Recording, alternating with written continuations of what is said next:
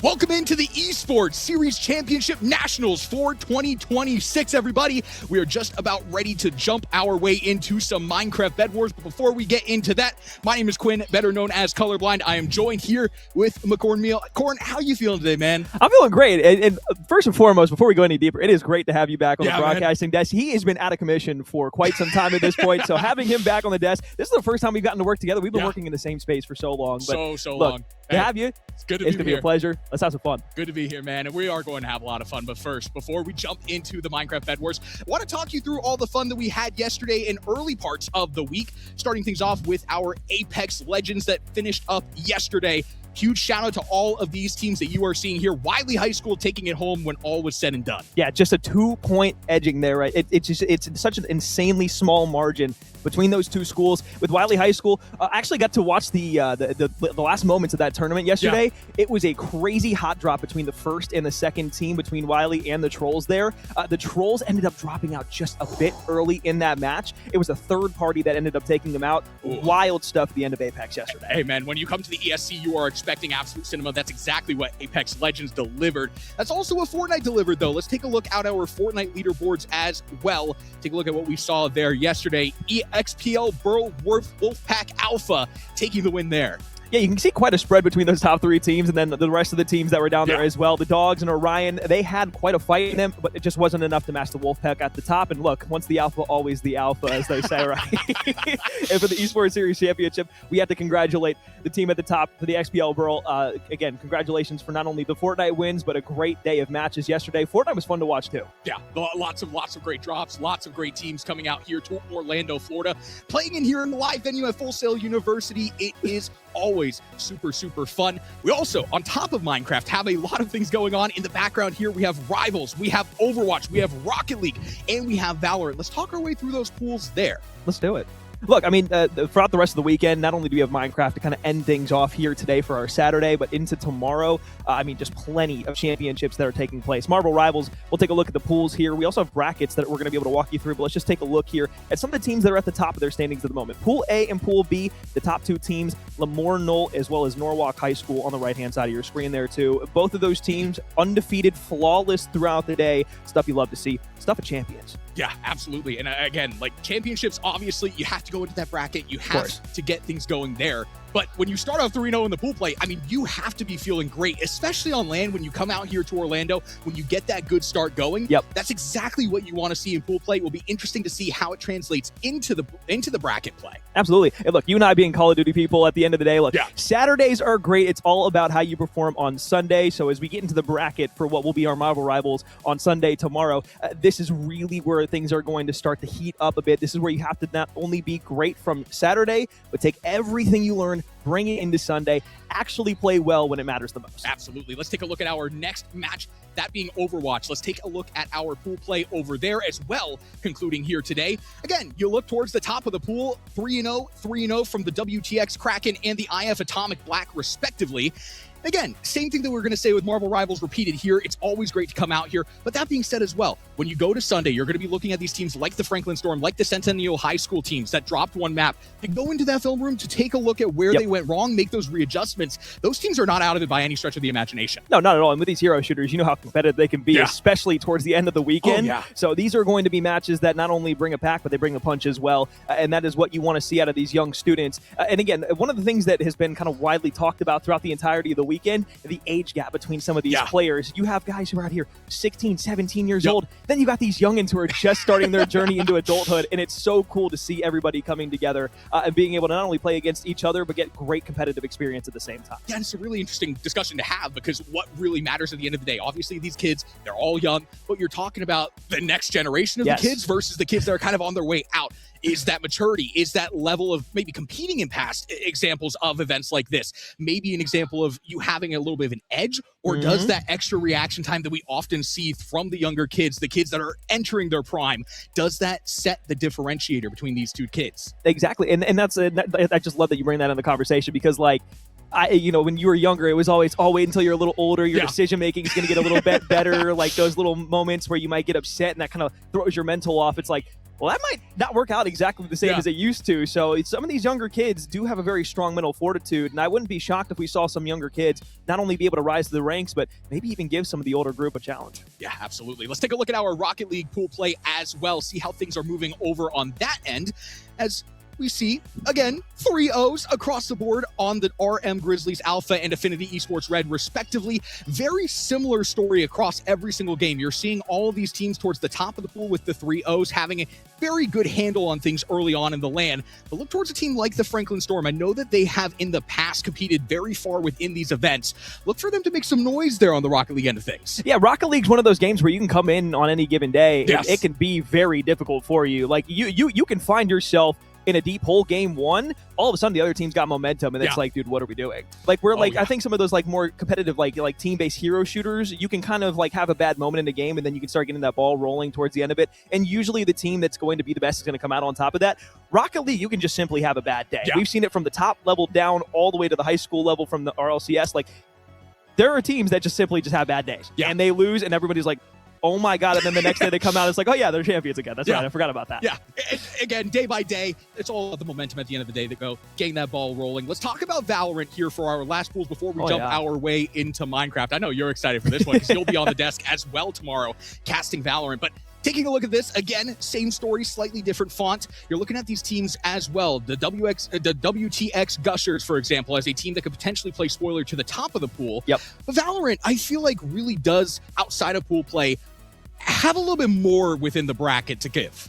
No, it absolutely does. And I think tomorrow, as much as you're going to expect the top two teams to be the ones playing in potential final, the other thing that happens is, like, you could get a bad pool placement. Yes. And so the second best team, they could have already played one of the top two teams in either Pool A or Pool B, and then that's a shocking upset story as you get into tomorrow. So when we start getting into the Sunday portion of what will be our eventual Valorant Championship game, I'm excited to see not only if there's going to be upset potential from the lower part of that bracket, but maybe one of those top teams, they just kind of slip out and you lose a map that's your pick, and all of a sudden things go awry. Yeah, we have had, cinema on the stage in the past for Valorant as well. So a lot to be had there. But that being said, let's jump our way into Minecraft Bedwars. I know everybody in the chat is super excited to jump on in. Let's talk a little bit about how this is going to function. We're going to be playing a round robin game mode, 5 rounds for all of these teams. Then from there, top 4 from the leaderboard of that will play each other for 2 rounds, and then we'll be deciding based on how the points go between these 4 teams, who's going to take it at the end. Exactly. And those last 2 games for our championship is going to be, as you've said multiple times, cinematic. Yes. I think the biggest thing here that we're looking for is consistency through these first 5 games that we're playing, because again, as you mentioned, cumulative total that goes and finds your way all the way to the end. So one game where you get your bed broken early, maybe not the worst thing in the world. You go all the way to the end and you're constantly being that first team eliminated at the back end of third parties. Sucks to suck. You might not be making it to the final 4. So that is where we have to look through the early stages here, and why the actual bracket portion of this, of the round robin, is so important. Yeah. Because getting to that final stage, it's not like, okay, we won 2 games, we're feeling good. It's like you have to not only win maybe a game or 2, but you have to place well consistently throughout the entirety of the first 5 games. Yeah, folks, we have a long night ahead of us for these Bedwars matches. This is going to be a fun bout. But that being said, I'm also very interested to talk a little bit about the strategies. When you go into Bedwars, I think it's one of those game modes where you look at it and you say, oh, I can just steamroll. I can just go in. If I'm the better 1.8 PvPer, I'm absolutely going to be dog walking. Sure. That being said, though, I think Bedwars is one of those PvP game modes in Minecraft that gives you a lot of different opportunities to kind of make some decisions based on how you want to approach it. Do you want to play a more slow, methodical game around the bed? Do you want to gather resources early at mid, but not necessarily take the PvP contestants in mid and then go back and kind of bunker down? Or do you just want to be a team that just runs and flies at the opposition? Yeah, and I like that you bring up that kind of like more methodic play style where you're playing further back in your base, because when you're playing further back in your base in traditional Bedwars, it's not too bad and you can kind of get away with it. It actually can be a very beneficial strategy. Here today, though, our rule set works a little bit different, where playing more passive isn't necessarily going to net you the benefit that you would have liked to, because as the timer starts to dwindle down and overtime hits, if there's more than one team alive when overtime hits, the problem is that team, or those teams, maybe it could be 2, it could be 3 teams, they're going to split that first place pool. So what would normally be 6 points for a win, you're going to be splitting, 10 points for the win, you're going to be splitting that with the other team. So if you get 2 teams at overtime, 5 and 5. 3 teams, 3, 3, and 3. So it's more advantageous for you within this tournament today to play aggressive, be the team knocking out other teams, because if you don't, you risk losing more points in the long run than you're going to get. Yeah, and again, like you look at that and you ask yourself, how aggressive do you want to play? Because I know that some teams are going to want to come out here and they're just going to want to be like, you know what, we'll put a couple of wool pieces around our bed and then we're just going to bridge straight over to you and take you out. Is it the aggression that you want to start your land play off with? Or is it maybe playing a little bit backwards? If you want to try and play the long game here, you're obviously going to need some aggression, as you mentioned. But how much aggression maybe is too much aggression? I think that's going to be a very interesting thing to see how these teams deliberate, how they kind of strategize around that. Well, it's kind of the dichotomy of it, right? Like you're going to have, and again, you mentioned it perfectly, you're going to have the teams that are going to rush immediately out the gates here because they're going to feel confident going up against who they're playing against. But the thing is like one bad play, one mistake, you go fight another team. All right, well, hey, we just saw them leave everything open there. Let's go break the bed real quick, because breaking the bed, hey, I guess it's still important. 4 points for breaking the bed. So it's like then you get those final eliminations, and it's like it can be fortuitous for you to be able to go and rush aggressively early on, but there's going to be teams that want to sit there and they want to feel out the games. They're going to say, okay, look, this is the first time, maybe we're playing on land for a championship. This is the first time we're getting to sit down and actually go at it 1v1 with one another.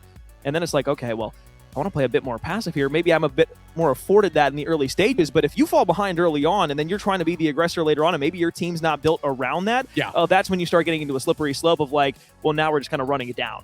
And you usually don't want to run it down. No, I was just about to say that, the math does not work out on that, but the math will work out on the team that has the best strategy going into this. There's so many different layers to all of this that you're expecting teams to come out with, but as we jump on into our first match, we get things going. Here we go. The ESC Championship kicks off, and it kicks off now with Minecraft Bedwars, map number 1. And you can already see yellow and green trying to fight over middle here for early control. You got emeralds up top on both sides trying to go ahead and maybe work towards it. Looks like yellow wants to try and initiate this fight over here with the first green player. You got a couple opportunities. They're going to go straight over towards the bed here, put the little TNT down. This is going to completely negate that route back to their spawn. And it's interesting to ask, does he even see the green player that's coming right behind him trying to shut this entire thing down? A full stair step up ahead. Can he just knock him off and shut this thing down? That is exactly what he's looking to do. A little bit of regression there, but not going to be able to get it done.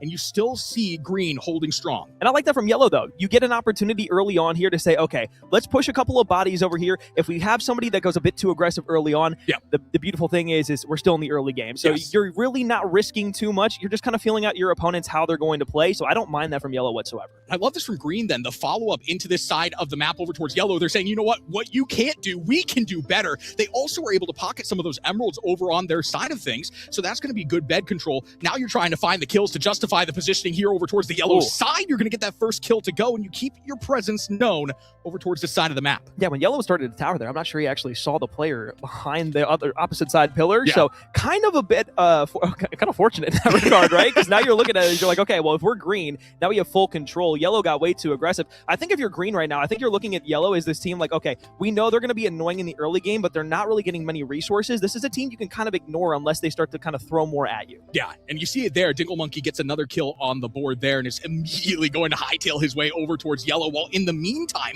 you see red heading over towards the blue side. We talk about the different strategies here. Look at how blue has built their bed out. We haven't seen them play a lot towards mid, and this is exactly what they've been doing. They've been setting up their bed to where red is going to try and come in. They're going to try and get the kills, as is green, and you're just not going to be able to get a whole lot going unless you can find the kills to justify the positioning on the map. You're going to get wiped out, and that is exactly what you want for the long game. It's that strong bed support, and you get the kills to keep things going. Feeling real nice if you're blue at the moment. Complete team shutdown. You look back to yellow and green, who are still going at it on this side of the map, trying to hold through middle right now. You can see green once again just trying to get a bit more high ground here. Look, the map is split right now completely. You got two teams battling two teams. It's about as simple and standard as you're going to get. And the thing that you're starting to see at this stage as well is people starting to build to those diamond generators, because that's important in the late game as well. You want to get those sharpness swords. You want to get that protection on your armor. Now you're upgrading a tier as well in those diamond generators, so it becomes that much more imperative. You see green has already built their way over towards 1, yellow as well over towards 1. So not only are you trying to fight and mitigate the pressure that you're feeling early, but you're also still trying to balance that with resource gathering. Looks like Yellow wants to go back to the base somewhat early there. Just jump off the map casually and coordinated. But we'll look back to Blue and Red here. It looks like Blue's going to be targeting back over towards Spawn for a short spell. Oh, and it looks like the bet is already gone here from Blue, so they walk away. I think that was Red who got over there. That's going to be 4 points. Oh, and last player standing is going to get wiped out, so there goes your Blue team. Great work out of Red as well. That's going to tally them a lot of points because they practically did that all on their own. They get all the final kills. They get the bed wipe as well. So that's a really, really good work from them to get some points on the board early. Looking at about 8 points there, all things considered. So that's a great start. And look, no matter where you finish now, you're still going to be getting great points from first, second, or third place. So feeling quite nice. Now you look to green into yellow, right? And this is where you have to decide, who do we want to target here first? Which team looks like they're further ahead in the battle? Yeah. Let's just kind of, wait until they fight and then maybe just gang up on the team that's a little further ahead, and then you pick on the, the small guy last. The thing that I haven't seen to this point is I think it's maybe Red's positioning on the map. Nobody has gone after them, and they don't necessarily even have the best bed control. Yes, you can nullify the TNT with that glass, so TNT is not going to work here for this green player. But Red has played so good. They've gotten all the points on the board, and then they've also as well played into this, and now you're starting to see the bed destruction. Red has a full red carpet into this. Directly up and towards middle. This is going to be final elimination if they can find him, but the dot back. All of a sudden, you look for PvP on the final player here, and it's a double kill that comes in. How about it? Never. All right. So your bed's destroyed. You're the final player remaining. You negate points to Red once again, and you keep yourselves alive. This could still play for pointage. It's going to be a little bit tricky, but look, you still could be finding your way through. Yeah, you're working your way up a strong hill, but if you can keep the PvP like that, I mean, never have I ever seen a player take on a 1v2 quite like that. That is ridiculous out of Never to keep his team alive and keep those 4 stacks going. But now you're looking over towards Red. You're still not seeing a whole lot of pressure. I think there's an early grudge match going on between Lime and Yellow because they're just saying, you know what? We want this bet more than anything. Look, Sprite has been a drink that I have loved for years. And right now we're seeing Sierra Mist versus Sprite versus Starry at the same time. It's like starting to mix up here towards the middle. Diamond Island.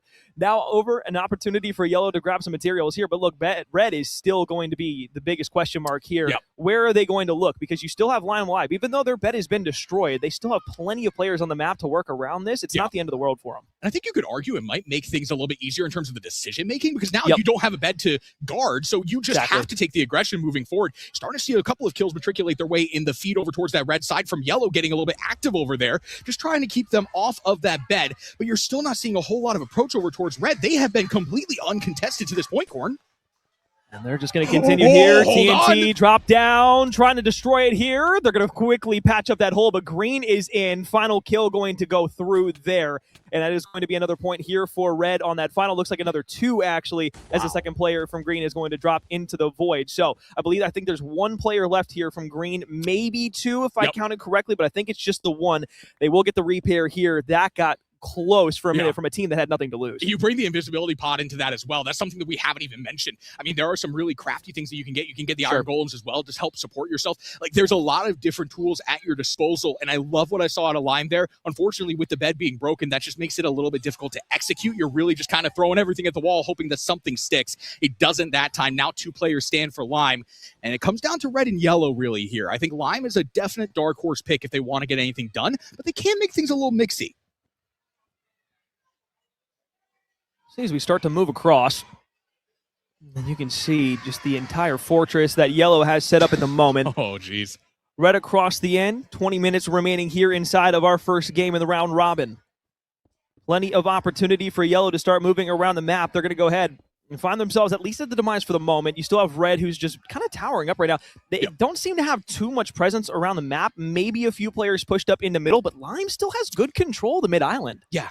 Lime, I mean, again, you have very little to lose here. You're trying to get those emeralds. That way you can bolster, maybe get some diamond armor, maybe get some diamond swords as well, just to make your bid at this potentially a little bit easier. Maybe you sneak a couple of final kills or maybe even get a little crafty. You get an invisibility pot, knock a bed off.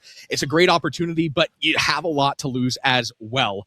Really, though, Red just playing collective over towards that side has been working wonders for them. You see Lime continuing to get a few kills in middle here. Yeah. I mean, this has been kind of typical, to be honest, from Lime so far. It's just continuously having pressure in mid and not losing these 2 lives. Either Red or Yellow could say, all right, look, we want to at least the top 2 remaining here. We don't want to get screwed out by something that Lime's going to do later on in the game. They have yet to go after and attack them because I think they're kind of respecting the players on Lime, at least for the moment. Like, 2 have got knocked out, sure, but I mean, look, with Blue being gone for so long, the one thing I will say for Lime is that with the way that the current scoring system is working, not necessarily getting any sort of points right now. They're just playing the long game to try and be either alive when the timer expires at the end of the 20 minutes here, or at least find second place. Yeah, and again, just the way that they're involving themselves in this, just trying to sneak a couple of kills. You're starting to see a little bit of aggression now from Red. Finally, they leave their own spawn. They're trying to work their way over towards Yellow, but in the time that they have allowed Yellow to build this base, things are going to make that just that much more difficult. The TNT is not going to work because you have the glass down. I think the thing from Lime as well, going back to them very briefly, I mean, the PvP that they are bringing to this stage, not necessarily well thought out in terms of the bed protection, but you have to tip their ability to hold their own nonetheless. And that is a scary situation to put yourself in. You go a man down, you just don't have a whole lot to go for you. And Lime can still really just add some dimension to this match. You find a bed, you get 4 points. Yeah. So that's what Lime is looking for, at least at the moment. And the other thing, too, is like, look, if you're proficient enough in PvP and you're confident enough to do it, I kind of like what you're saying there. I would be honest. Like, that's a strategy that you can absolutely execute. If you don't care about your bed and you're confident to stay alive, obviously one misplay goes the wrong way and you're looking at something different, but it's absolutely something that could work out. Great work here. Again, you look at the defenses. This is going to be the long stretch of the game. Both teams really very similar in terms of their defense. They're using that end stone very, very well. You kind of hit that stall that you typically see in Bedwars. Who wants to make the first move? The first move can be good out of X-Warrior, who's going to find that yellow bed and now turns everything into disarray. Can he get the kills to capitalize? First kill on the board. X-Warrior immediately taken out of the play. That being said, though, Yellow still stands as 4. Can they push them back much enough to maintain their lives? And you asked who was going to make the first move. It was Red. They dropped the double TNT, get back after 2 go down. All of a sudden, they've got the cavalry here. Arrows getting used on the opposition. Yellow trying to keep them back as much as they can. Good opportunity now to fully jump across the island. You got the high ground looking down. Here comes the TNT. Here comes the TNT. It's not going to find any kills, but it is doing the early damage that you need it to. You're going to drop it on one of your teammates' heads, but it's not going to particularly matter. He's going to continue the aggression. The 2v2 in the spawn is going to find 1. The kills are going to come through to mitigate much more damage, but that is going to bring Yellow down just to 3 players. Well, now if you're Lime at the same time, you see this happening. This is your opportunity to get over to Red if you can get there with good resources. Obviously, with only 2 lives remaining, it's going to be a bit more difficult to try and get yourself things that you're going to need. But Lime finally losing their last 2 lives here to the Red side. It looks like that was exactly what they were trying to do on Red. Warrior spawns up, though, and gets the kills. Yeah, now an uphill battle if you are on the side of Yellow, because now you're down by a player, but not only that, Red still has their bed. You really haven't been able to make a whole lot of motion over towards that Red side. It feels like they've been on an island sort of throughout this entire map. Now they're looking to finish the job here. X-Warrior just charging his way through. It says, back up, buddy. I'm not ready for this. Oh, no. It gets absolutely domed off of the fire charge. But still, I mean, you have the respawn to go, so Yellow still in that spot. And look, this is kind of like that turtle moment where you're like, all right, hey, look, we got nothing left. We've got ourselves, we've got each other, we got family. Okay, Vin Diesel. And as I said at the backside of the game, it's like, look, if you want to push us, feel more than welcome to. That's fine. But every time one person comes through from Red, it doesn't seem like there's been a coordinated 4-person hit thus far. And that's the thing that I'm missing. I've seen 2, I've seen 3, I haven't seen 4, and that's what they're going to need in order to be able to take Yellow out here, because if they just keep feeding them solo kills, this is just going to be a game of time and a battle of attrition. Yeah, absolutely. I think the thing that they are also playing around is the fact that they still have their bed. So by leaving one player over there, they are kind of playing into their bed and just maintaining that stronghold. They don't want any of these Yellow players to maybe get an invis pot or anything like that. But I do like what you're saying. You're just seeing those 1-by-1 kind of feeding into the kill feed. You need to see a little bit more out of the Red side. At this point, honestly, I agree. I think if you just send all 4 in, there's not a whole lot that Yellow can do, all kind of broken up in their own spawn. Exactly. They don't have any means to go and get like an invisibility potion and sneak out of here. So you're looking at it now. Red, once again, sending a player on in. Will he be able to do any damage? Hey, even if you lose a life, too. I mean, if you go 1 for 1, that's fantastic. You're still getting points in the process. But up top, waiting for maybe a bit of reinforcements to come through from the Red side. You're going to drop down. Here's the opportunity. Just sitting directly above. They know he's going to be inside of the cave. The Iron Column's going to come in at the same time. Dark side going to be able to find the kid. Warrior found Tic-Tac-Joe. It's one final player remaining in a 1v1 for the win here inside of the first game of the round. Robin Yellow will stay alive. It's Rampage, but it's a 1 versus 4 and realistically 1v infinity with that bet still up. Yeah, half a heart though, so it's a valiant effort out of him, but now he's just getting absolutely smoked out by the fire charges. He's getting a combo going. He's getting a combo going. Okay. He's not going out without a fight. At this point, I mean, you're not getting any points, but you are getting clips out of this. You're finally going to see maybe your demise compromise here potentially if you can't get out of this situation, but it just does feel inevitable with half your health remaining. You have all the red players converging on you. You have the jump potion, so you're still maintaining your life. How long is the question as he does get sent down to the Shadow Realm, and Red takes map number 1. Great effort there from Rampage at the end to try and at least scramble something together. That was hilarious. And stay alive. But look, red team from start to finish, they go to blue, eviscerate them in the early portion of the game. Didn't even give them a chance to really get anything going on the map. Go over, hey, Lime, we want to go ahead and find you too. Lime gets knocked out. Lime did stay alive for quite some time. And I think you phrased that perfectly with the dark horse there as well. I think it was unfortunate circumstances that led them to getting their bed broken early on, but I think the PvP from them is good if they can play a little bit stronger in their base for defense. No, absolutely. I think what you saw out of Lime there was a PvP masterclass. It was just too little too late. They got their bed taken out really, really early on. The thing that's really interesting to me now, though, is the way that Red played that throughout the entire map. At one point, we literally didn't see them for like the first, 5-6 minutes of the map. They were just in their own spawn, building up their bed. And when they had that fortitude, they took the calculated plays moving forward, and they were just able to make mincemeat out of their enemies. We jump on into our next match. Here we go, Corn. Well, Yellow says hello to Green again at the early rib, so I mean, nothing's changed from game 1 into game 2. It is going to be a 1-for-1 trade, though, and they should be able to bounce back here with some good efficiency. You got one player now climbing the bridge across from Yellow, trying to get up, maybe get some high ground here. You got 2 players who are converging on the base at the moment. So the end stone blocking, lots of wool to work with here. Early stages of this game, though, Yellow want a kill bad. Oh, they're not going to get it, though, as Golden finds an extra foot of action in his character and is able to get that kill to go up top. That just leaves Rival a lone man band over towards this green side. Off cam, though, Blue and Red having a little bit of a mixer themselves. Early engagements going either which way. Nobody really finding any solace, though, on either side of the map. You find a TNT, though, so now an opportunity to drop this down. You miss your hit off, and that bed is exposed. Oh, the bed, and they're going to get it on the perfect drop down from Yellow. What a setup.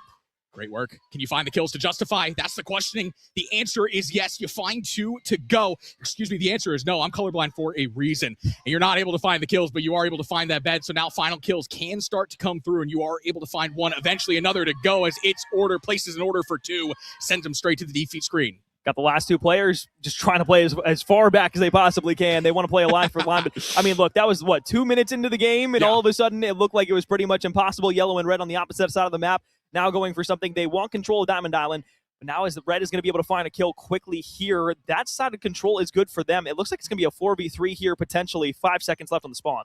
I really like what they're doing. This is a sign that they're playing for the long game. They just head straight over to that diamond side, and they don't push it much further than that. Maybe they're building up to this staircase, which does give you a little bit of an opportunity to push the action forward, but you get that diamond, you get the kills to justify and push them off for the time being. And I think you set yourself up for the long game really well here, as you can take those diamonds back to your spawn and exchange them for some goodies. Another final kill comes through from the Yellow side on the Lime. 1 single player from the Lime roster remaining, and it looks like Yellow is still going to continue to snuff them out all at the same time, though. Red trying to control everything that they have here. Blue doesn't want to push anything just yet. Looks like they're going to go ahead and try to get some resources back up here. Now it's about mid control as well as Diamond Islands, right? This is where we're starting to get into that mid to late game opportunity, because that first team, you got to worry about them. Yellow hasn't been in the mix here in a minute. Blue and Red are kind of in full control of the map right now, besides maybe Yellow being able to just play over here for Green's match too. Absolutely. And again, if Yellow can make this happen as well, I love where they're at on the map, because you're so far away from Red and Blue that you can really kind of just do your own thing. And when you're isolated like that, you have the opportunity to focus on building up your bed. You have the opportunity to not have a whole lot of pressure. You solidify that with that kill on VH Henderson. So now Lime Team is gone, and now Yellow has the opportunity to really just build around their bed and play for the late game of this map.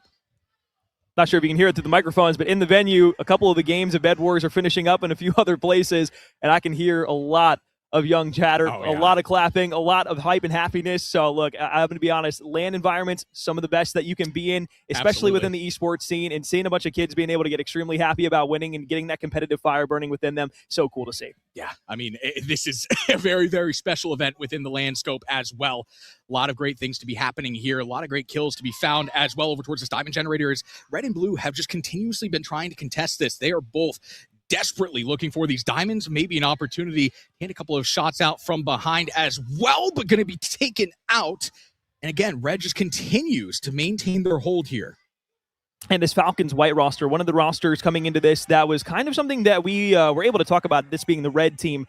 here for the Falcons white team. But this is a roster that we were told at the beginning, hey, watch out for them. They've got a great story behind them. This is a team that has come together recently, and they're looking for an opportunity to really get home and make something stick. So, look, there's plenty of other rosters, plenty of other schools here at the same time. But look, this is from all over. These guys are hungry. They want it. And Bedwars being a competition for them. Don't sleep on the Falcons. Yeah, I believe the Falcons come in at second place. There's a couple of Falcons in the mix of this round robin play. Excuse me. I'm a little hungry on the caster desk. Navy on blue as well, if I saw that correctly. And that was the one team we were told, hey, look out for them. Yeah, absolutely. Got to keep an eye out for them. Yellow feeling a little bit of pressure here from the side of blue. A couple of kills, though, will be able to mitigate that. Royal Enderman keeping things known from the blue side. Now you kind of hit a little bit of a stall here. The Emerald Generator set to take its second growth. So you're looking for teams maybe to potentially start making their way over towards mid at some point as well. In the meantime, fighting for this central control of the Diamond Generator is yellow and red in their first contention. Looks like red's just going to play a bit more passive here, straight up on the tower. Yellow's going to direct challenge this immediately, and they're going to run straight through. So red's going to be forced to chase through one into the void. It's a 1v3 here. Yellow's going to have to go massive. Not sure if he's going to be able to find anything here. Wants to go for the bed, but taken out by Mr. Monkey. So its order falls. Yellow's bed's going to get destroyed on the opposite end. They went full aggression into the red base, didn't realize that somebody got out and in from behind. Now their bed's gone. They've got 3 lives remaining. You already lose that first kill as well, so now things looking really, really dire for the side of yellow. You have to get out of your own spawn. You feel the Frisco Falcons pressure all around you. Can you mitigate? Is the question. You're able to maybe get a player out. Hold on, wait a minute. Frisco Falcons stay alive in the hill, and they have the opportunity to blow this entire thing up if they do not get this kill. You send all of your iron out because you don't want them having an inch of that. You're not able to capitalize fully. Yellow is able to hold on to their lives for now. Oh, that's an insane play, though, that was made by red roster, as they were able to fully get in through the back line. You thought it was going to be a great play from yellow there. They were really putting the pressure on. Then it was one that went to the void off a missed jump. Red from the backside when he's playing that side on the top end, gets decked behind. But all the while, it's that one player you're missing every single time. It's like Dylan Envoy on a flank. You never know where he's going to be. Those who know, those who know. Here we go. Yellow, jump our next lobby. 2 players still stand for yellow as we jump into our next lobby here. We have simultaneous lobbies being played as part of the Red Robin round robin fashion. I can't Red Robin round robin, man. Get me a burger. Come on. I'm hungry too, so I'd be completely okay with that. Hey Garrett, if you need it. We're down here. Here we go. Early stage of this lobby here. Yellow looking to fortify this base. I love what I see there with the glass early on. Not going to have many layers to it at this stage, but again, still early on. Neither team really on this map going to be having any early engagements unless Lime wants to say something to Blue. Blue making their way over towards the Lime side. Just a bum rush into the base. Straight into 3 guys. Not going to be able to get that going. Yeah, I was going to say, it's like, it's one of those moments where you look at that and you say, if you make that work, fantastic. Yeah. Other than that, I don't know if I love it 100%, but the rest of the team is fighting blue back on spawn. It was kind of one of those last-ditch efforts where it's like, I need to get back there, but I also want to try and break this bed. If it works, it works. If it doesn't, cool. I'm going back to help the rest of my team because red's on the push. Red on the push. Over towards the blue side. 3 blue players here and ready to receive it. 2v3.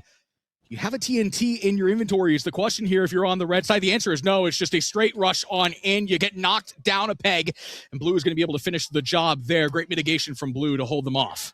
And not much you can do there if you're red.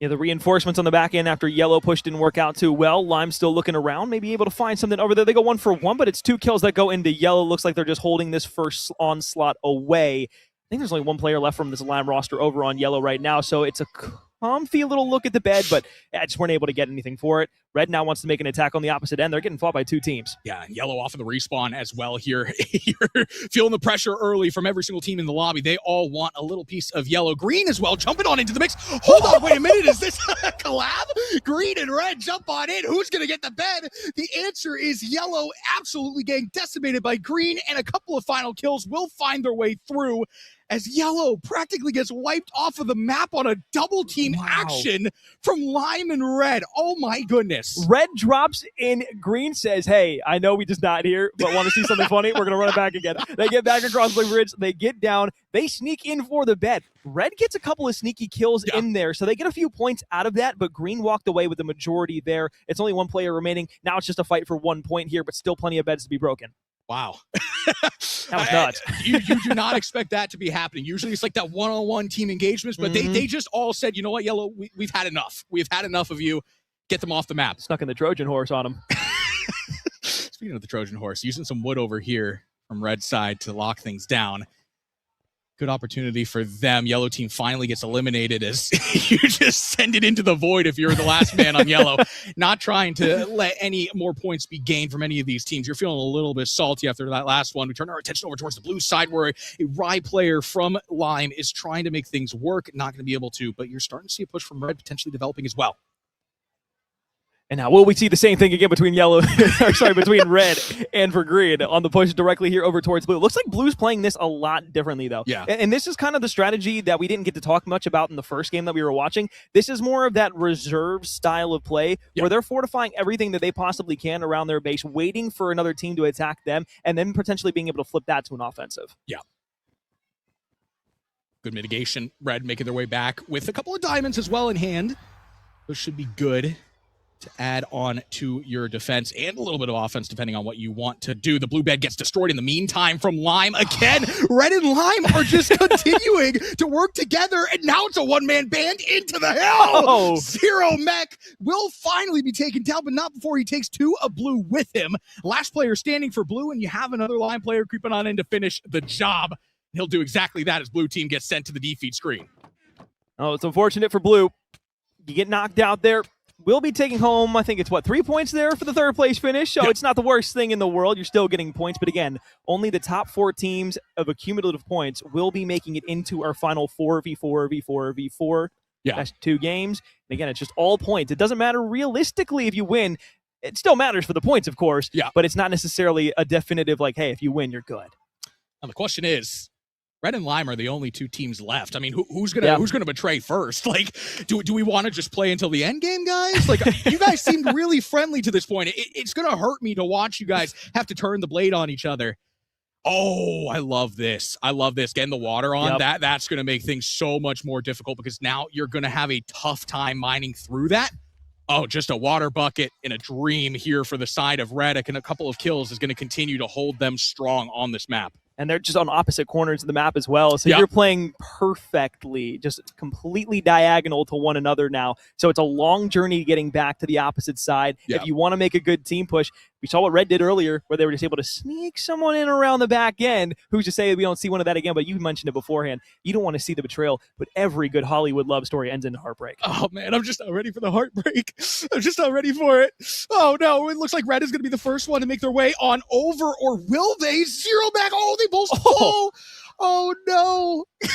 That's about the most inconsequential thing that could happen, though. That's like the best possibility for both teams. I mean, it's just a straight reset from that point forward. Now the question is, who's actually going to be able to gain some credence over towards the respective side of the enemy? Red making a little bit of a play over towards mid as well, as there are still emerald generators going, and Diamond 3 is going to be up in about 2 minutes and 30 seconds. So you're looking at these teams to start getting that Diamond Armor, Diamond Swords going for the late game. And this bed defense, let me tell you, that this is something that Picasso would make. This is looking like the Bellagio in Vegas, the water feature that they have out front of that hotel. That is good quality work right there. Yeah, they need to, whoever is on Red team right now, future in carpentry. I was going to say, architects are looking really good. Yeah, great work there. And on the side of Lime, I mean, you're not necessarily seeing that level of bed defense, but what maybe lies under the wool is the question there. This is just such a stark difference when you look at the fortification of each of the 2 sides. But I think it kind of speaks volumes of what Lime's trying to do right now. They are the ones who are flying across the map over and over and over again. They're not letting Red get an opportunity to get over to the Lime base. And this is at the very beginning of the top of the stream of what you were talking about is like, hey, like some teams are just going to say, you know, we're going to throw the kitchen sink at it and have some fun with it. If we lose our bed, GG, it's all good. Yeah. Kitchen sink looks to be leaking some water on Red side. It might be an advantageous thing, though. Half a heart, You're going to be able to find one kill, but it's not going to be a whole lot to go there. Again, what you said, you see Lime starting to fly over towards the red side, but Red, again, just feels very comfortable where they stand right now. You see the players making their way into mid, just trying to collect those emeralds, trying to prepare themselves, also trying to leave an opportunity for them to maybe make Lime feel a little bit more uncomfortable, knowing that the spacing is there. And there's exchanging fire charges at this point. they're just giving them the heat checks, you know? Exactly. From way downtown and across the map, logo balls going between each of these two teams. But you got a little hop up here from Red, and it looks like they want to start getting a bit more dicey. You want to go right over towards the diamonds. Little crouch sneak. Does Ziluk get behind on a good timing? Do they see him here? I don't think the answer is yes. He's going to be directly behind this player, so the route works out perfectly, and he might be able to go directly for the bed. He pushes him all the way through, knows that there's going to be one there, but it's just so slow trying to get this. Is that mining fatigue? It is. That is mining fatigue. Oh, that is such a good move, but is the mining fatigue even going to work? Because Lime is so far across the map, they've got to get there. They've got to get there now. The bed is going to get destroyed in the nick of time.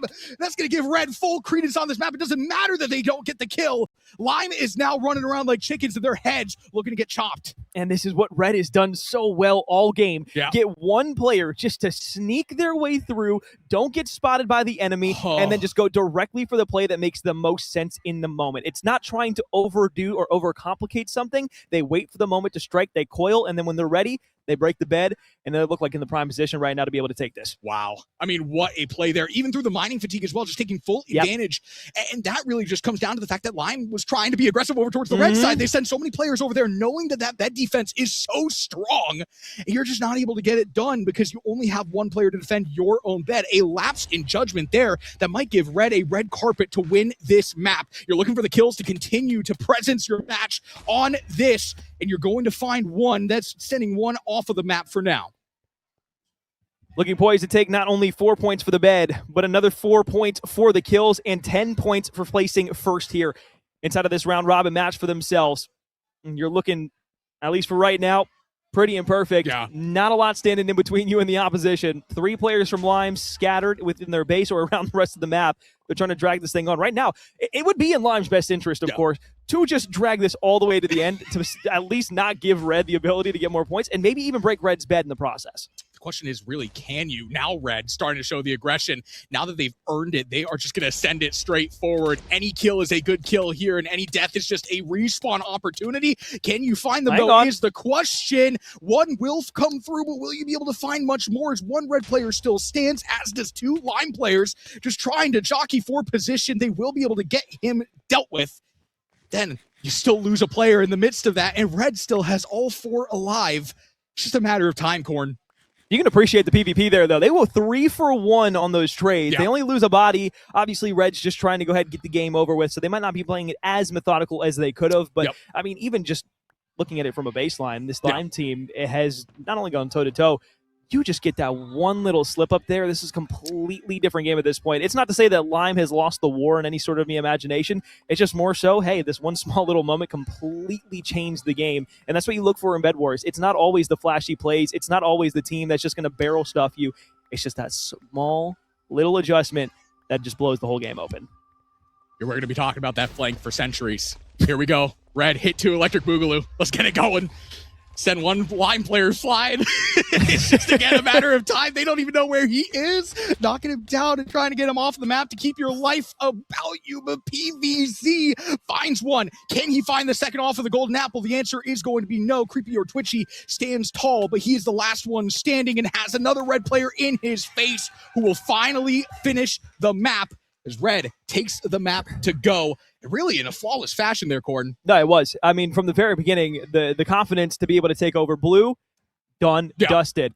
They get the double team immediately afterwards with Lime, and it's like, well, okay, now we're just working together. And then Lime and Red at the end, they're going back and forth. But again, it's almost that kind of beautiful love story that we talked about beforehand. It's like, okay, well, Red did so much great things for Green to be able to take that first initial bed, right? And then they get that explosion, but then it's Blue who had the sneaky play on them. Lime was sitting there saying, oh, they're just going to bum rush us down. That's going to be fine. We're going to be okay here. No. Where did red come from? And all of a sudden the bed's gone, even through the mining fatigue. Yeah, that's the thing as well. Like they had everything set up for success there. You're just not able to get that quick respawn to go, and you're not able to get the reinforcements there in time. It was just a matter of pixels that he was able to get that bed destroyed as well and set things into disarray for the side of Lime. So really, really great work there for Red. And you talk about how much damage they did. That's going to all accumulate in points as well. Really excited to see in the downstretch where we find ourselves. Our last lobby of the round robin. That time I got it right, chat. You didn't think I could do it, but I can do it. Here we go. We jump straight on into the action with all 4 beds destroyed here, Corn. This is probably the best situation we have seen so far in terms of stakes, because every gunfight, God in me, every battle that these teams are going to be taking here is going to be for something more than just positioning. This is going to be for your championship stakes at the same time, right? So, look, Yellow, great spot right now. You got 1 player left alive. It might not be the best, the most fortunate thing, but let Blue fight each other out. You go in, you third party, say you take Red off the map while Blue's fighting them. That's a jump up into second place. And so that is big points differentiating. Thought that was going to be a little bit of a push there. I wasn't able to see fully, but the quickness he leaned over towards that dude, I was locked in, bro. You were giving your analysis, and I was just like, hold on, wait a minute. You are going to see it in the further portion of the map. You're starting to see a little bit of pressure over towards the blue side. Blue, though, moving quickly as a unit. This is a perfect opportunity if you're on their side to send a fire charge in. Oh! What a Blue is taken out. It makes it a 3v3v1. Now the Ender Dragon coming in as well to make things that much more difficult. You have to get to mid because these islands are getting destroyed. Blue the first one to get there. But Red loses a life at the same time as Yellow comes in on the solo dolo play. So now it's a 2v3v1. Once again, advantage back to Blue. Yellow trying to fight from the offside. There's so much happening all at the same time, but Blue still firmly in the lead. The map positioning here, so good for the side of Blue. All those islands on the outskirts are going to be destroyed before the middle portion of the map does. You just have to not run into the Ender Dragon, and you are golden here if you are on the side of Blue. Red and Yellow still have to make their way forward, and they're getting pelted with these fire charges. The fire charges are flying from all over. And as you saw beforehand, it was a great play from Red to get 1. But again, as we mentioned, Yellow being that solo player can just allow himself to move out wherever. He is going to take advantage of every situation that they're afforded. Still over towards this Yellow side, but you're getting pelted with the arrows as well, so you can't move. This might be a little bit tough to get yourself out of this position here if you're on the side of Yellow as well. You're able to craftily get a shot off onto you. You still have and maintain the opportunity to work your way forward. I just love the positioning here from Blue. They were so quick to get their way forward. Yes, they lose a player in the midst of the madness, but that being said, now you have all the advantageous positioning that you could possibly ask for. Red as well, just trying to make Blue feel a slight bit of discomfort, but that's going to be so difficult, Corn. What are you going to do here? It's just playing your life up top, building as much wolf fortification as you can at the moment. You want to try and get these bows up and over, and you're trying to do every little thing that you can just to survive at the moment. A little bit more wool going to get dropped off from the teammate to try and fortify their positioning at the moment. But again, 2 minutes and 16 seconds left on this clock here, Quinn. The big thing is if Red, if Yellow, they want to stay alive, even though Blue has the advantage right now, they're going to tie in points, and every team's going to walk away with 3. Yeah, I think literally the worst thing that Yellow can do here is just lose his life. So if you stay collected and back, and it goes to overtime and eventually just expires in overtime, then you get more points than you would if you had just gone straight forward. So I love what Yellow is doing here, and Blue recognizing that are going to try and bring it straight to Yellow. Here we go. Can they find that final kill in time? Minute 50 on the clock to work with here. Yellow feeling the pressure. You got to hold off the cavalry, but the cavalry is too much. They get taken down. And now the question here is, can you work your way back to mid, or does Red maybe take advantage of this? And now Red's going to be able to have every bit of information that Yellow is gone, so they know where the push is coming from, but they're still fortified up top at the moment. So they don't want to push out towards middle yet. They don't want to give their positioning away any more than Blue wants to retreat back to where they were from. I don't think Red is in the business right now of making a decision that's too rash. They don't want to put themselves over the void and then risk falling down into it. I think this is a really smart decision from Red, just kind of keep put. Absolutely love it. Blue make their way back towards mid. Minute on the clock left. These Dragons starting to get a little bit more agitated, but they really like the Blue team for some reason. I'm starting to see the Blue team kind of getting swept up from under themselves. Starting to see Red help things push them back ever so slightly. 60 seconds left on the clock here, Corn. It might just expire on time. And if you're blue here, here's the decision, right? Do you go push these guys immediately and say, you know what, we got one final assault, let's try to go hit at them? Or do you say, look, we'll take the 5 points from getting in first place and tying in overtime? There's so many decisions to make in such a short amount of time, and another drop down, you still got Dragons you're worrying about too. So much to think about at this stage with 35 seconds left for either of these teams. The other thing you have to be factoring is you have to be doing some mental math. Have you gotten enough kills to make it to where a tie here is worth it, especially in the late stage of the round robin? Over towards red, just holding strong once again, doing exactly what you need to do. 20 seconds left on the clock. Blue's not going to let them get away without a fight, though. Blue wants the push, looking to make their way over, bridging, opportunity. Now dropping all the way back. 10 seconds left. It doesn't look like a team fight's going to really be something in the cards here unless it's just a last-minute assault. And before 3, 2, and 1, dropping all the way down, it looks like things are going to stand as they are. So red, blue will tie 5 points apiece. The one thing I'm actually kind of excited about to I wish we could kind of interview the players and kind of get an idea of why it was. But with a 3v2 advantage there, obviously you don't want to get the 1 point for the final elimination because that still can be big in the grand scheme of things. But realistically, the 1 point wasn't going to matter too much. If you're blue in that situation, why not send 1? Why not send 2? Have the last player play back in middle and then try to win that fight to then get the points. Do you not want to gamble on that stage, or are you just kind of happy with things maybe where they were throughout the round so far for the round robin? That's what I would like to ask them and see where their minds were at there. Yeah, I think the additional context that we might be missing because we jumped into the middle of that is who actually broke the beds. Because we jump in with all the beds completely destroyed.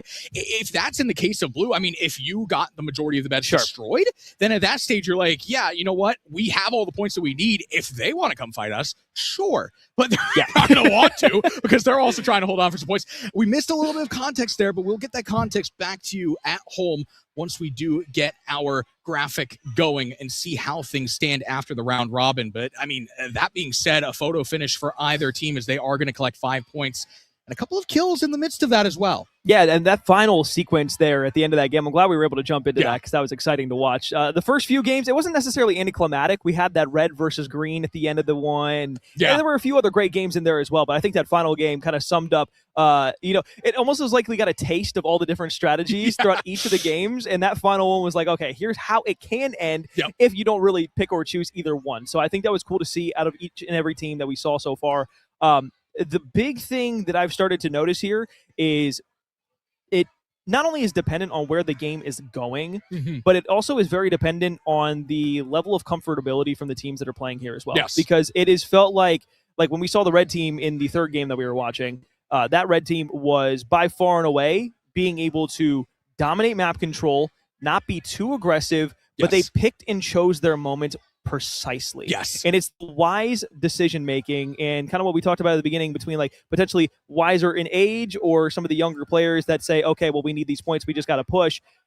I think you're starting to see some of these teams that have a few of the older players starting to make that difference here as we're getting in towards the end of the day. Yeah, and it just so happens that red happens to be the color where you're making those good decisions. So maybe red is the team that we have to follow, whoever ends up on it potentially down the stretch. Folks, we're going to go ahead and send it to a very quick break, but we will be back in a matter of moments. Do not go anywhere. You're not going to want to miss a second of the action with the Esports Series Championship Nationals 2026.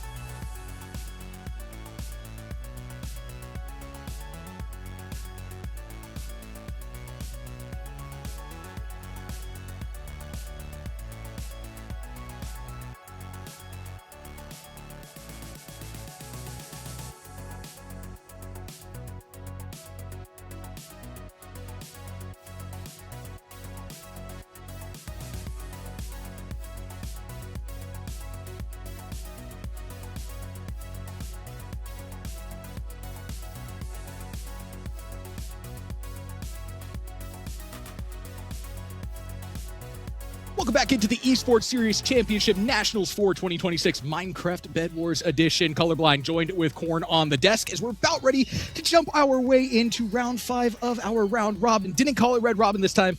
Oh, I think the hunger is gone. The hunger is only for Minecraft Bedwars at this point. Do we even have a Red Robin around here? Oh yeah, we do. Do we? I didn't know we did. Oh, you got it. You got to indulge. Oh, it's so good. Here we go. Jumping on in, round number 5, and this is your final round to cement things into the bracket play. Everything on the line for these teams here. We jump on in. Red, blue, and lime still stand, and yellow out of the play. Well, it's the first blood that came in from blue. They've got 3 bodies up top here and 1 down below already trying to get to the bed. Yeah. And it looks like there could be a substantial opportunity for a drop down here. It's going to be a fire charge that knocks 2 down. And then all of a sudden, Warrior finds the 3rd. Disgusting. Early on here from green. What a play to break things open. Wow.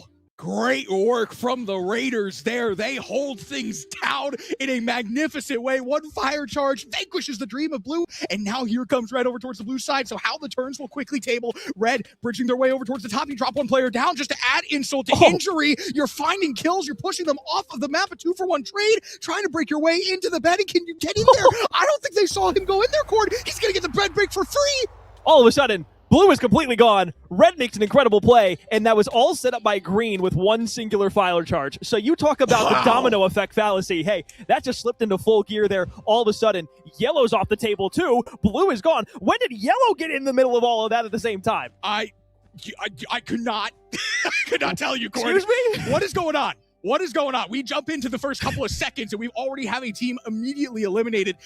Line jumps in as well and gets a couple of eliminations, so that's some points on the board, even though they don't get the bed destruction. They say, you know what, Blue, what you can't do, we can do better. Now you're trying to make your way over towards the red side if you are on the side of lime, and you're trying to capitalize on the opportunity that you have ahead of you. Hello there to red. Looks like Professor Warp will drop down. He'll get knocked out by Darkside at the opposite time. So they go 2-for-1 here. Green will stay alive. It's going to be a wrap back over to blue base at the current moment.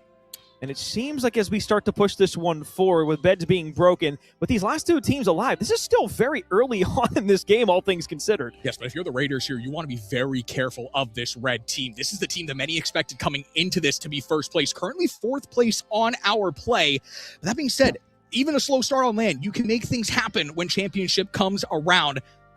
As well, might be a little bit of targeting early, especially on the Bedwars side of things. You're looking at these teams that are towards the top of the bracket. You're trying to get them out early. So Red definitely had a hill to climb when they got here. They're looking to show up and show out when they are needed most. What did they have in store for this last lime team if they are supposedly going to be the ones who could be walking away with this as the champions? Yeah.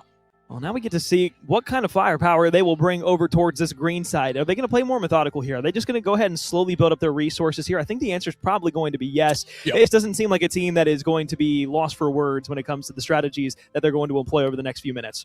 Not by any stretch of the imagination. You're starting to send players over towards the diamond generator as well. I think Red, consistently, regardless of who the team is, has been playing the long games.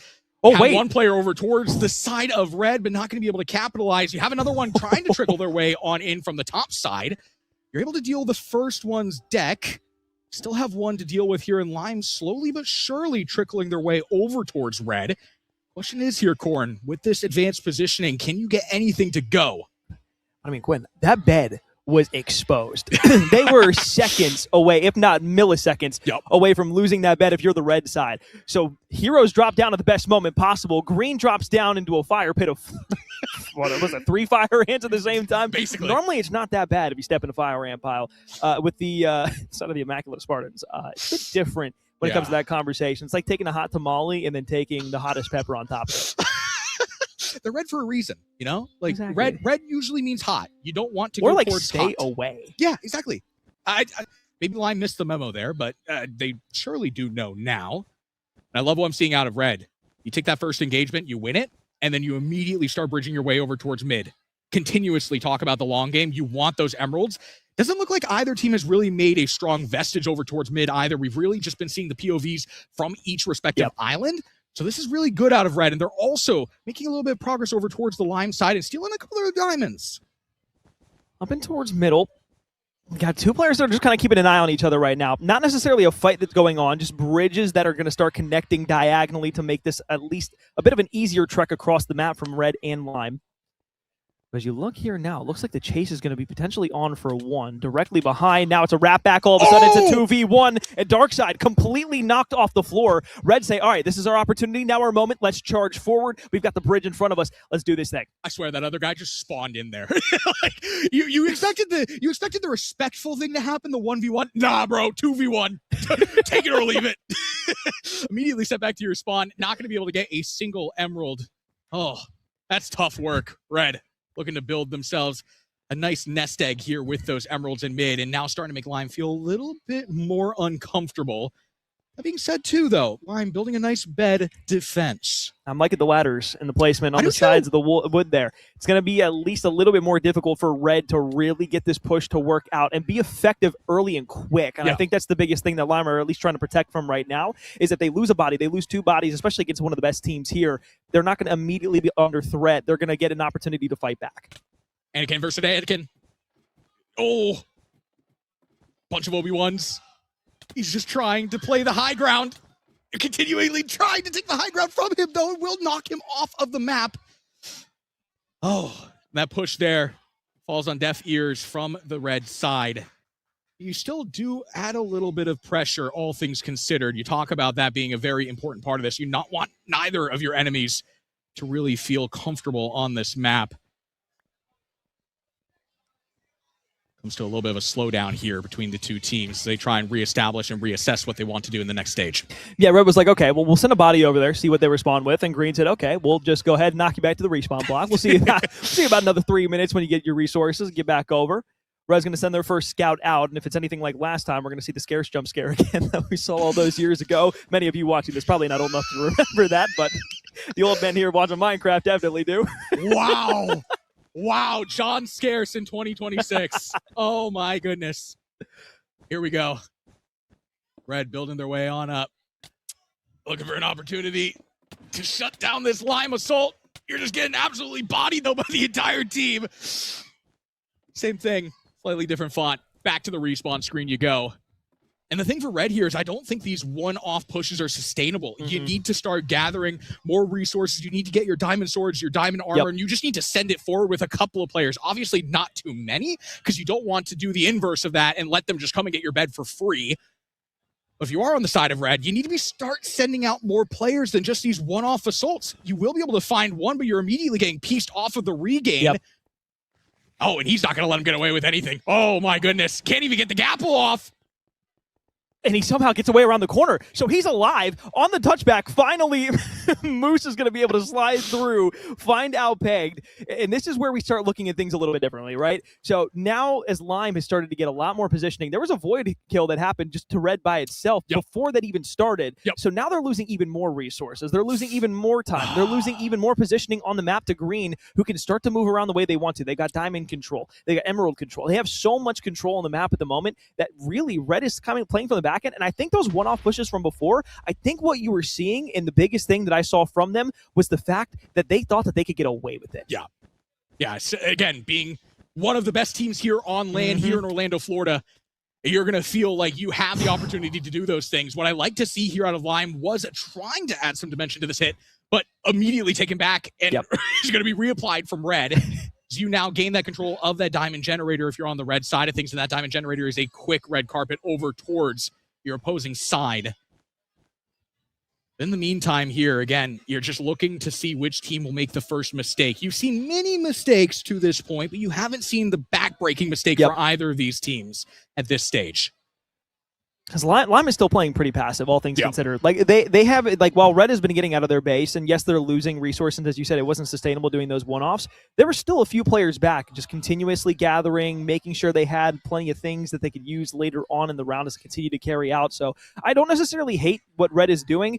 I just wish that either Lime would respond slightly differently once they get that first down, and then maybe go at Red to give themselves a bit more positioning on the map. Because I think that's what we've been looking for so far, right? It's whereas, like, Red is going to be there, but hold on. As all this is happening, we got a fight going on. Invis up in the air. Shear's trying to get in there on the on the Red side. Green will go all the way back up into the top. So as we were having a conversation there, Green is going to get killed once again by Prom. But these are so many small little things that are happening all at the same time. Red back down low, and as I called for Green's aggression, they give it. And they're still Invis too.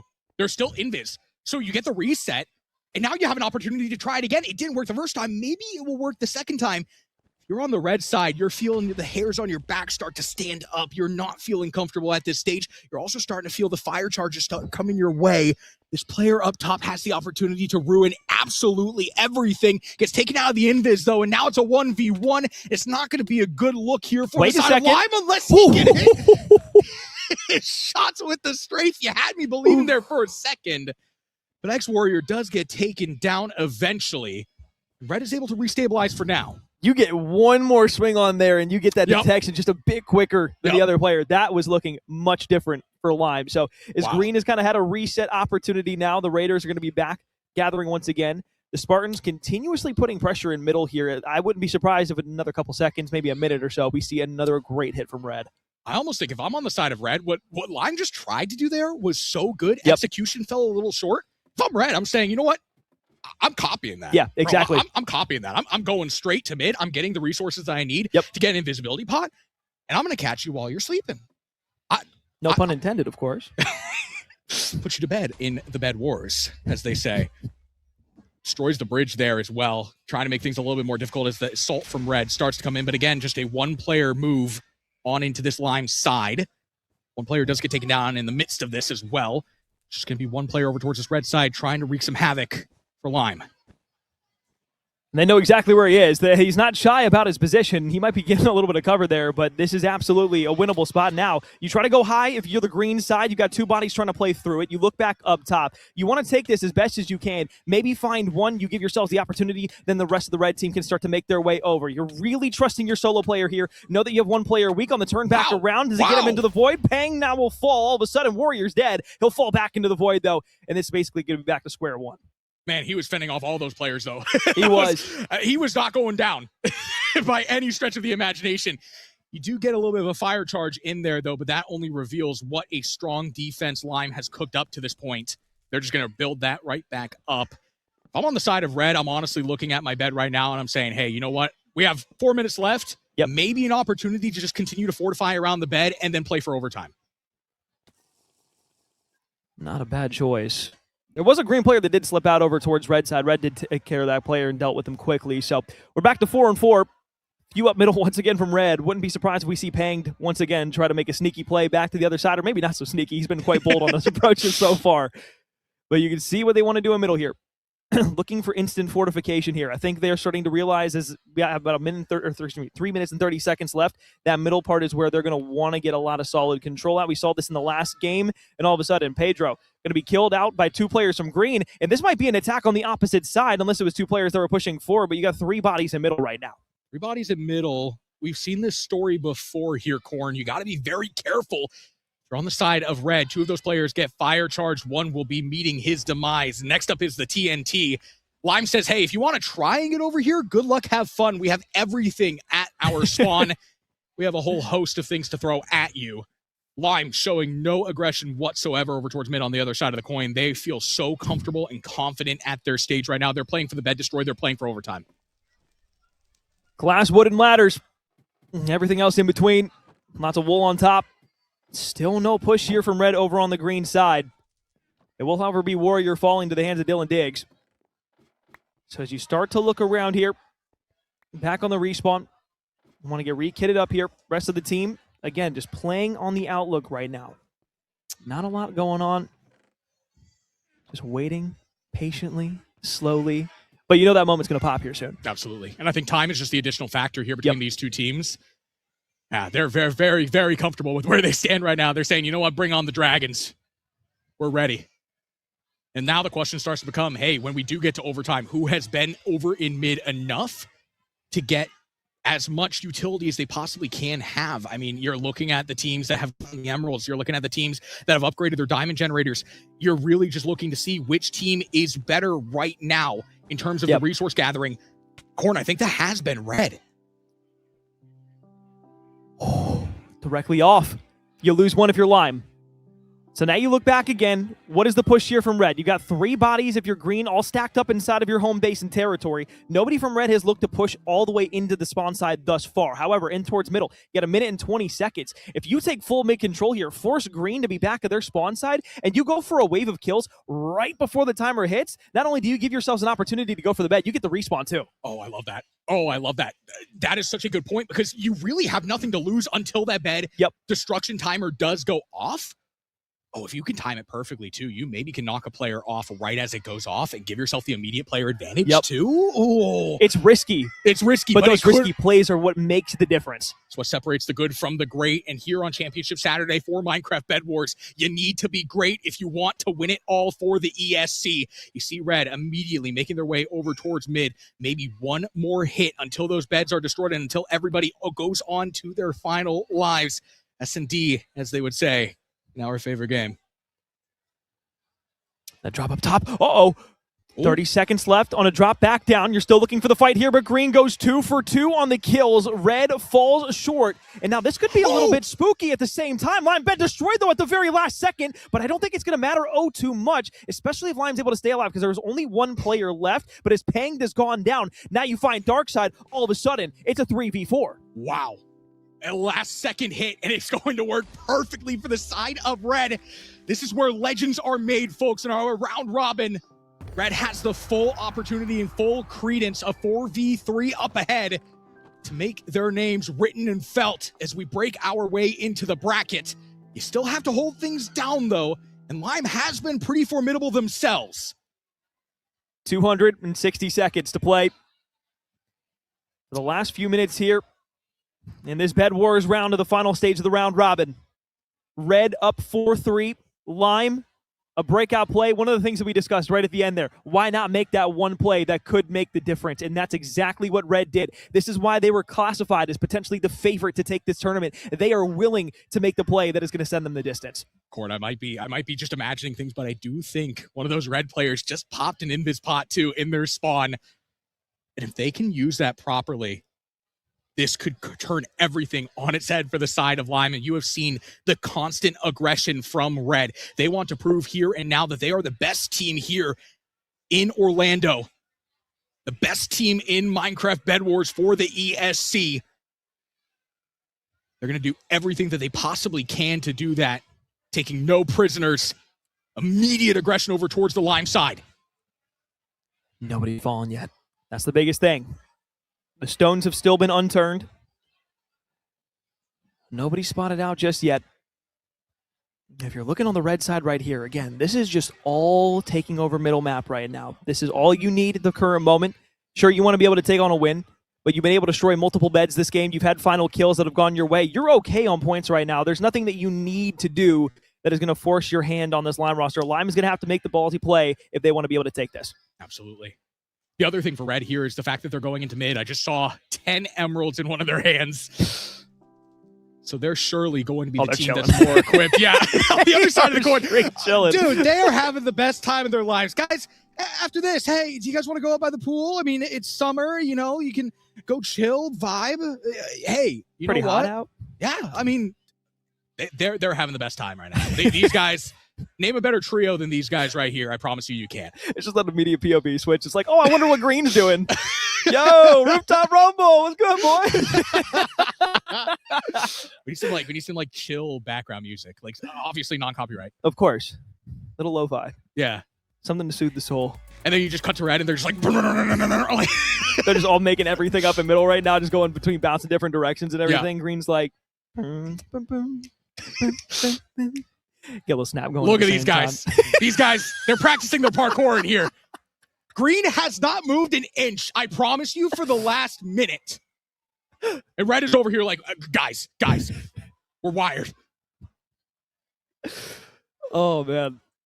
The dichotomy of man. Yeah, these guys are definitely on their metal. For sure. They have been drinking that metal all day long. Yeah. Whoever's doing the jump I think Lime, definitely more Trumu guys. Like they're sipping on their milk. Yep. They're feeling good, feeling great. Then you cut to Red. Yeah, these guys are on their caffeine. Yeah, they're getting their caffeine in. We started to perch up just a bit.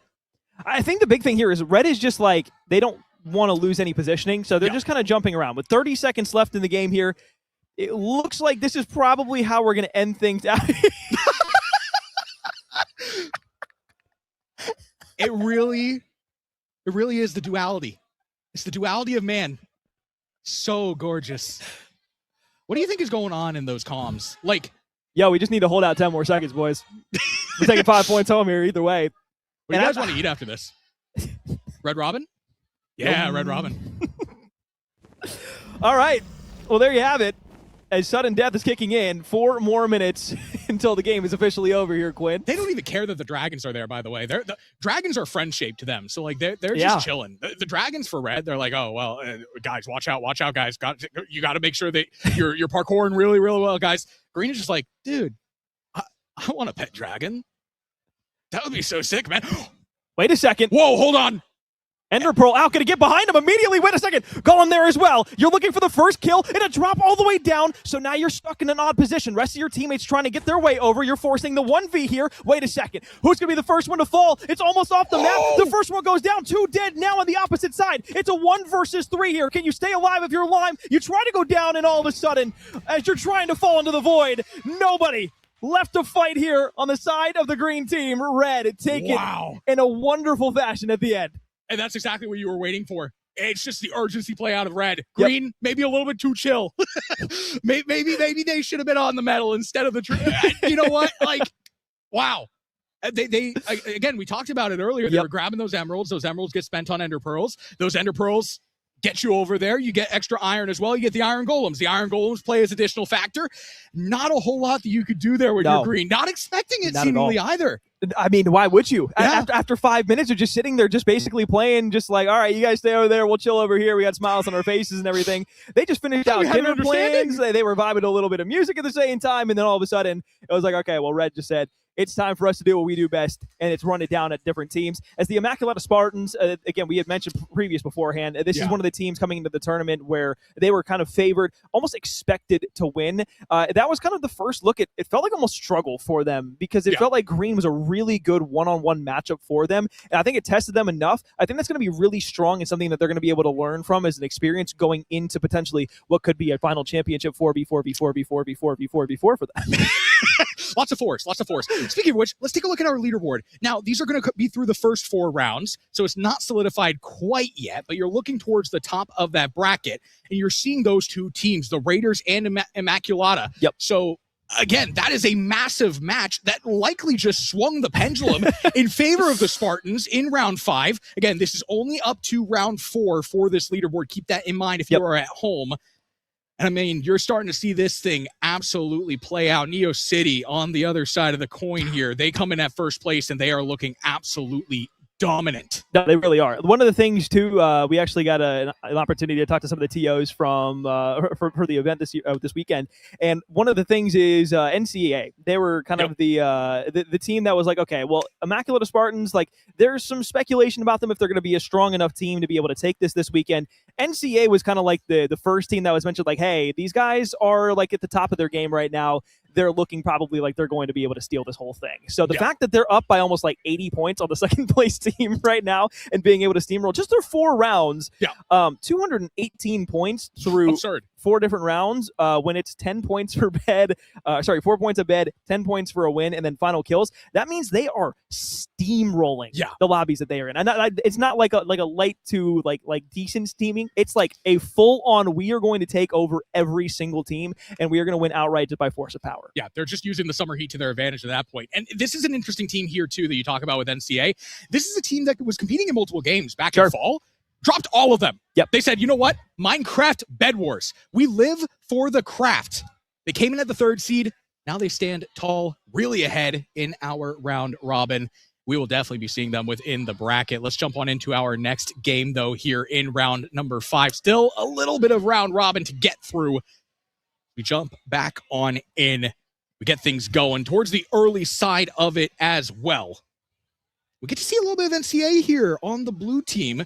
Look out for them. Look for them to make some noise here, Corn. Yeah, I'm quite curious as to how they're going to play this because, as we know and as we've seen, just from the brief conversation that we had and the scoreboard through 4 different games, this is a team that is absolutely going to be playing at an aggressive pace. So if yellow, maybe red, starts to fight here, you could see blue come in third party this instantaneously. Yeah. I think NCA, we're going to be able to see a lot of good stuff out of them. They've had 4 rounds under their belt now. They're just warm at this point, and they're just going to continue what they've been doing best. Maybe they're a team that plays a bit more passive, though. Who knows? Yeah.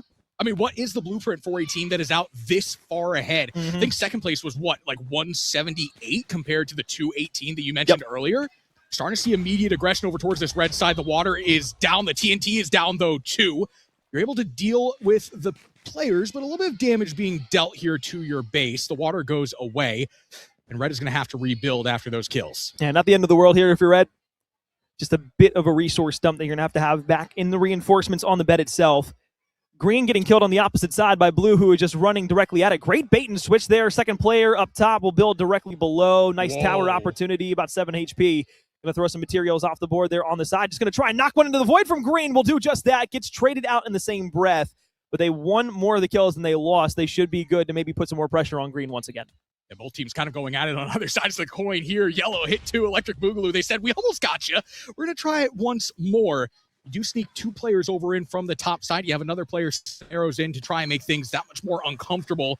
Do you have enough TNT to break your way on through? The answer is no.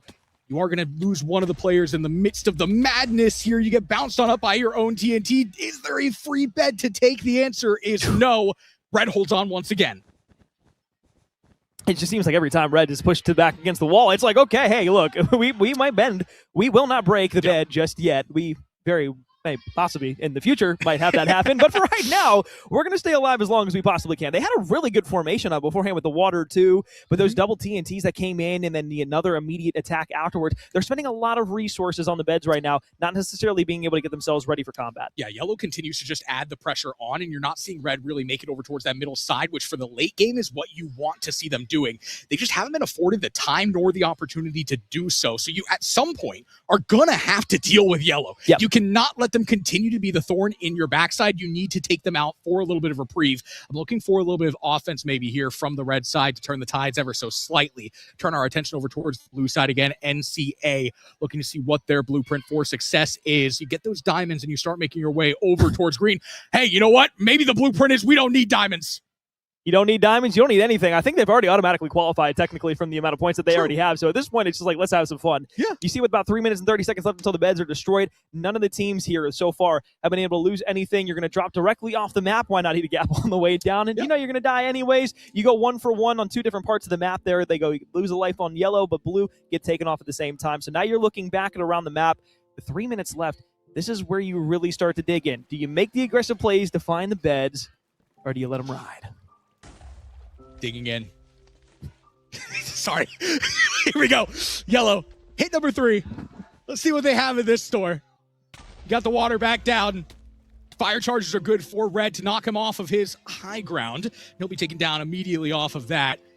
This time, no follow-up play here for yellow either. It seems like they're tiring out ever so slightly on the other side of the coin. Blue trying to make their way back over towards green. Just feels like Groundhog Day at this point with what we are seeing. Yep. It does feel like a matter of time until one of these teams will succeed and add a little bit of a different dimension to this game at this stage, with all the beds currently being up. 2 minutes and 30 seconds left until all of them get destroyed. Blue trying to make their way over towards green once again. Might be a little scary here. Ahuff had the high ground, but one gets knocked into the void immediately. It's a 2 versus 3 on the green bed on the top. They go directly after the last player. They're all trying to find it, but the lime bed gets destroyed by the diversion that were from 2. So all of a sudden, what looks like it's going to be great for lime on a rebounding attack, blue is just able to get directly underneath. And again, it was just that diversion up top and the last person that snuck through because they didn't realize they had 3 bodies there. And you're also able to sneak a kill on top of that. We turn our attention over towards the other side, and here comes another hit from the yellow side, eventually taken off of the map. So that hit's not going to be successful, or at least as successful as blue.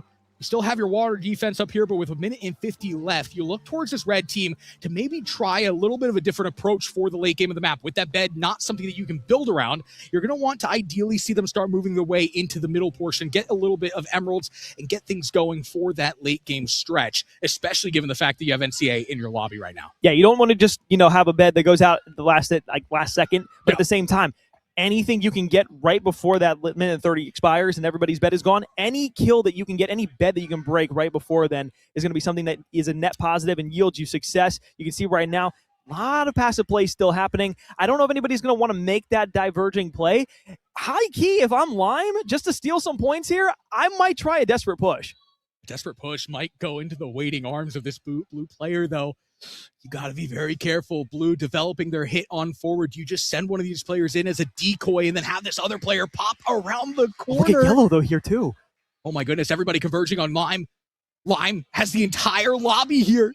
You got to be very, very careful. They are on their last lives, and here comes the hit from Blue. Can they find anything with it, though? Is the question. Answer no for the time being. HF gets stuffed out, but Recaro is able to find two in the midst of the mayhem, and it leaves just one Lime player standing as positive. Will clear things out, but he has to go and get out of Dodge now.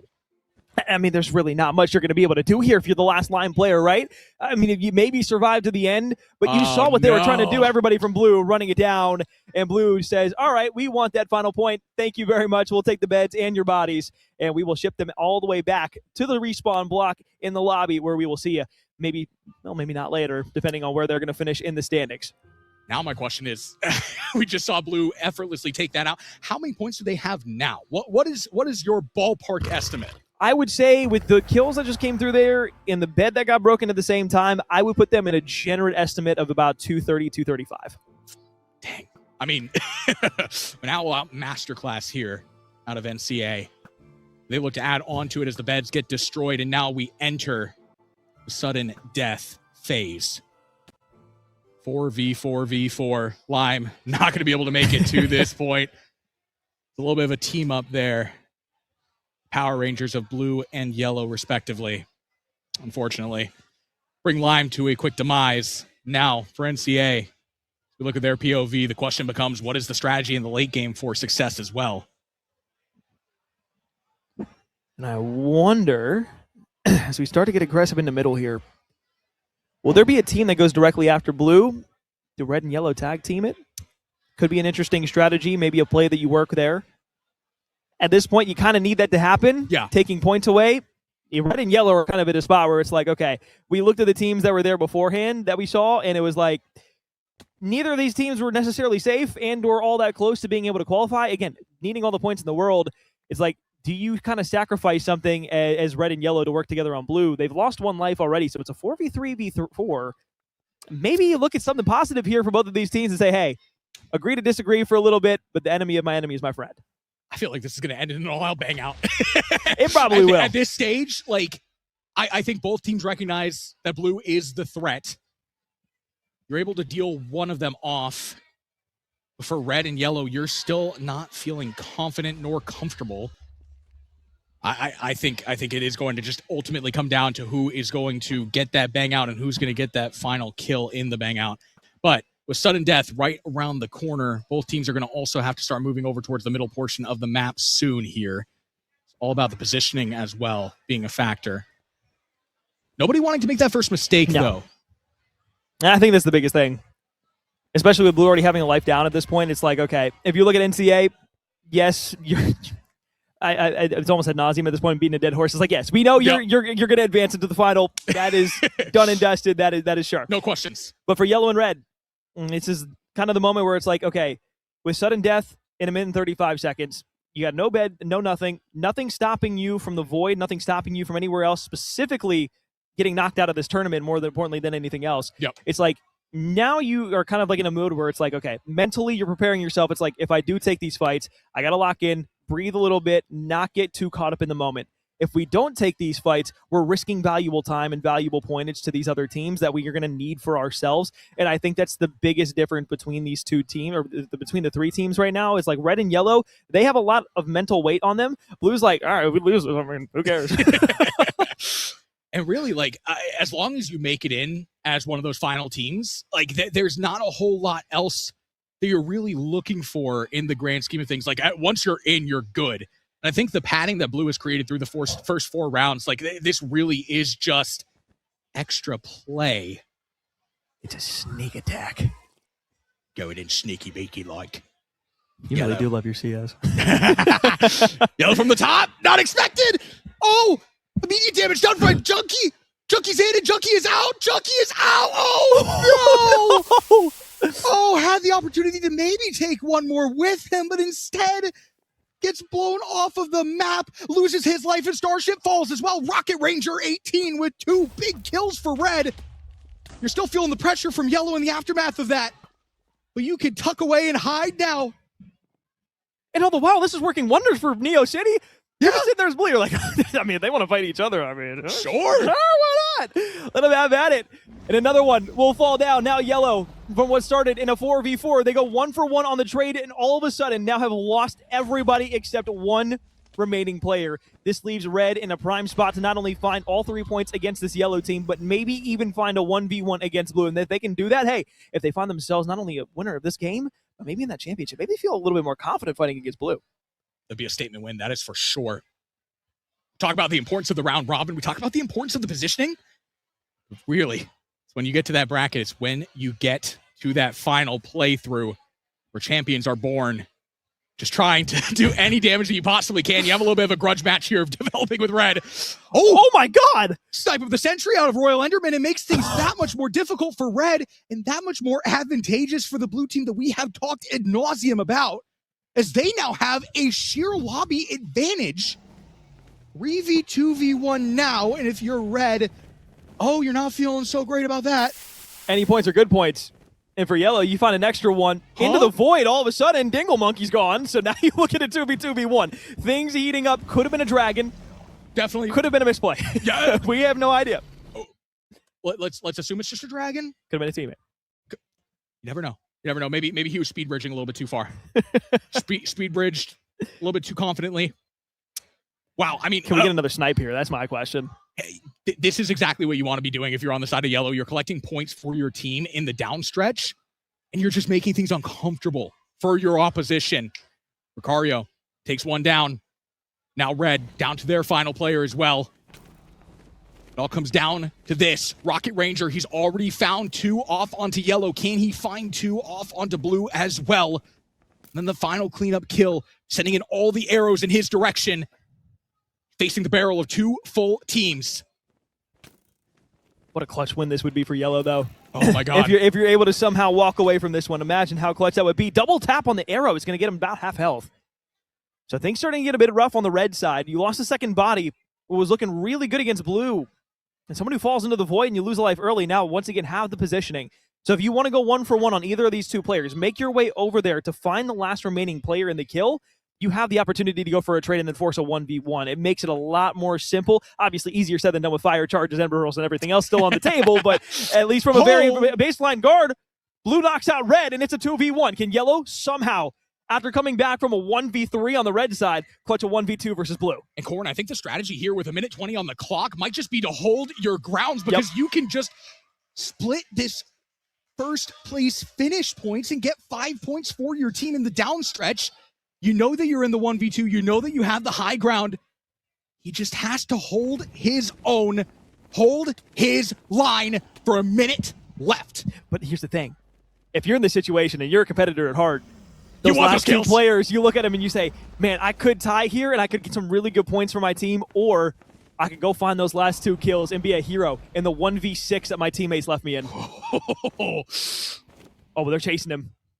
They want him. They want him now. They recognize what is on the line here. If he's able to maintain his life for the next 30 seconds, still has some fire charges left and is just continuing to build up. I absolutely love this play out of Yellow. You maintain your high ground. You're just playing for the tie.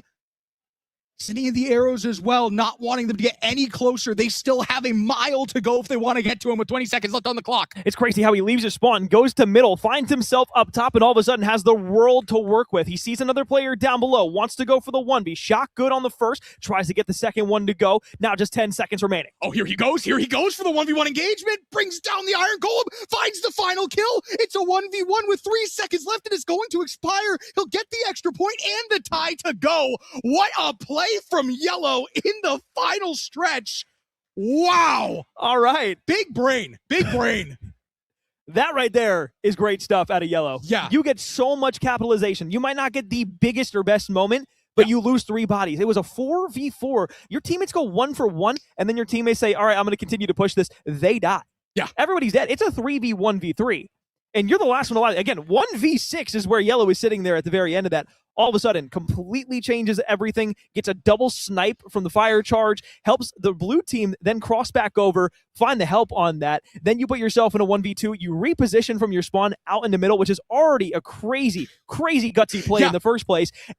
And then here you are. Now it's a 1v1 at the end. You share the points, and that might have helped your team get into the championship. Yeah, I mean, you talk about it from the side of NCA. It doesn't really do a whole lot of damage to where they stand, but it could be everything for the side of the Fresno Falcons Navy, as this is a team that we, again, talked about a little bit earlier on. This is a team that you're looking at currently in that second place kind of area coming into this. I mean, this is a team that you're really looking to bunker down to hold their own against a team like NCA. And that's exactly how you do it. It's not necessarily the flashiest plays, as you said, but it is just that well-thought, methodical play, recognizing the situational awareness, recognizing the situation that you are in, and positioning yourself perfectly to not do too much, but also not get yourself caught. Great games we have seen here in Bedwars. Look, this is the first time you and I have been able to sit here and really digest in a competitive setting what Bedwars can look like, not even just on a recreational level, but in the high school level as well. And that is what is so cool about this.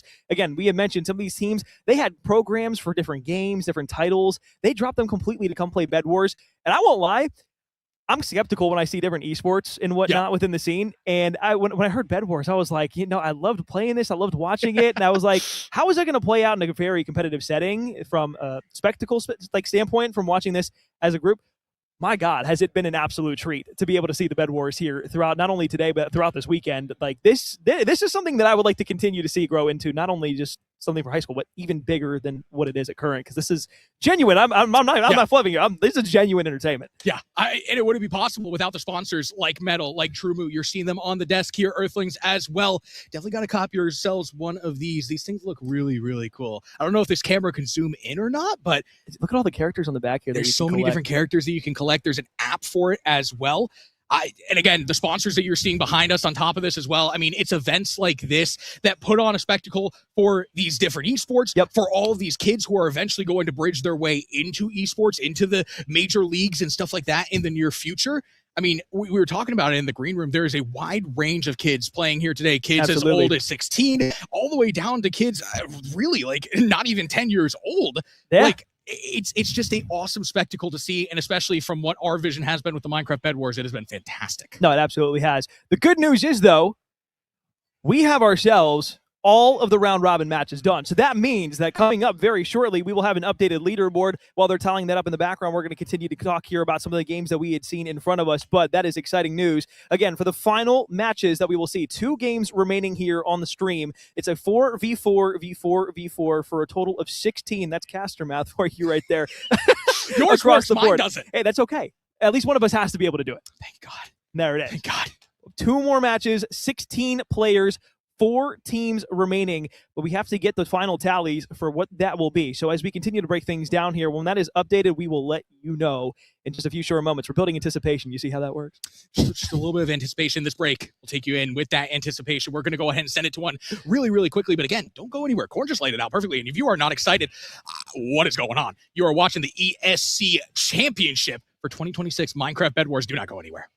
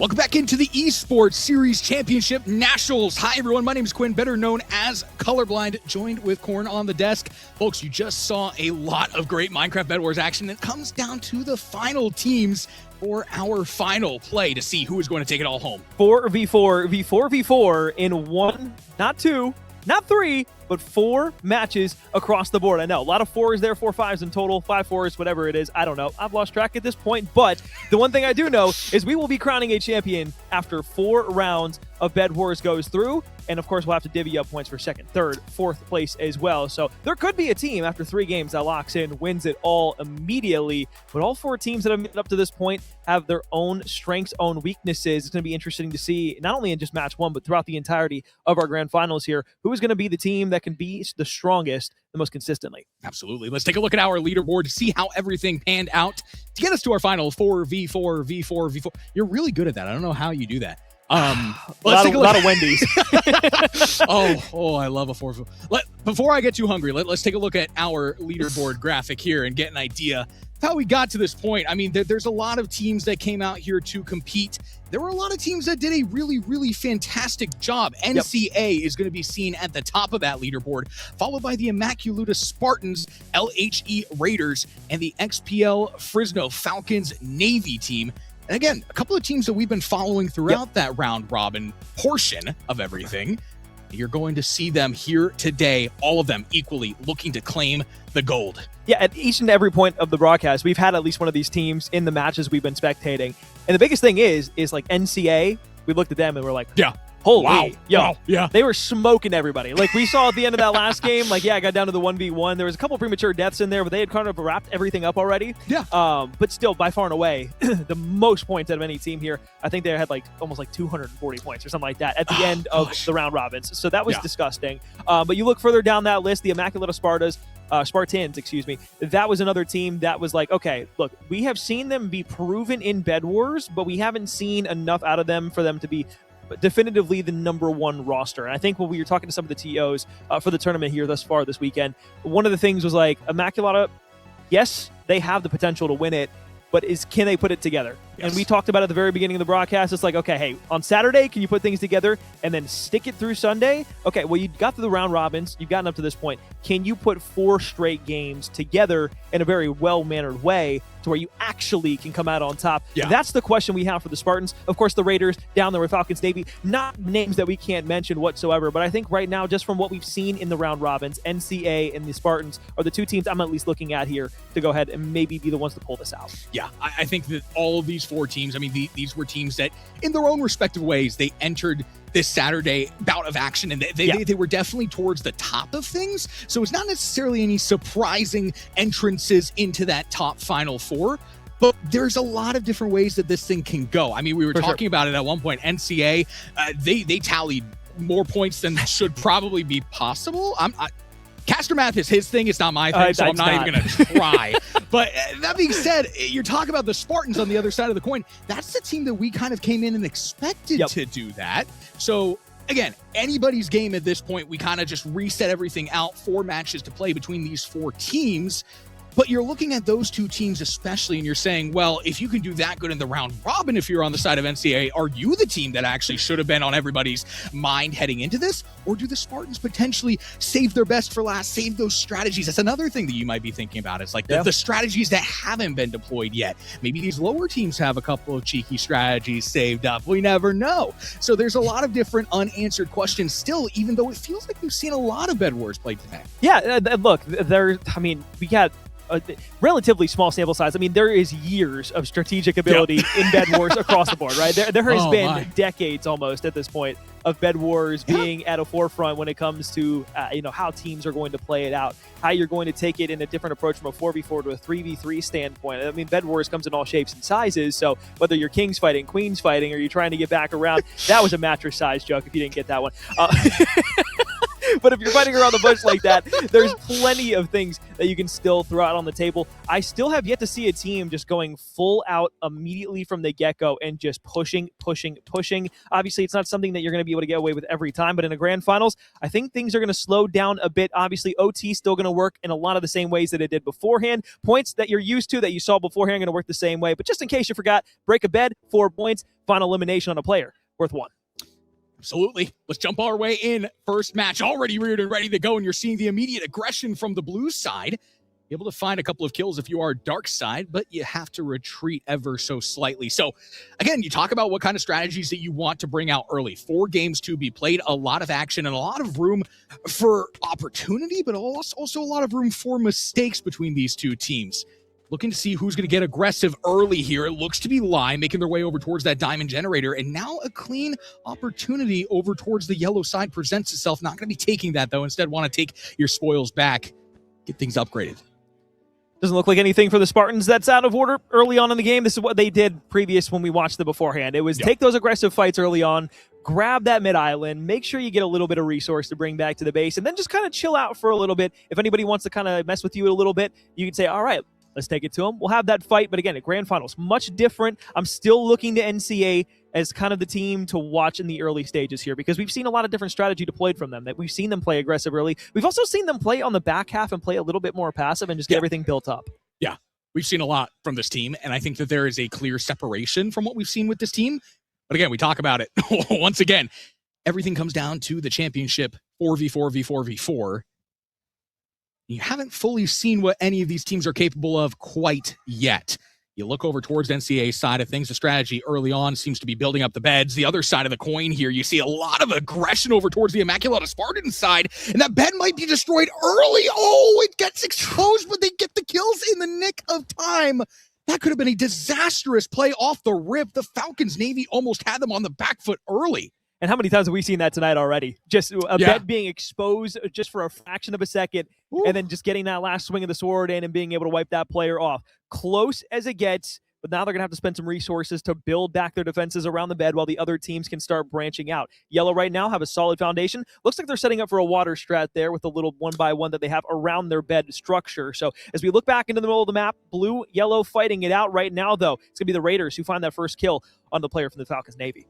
Getting a little bit of credence now over towards this blue side is going to be NCA, and this is a head-on collision straight on forward. Says, you know what, we'll just bring it straight to you. Does not even matter, and the kills are not going to be there for the side of NCA, so wisely so, you're going to back up, and not without a little bit of follow-up potentially here from the Raiders. They send one player out on an island. Not going to be able to get any kills, so that player is going to maintain their life for now in the middle portion of the map, but no! Oh, wow, Dylan just says, you know what, I'm not digging it. Wow. Well, I mean, think about the other games that we saw earlier today. It was a lot of teams early on fighting for those beds because they needed those points. I think right now, one of the things that we're seeing a lot more fighting within the middle of the map. And I think that is allowing these teams to not only fortify their defenses a bit better, but it's not leading to those early kind of knockouts. So I think this is what we're seeing when it gets into the moment where it calls for a grand finals to stay alive and play a smarter game. I think we're seeing a lot more opportunity for these teams to really dance around with that idea. Yeah, a lot can change, especially jumping from, the round robin format into the 4 best teams here at the ESC, right? You're going to have a lot more methodical play. You're going to have a lot more thought that needs to go into everything. That is a big water tower, I must say.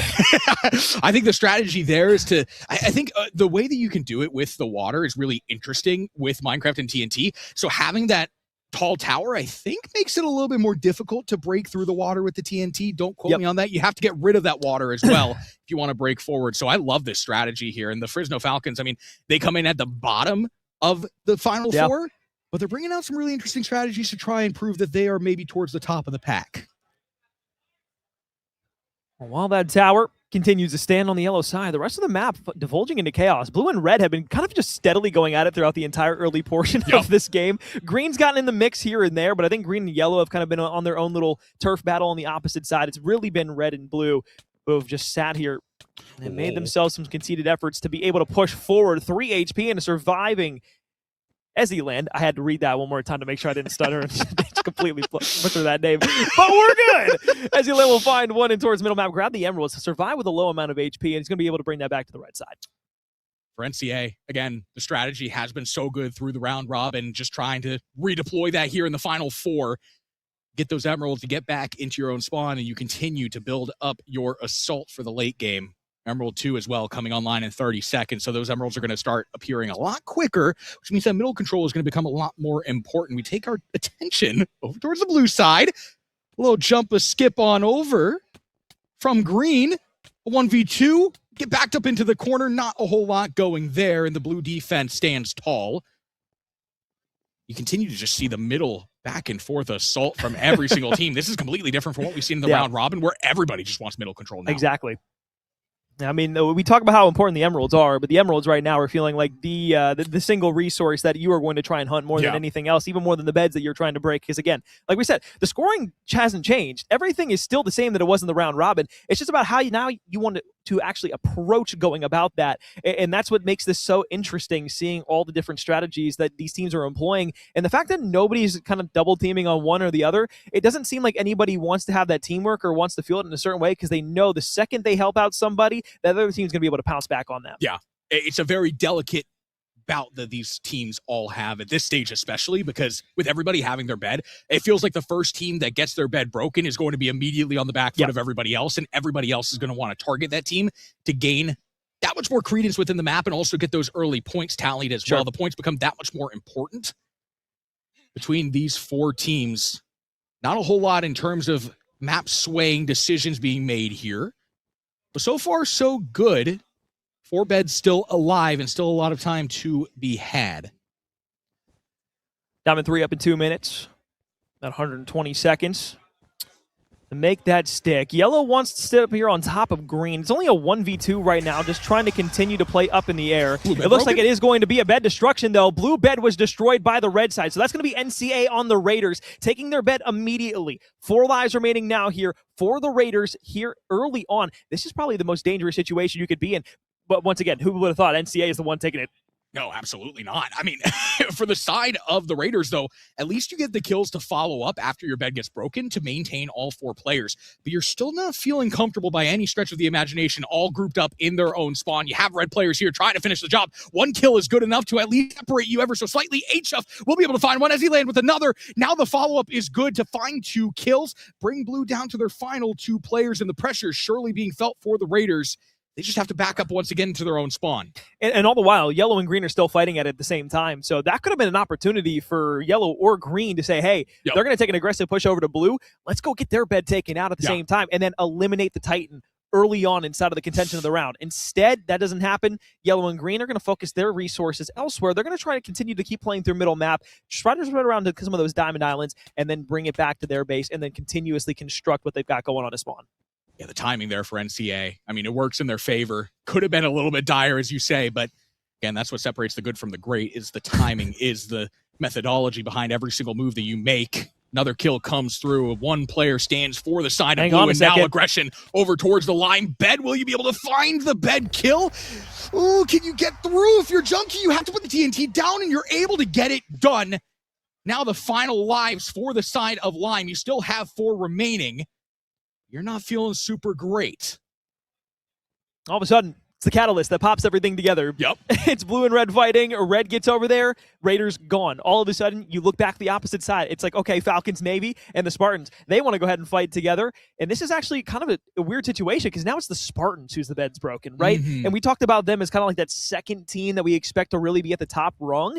Early on in this game, they're already facing significant pressure. They lose out on this. They're losing some very good point opportunities in this first game.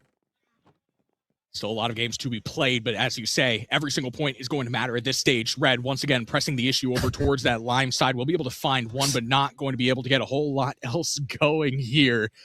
I love the strategy. I mean, when you're the last player standing, you just gotta turn into a little rat. You gotta just play your life. That's exactly what you're gonna see out of the remaining Raider player. In the meantime, though, hit over towards the Lime side, just trying to get these players out of the play. They will be able to stand tall and maintain their forces for now, down to 3. Yeah, Outlive Green, you're doing your team a solid if you're the last remaining player on blue, so I don't hate it at all. Not at all. Green, honestly, if I'm green, I'm like, dude, we can't afford to lose these points to blue, especially with 1 life left. We got to go just ape that side and hope that we can maybe get something out of it. Like even if it's just a single point, it's going to be more than anything else. Right now, yellow, red seem to be the 2 teams here that have the most prowess when it comes to being able to make those full-on team pushes. Once again, it was a green team in Lime who didn't really have all that great of a defense built around their base. I think it was just constant pressure that they were getting. They never had a moment to just kind of breathe. No, not at all. I mean, again, just it felt like everybody in the lobby kind of just hated them. Like there's some bad blood. They must have done something during the round robin, and everybody collectively is like, yeah, we all want to win this, but you know what? Let's get them a little bit extra. That being said, though, come to a little bit of a stall here as Lime leaves their base, trying to add a little bit of dimension to their play here. In the meantime, hit over towards the yellow side. And again, you talk about what this water is going to do. You have to build all the way up there. And in the meantime as well, yellow's bed does actually get destroyed. Hold on, wait a minute. A player is able to sneak on through and get the bed destruction. So now it all comes down to NCA as the lone team with a bed. And what a diversion. You go vertical up the spire to pretend like you're going for the top. I got me too until I was looking down. I heard the cheering and I saw the bed was broken on the bottom left here. I was like, wait a minute. But yeah, what a diversion though. You go all the way up top, show everybody, hey, I'm going vertical with the pillars here. Then you get knocked off. All the while, your teammate snuck on in, and he's breaking the bed directly from underneath their noses. There's nothing better in this game than being able to make and pull off a play like that. So if you're the red team now, only team remaining with a bed, 4, 3, and 1, 8 players remaining on the map for you. Yeah, you know you're doing something special when you trick the caster on top of the enemy team. Oh my goodness. And now for NCA, I mean, you just have everybody right where you want them. You have the infighting from everybody as well.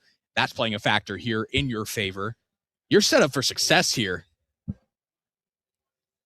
Now the bed destruction coming online in about 5 minutes. So Red has a full opportunity for the next 5 minutes to play around their bed, have those respawns be a factor, and just use some all-out aggression. You see it exactly happening over here towards the Lime side. Unfortunately, not going to be able to get a whole lot going there, as the kill does come through and Lime stands tall once again. Still have that player, though, for the side of Red. Just trying to finish the job of Lime. 3 players, all collective in their own spawn. If you're any of the teams other than NCA right now, you're not feeling super great. No, you're not. And that's, well, for the most obvious reason in the world, we don't have any beds remaining. And NCA is the team that everybody has been kind of scared of already at the top of the ladder. And guess what? Now they have all the freedom in the world to just kind of make whatever play they want to. The good news is for these other teams, though, if you can get a sneak in over on the red side while red is starting to push out and NCA maybe get a little over aggressive, maybe you won't win the game. No. But you can sure as hell get some points together. Absolutely. You have 3 players for the side of NCA. He's still there. Oh, he's chilling, bro. Why not? He's chilling. I mean, the last time we saw people chilling, it didn't end super well. But I kind of like this. I mean, how are they going to know? No, I mean, you're not going to check that.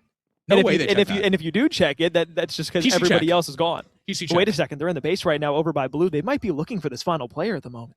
Yeah, if I'm red, I'm like, wait, where the heck is he at though? Like, where could he possibly be? I mean, he has all the information that he could possibly ask for, but if he pops out and tries to get a kill, it doesn't really do a whole lot because red still has their bed. So there's no point in doing that. And they're sitting here, they're going, dude, I have checked every single corner of this damn base, and I can't find him anywhere. This is a ridiculous play.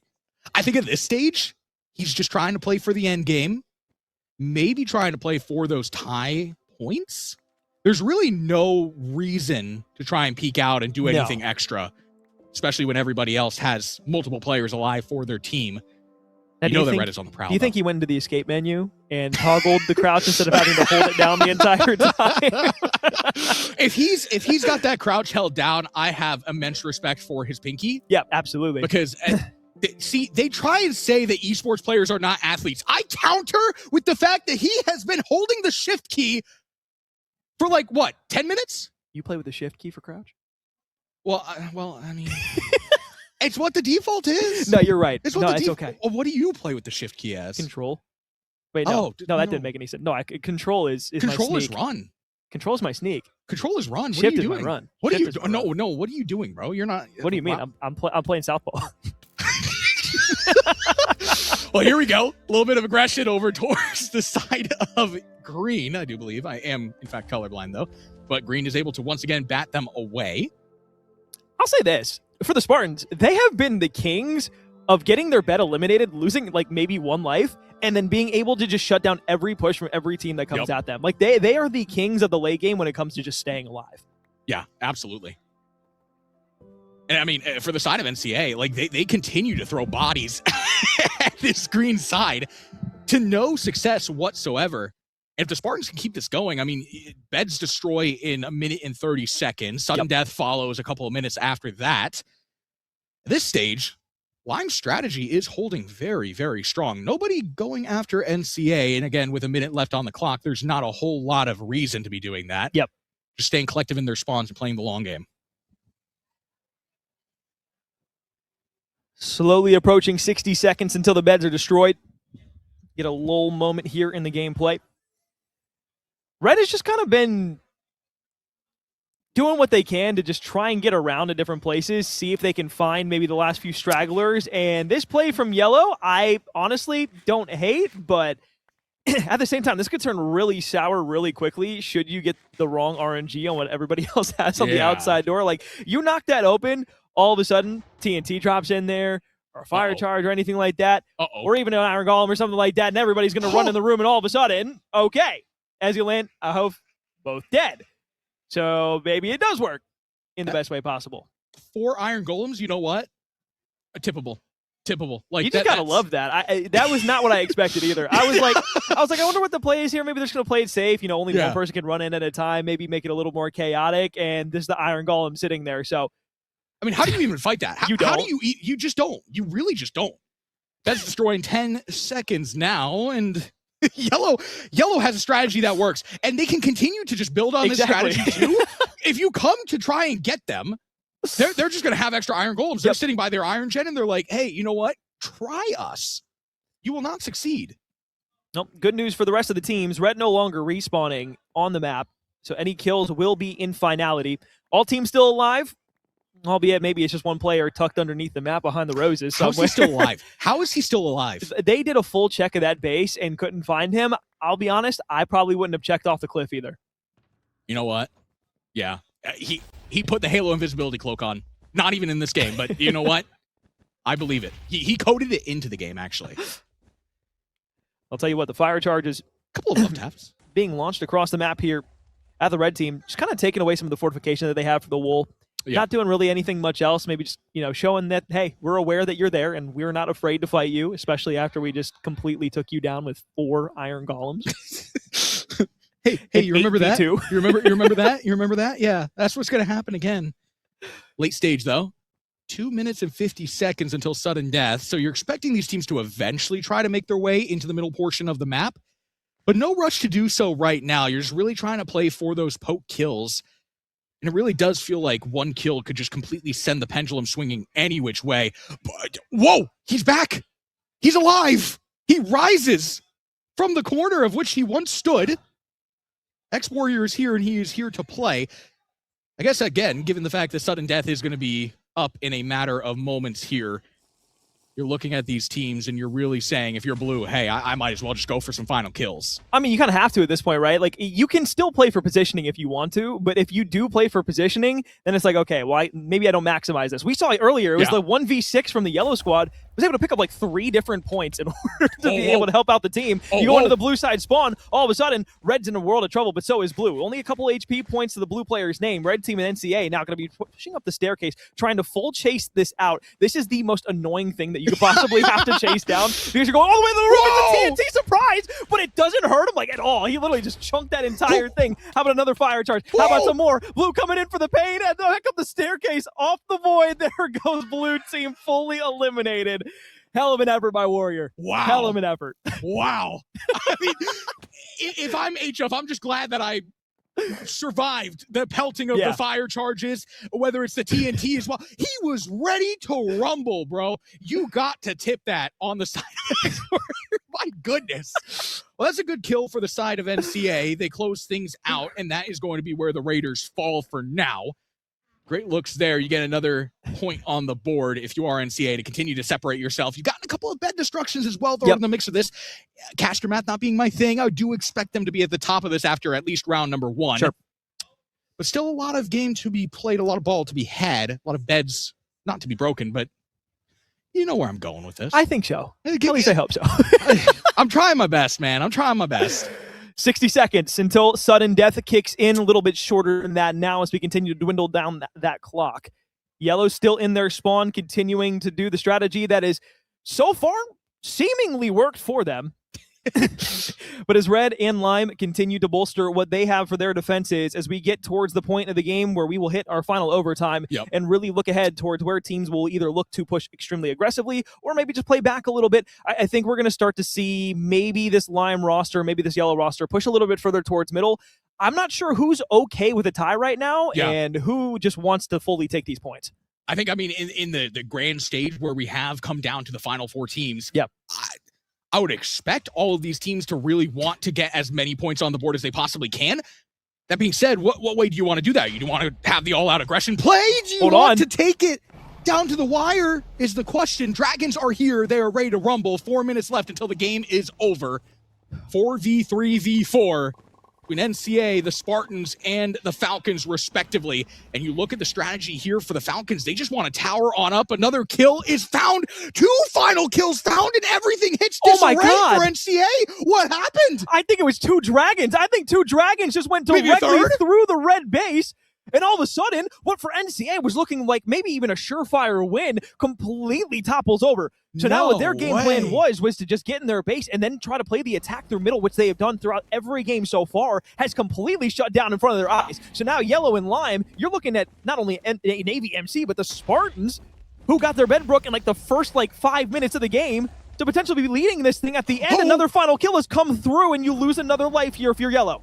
Get those points back. I think luckily, given the fact that it was a dragon kill, none of those points are going to be counted towards either of these teams. So you do lose 2 players, but you don't lose any points or give up any points, rather, in that regard. And you're able to take 1 kill in the midst of that. So you're able to tally another point if you are NCA. Still not feeling good as the only team with 2 players remaining potentially for the time being. You got to hit the regame through the water. Luckily, that water is going to save you for now if you're on the side of the Spartans. Spartans holding strong over here. These dragons are tenacious in the late stage, and these fire charges continue to be exchanged either which way. I was going to say, these dragons not playing around over in the green base at the moment. You got 3 flying directly underneath. If anybody wants to directly challenge them from the low side, good luck. You're not getting through a line of defense of 4 enraged dragons. On the top side of green, though, still plenty of positioning. Yellow still 3 lives. Red hasn't given anything over. We've only got 2 minutes and 15 seconds to play. A little bit of chat coming through.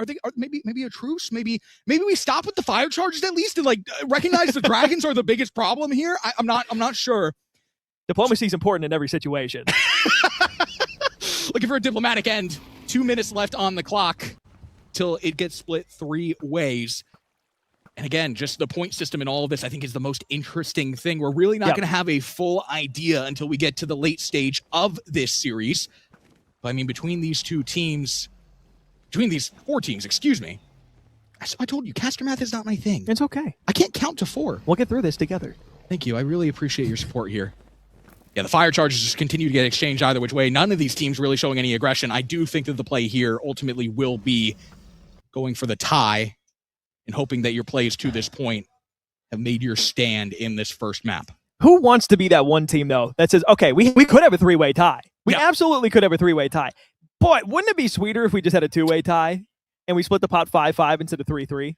All of these teams right now have the opportunity to do the funniest thing ever in the last minute of this game. So do the Dragons. Funny enough. The Dragons have already done some pretty funny things, but I'm expecting one of these Dragons to just have a vendetta against... Oh, he's putting the bet in Bedwars. I don't think he wants to move at all. I think he's quite comfortable where he is at the moment. Yeah, this is... he's still in the blue base. Wait a minute. He's still in the blue base where blue was the entire time, where he ran up into a TNT trap on the top of the building. And I think that this is going to be where he about plays the last 35 seconds. Maybe you allow your teammate to go try to fight another team. But I think at this point in the 2v3v3, I think your chances are pretty slim of being able to come out on top of anything. Nobody's really moving at this point in time. Everybody's just kind of tucked away where they want to be. It seems like at least in the early going here in match 1, teams are okay with the tie. 20 seconds left until the tie goes all 3 ways. Will there be any final kills? A couple of arrows being sent either which way, as well as these fire charges that just seemingly never end. 10 seconds left on the clock. Will there be any additional kills? Looks like this is how things are going to end here and now for the first map of our finals here, Corn. This is a three-way tie for the Spartans, for the NCA, and for the Falcons Navy. That's a lot of good points to be found. It really is. I think for the most part right now, if my brain can re-rack correctly, I think we're looking at maybe an NCAA lead by just the slimmest of margins here early on. It is not going to be anything more than just a razor-thin shred that we see between any of these teams at the moment. And with that first place not going to anybody but 3 teams specifically, that is going to change up the complexion of the final 3 games that we have in front of us. Yeah, and the question is that how all these games end? Is it going to be down to that final wire, or maybe are we going to see the play styles adapt over time? And maybe there's been some learnings through this as well between all 4 of these teams that will apply into the later stretch of the game. You always talk about the strategy when it comes to Bedwars, something that's very underrated. I think a lot of people look at Bedwars, they look it up on YouTube, they see the how many CPS per second can I get, and they just assume that's the entire game. It's not. I promise you, it's not. Yeah, not everybody can speed bridge. With that being said, I mean, between these 4 teams, I do agree. I think NCAA has the head advantage right now. I think they got a couple of bed breaks, give or take, and then a couple extra kills. I believe so. But it's going to be super, super thin and still a lot of game to be played. This could go any which way. No, it really could. And I think the biggest thing that I've seen so far from all of these teams is that there is not one clear-cut defined winner. I think, well, I say that, but NCAA was kind of up there, at least in the beginning of the game.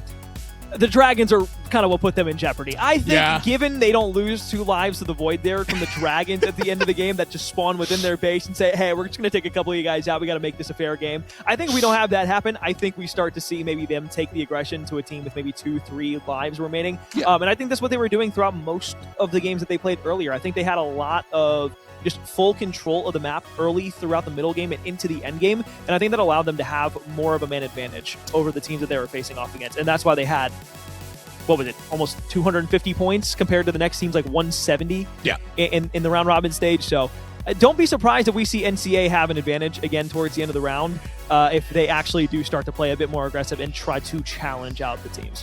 Yeah, it'll be very interesting to see again just how the strategies are going to develop over time. But that being said, I mean, what we learned off of that is NCA feels like they are clearly still the team in the driver's seat. Sure. I mean, again, you're talking about a team where the only times that they actually lost their lives was due to some Dragons, which to this point, we have not seen the Dragons that aggressive. No, we have not. That was on another level. But you're really looking for these teams to, when it gets down to the wire, maybe have a little bit more to go in their direction. That way they can make the bridge and make the attempt to go and get those final kills. I think the thing that ended up happening there is there was just so much mid-contention between these teams all trying to assert their dominance that you didn't really feel comfortable if you were any of them with the loadout that you had. You didn't necessarily have the diamond armor, the diamond swords, or anything like that in the late game, or maybe even the emeralds enough to make an invisibility potion and sneak your way on over to where you kind of just had to board up and say, you know what, a tie is a tie. We will take a tie.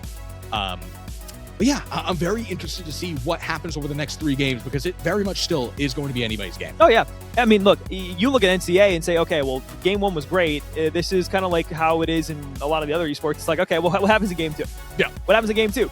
Do you just get dropped on immediately by the rest of the teams and say, well, look, I mean, we need the points. Yes. They need the points. You don't need any more points. And then it's just all of a sudden you got 3 teams ganging up on you and you're in your spawn going, okay, well, that's not particularly all that fun. Fair. But that's just how it works. And it's not to say, there's going to be collusion or anything like that. But like one of the big things Diplomacy. That's what look, exactly. That's what we're trying to preach more than anything else. So that's the biggest thing. All right. Well, look, I think we're getting into game 2 here in a second. I believe so. We should be getting into it. I'm looking over across the venue and trying to see the different monitors and screens that we have out there for where our players are playing. And it looks like they're getting ready to lobby up.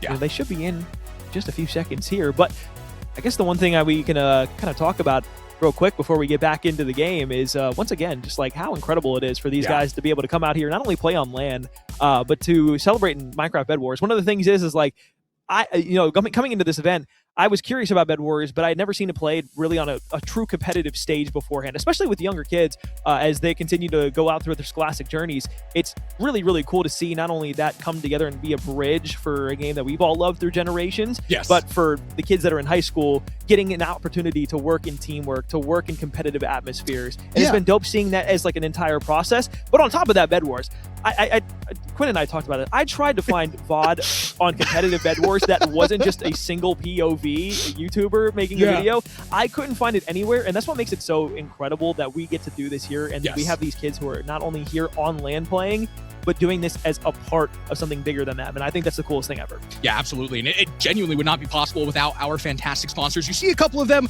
all across this beautiful graphic up behind us, but want to spotlight Metal over here. Want to go ahead and also spotlight True Move. Give your pick. Oh, excuse me. You guys can't see that. Big reach. There we go. True Move as well. One of the big sponsors that are making this thing happen, as well as Earthlings, all of them across this desk. All of our sponsors behind us as well. That's probably like the most athletic thing that I've done in about 6 months. So please give me a break. With that being said, about ready to jump into our game 2. Would not be possible without our sponsors here at the Esports Series Championship Nationals, giving these kids the opportunity to bridge their way into esports. Plenty of these kids, an opportunity ahead of them will be great to make it a career in the future. Let's bounce on into game number 2. Everybody, please forget about what you just saw. The athletics are not here. I was going to say the camera's off now. Stretching is okay. Man.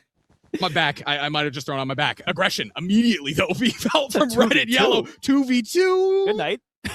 Setting one straight into the shadow realm. Wait, this could be big, though. Red.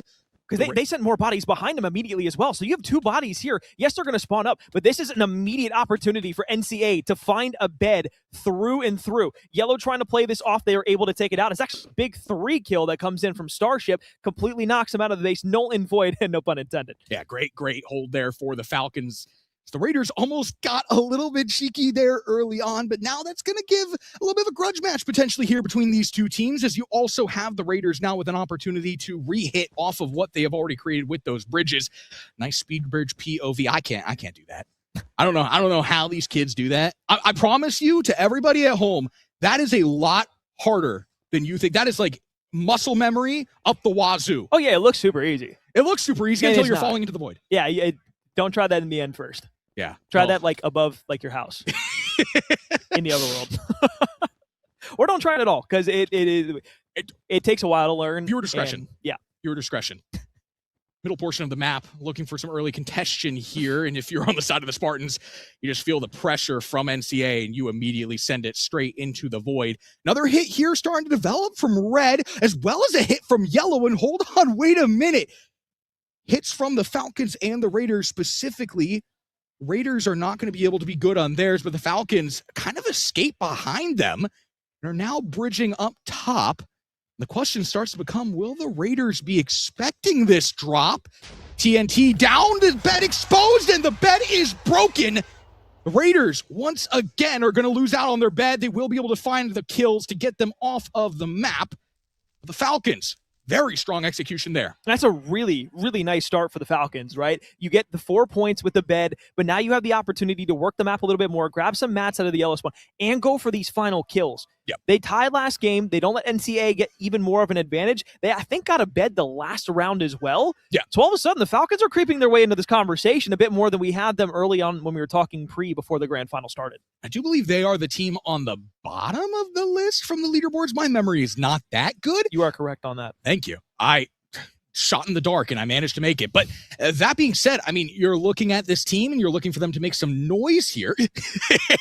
And potentially, this might be their opportunity to do so in match number 2 of 4. Good bed break there is going to give them some good points to open things up. Can they capitalize with the additional kills is the question. They continue to try and press the action over towards that side, but not going to be able to be rewarded as Red continues to stronghold. Now you're starting to see Lime push their way on forward, but it's a pinstripe kill feed, and it's going to be in favor of Blue, who hold things down. They go 2 for 2. And it's just a 1v trade back and forth. I was actually surprised at first because I saw the one blue guy there. Green came off screen, and then there was another blue guy chasing the green guy back over to the middle island there. Like a sandwich. Exactly. And it was just like, okay, who's going to come on top of this? Blue wins it, at least for now.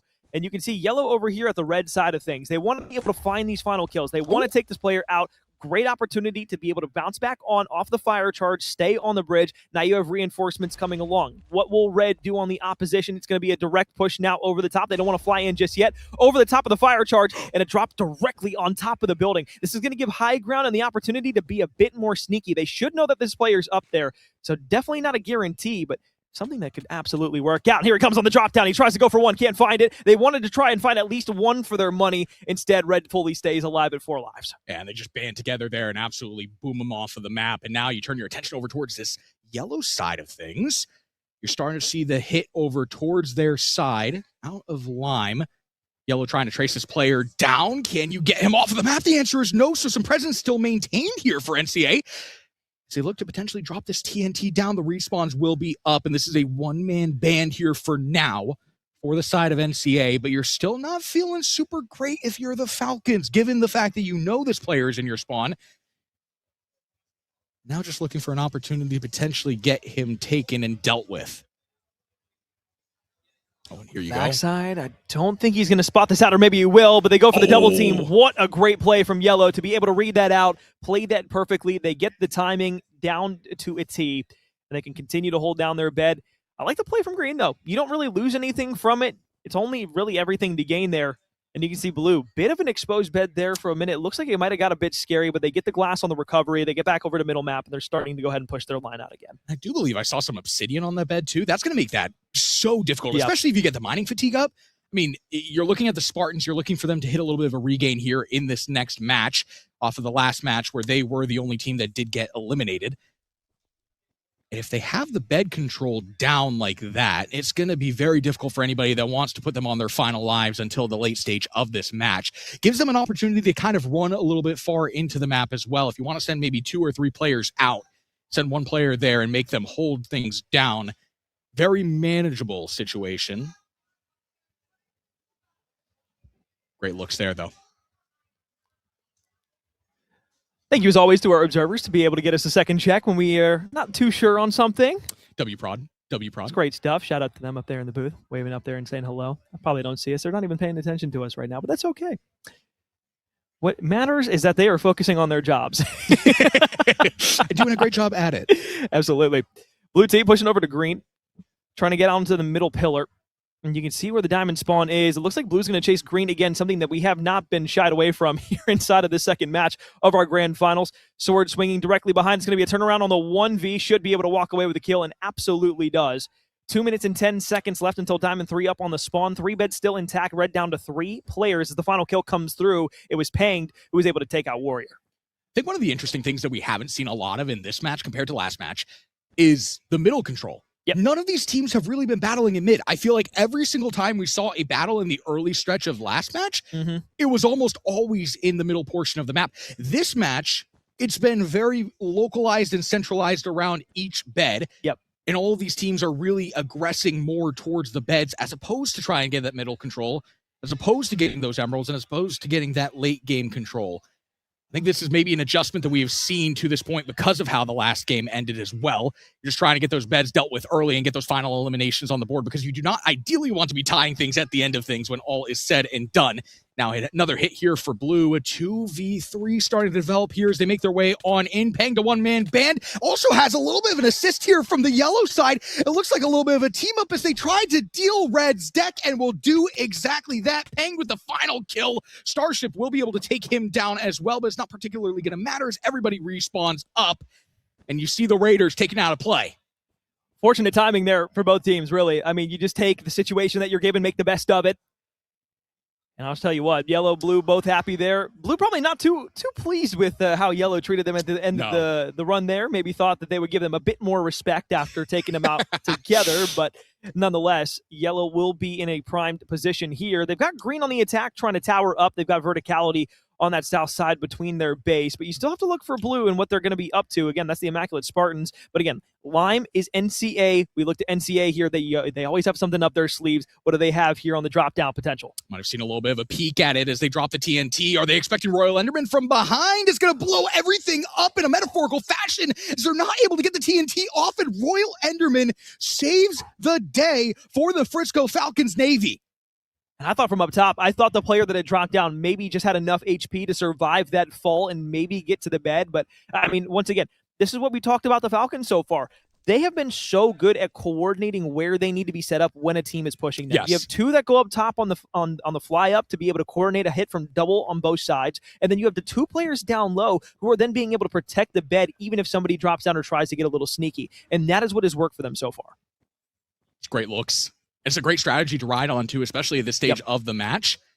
You can really just kind of bunker down, really hold things down if you are the Falcons. Again, towards the bottom of that leaderboard as well, trying to make their names felt. Some middle contention being fought for here, be earned by the Spartans as they look to take all these emeralds and take their way back to their bed.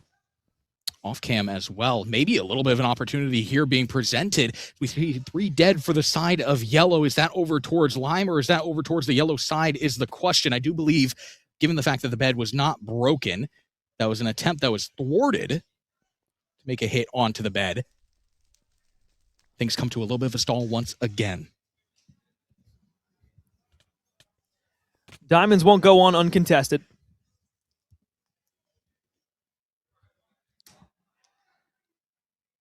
Green's going to be trying to make their way back over to middle. 3 bodies here. A lot of push out here from NCA. You look to yellow, who again was able to get the team wipe within their own spawn in their own right. Now looking forward and ahead, trying to find out if they can either A, stay in their spawn for a little longer, or B, are going to need to push something out. It looks like Lime and Blue have just kind of been dancing around with one another. They've traded blows here and there. It's been kind of annoying, but neither team has really then put the pedal to the gas and said, hey, let's do this real quick. Yep. It looks like it might be coming to a spearhead here in just a second. Verticality being given to the blue side. The Spartans, they want to take down the side of NCA. Can they get it done? So 1 hit, though. Only 1 player. Maybe a little Yellow's bit of coming in verticality, though, because yellow, as well as you mentioned, coming on in. Can they get through all of the defense is the question. The answer, no, to this point. Going to be denied for the side of lime. It's the defense that stands tall. They have built themselves an absolute titan of a bed defense. They defend off the push from both blue and yellow. Wow. That is a difficult hit. And I don't know if blue and yellow were actually fighting each other at any point in that. I saw maybe a look where maybe one of them went to the other and started to try and hit them off, maybe either in a bout of confusion or maybe just didn't want to give the points to the other team. Yeah. Either way, it allows NCA in the Lime team to survive. And that's the most important thing that we have to highlight for the rest of this match is, okay, you have the double team, you have the opportunity, you don't capitalize on it. Now things look a little bit different. I do believe blue and yellow were the same team that kind of ganged up to take down the rest of Red's players as well. So now they're recognizing, hey, maybe we can take down the titan of this bracket. Maybe we can take down NCA after all. Oh, hang on. It's going to be a tall task up ahead, but maybe the opening here. Oh, my God. The invis play is going to be read through as the bed gets exposed. Oh, my goodness. It's a masterclass from the side of NCA to hold this thing down. But here comes hit 2. Electric Boogaloo off the top, has the TNT. Will they be able to get it placed, though, is the question. Oh, and Starship gets killed by Ricarero. And all of a sudden, the bed is exposed once again. Can they get it? No way! The body block comes in. They stop it yet again. It was Yellow who started the second assault when it happened with the fire charge. Got everybody knocked off. Blue drops in trying to get on it. Completely stopped it. Guess what? Yellow. Then they said, okay, well, we haven't made our presence known yet in terms of our bodies back on the point. They dropped down onto it 3 different times within the span of a minute. That bed gets exposed. Lime and NCA somehow thwart it every time, but it looks like blue want to go ahead and battle back once again. It's going to be paying to find at least Never and Dinglemonk. I think Ricarero is still there, and he's going to go back 2 for 2. So this goes 1 for 1. And again, the bed is exposed. He's keeping him off, and Green and NCA do it again. How do they keep getting away with this? There's no way that bed hasn't been exposed, 4 times now? Yeah, if not 5. They just continue to body block. It's a masterful play out of NCA to hold this thing down. Some way, somehow, hit after hit, denied. And what do you do now? Because you know that Lime is going to still be a bit exposed when it comes to the resources they're having to expend here.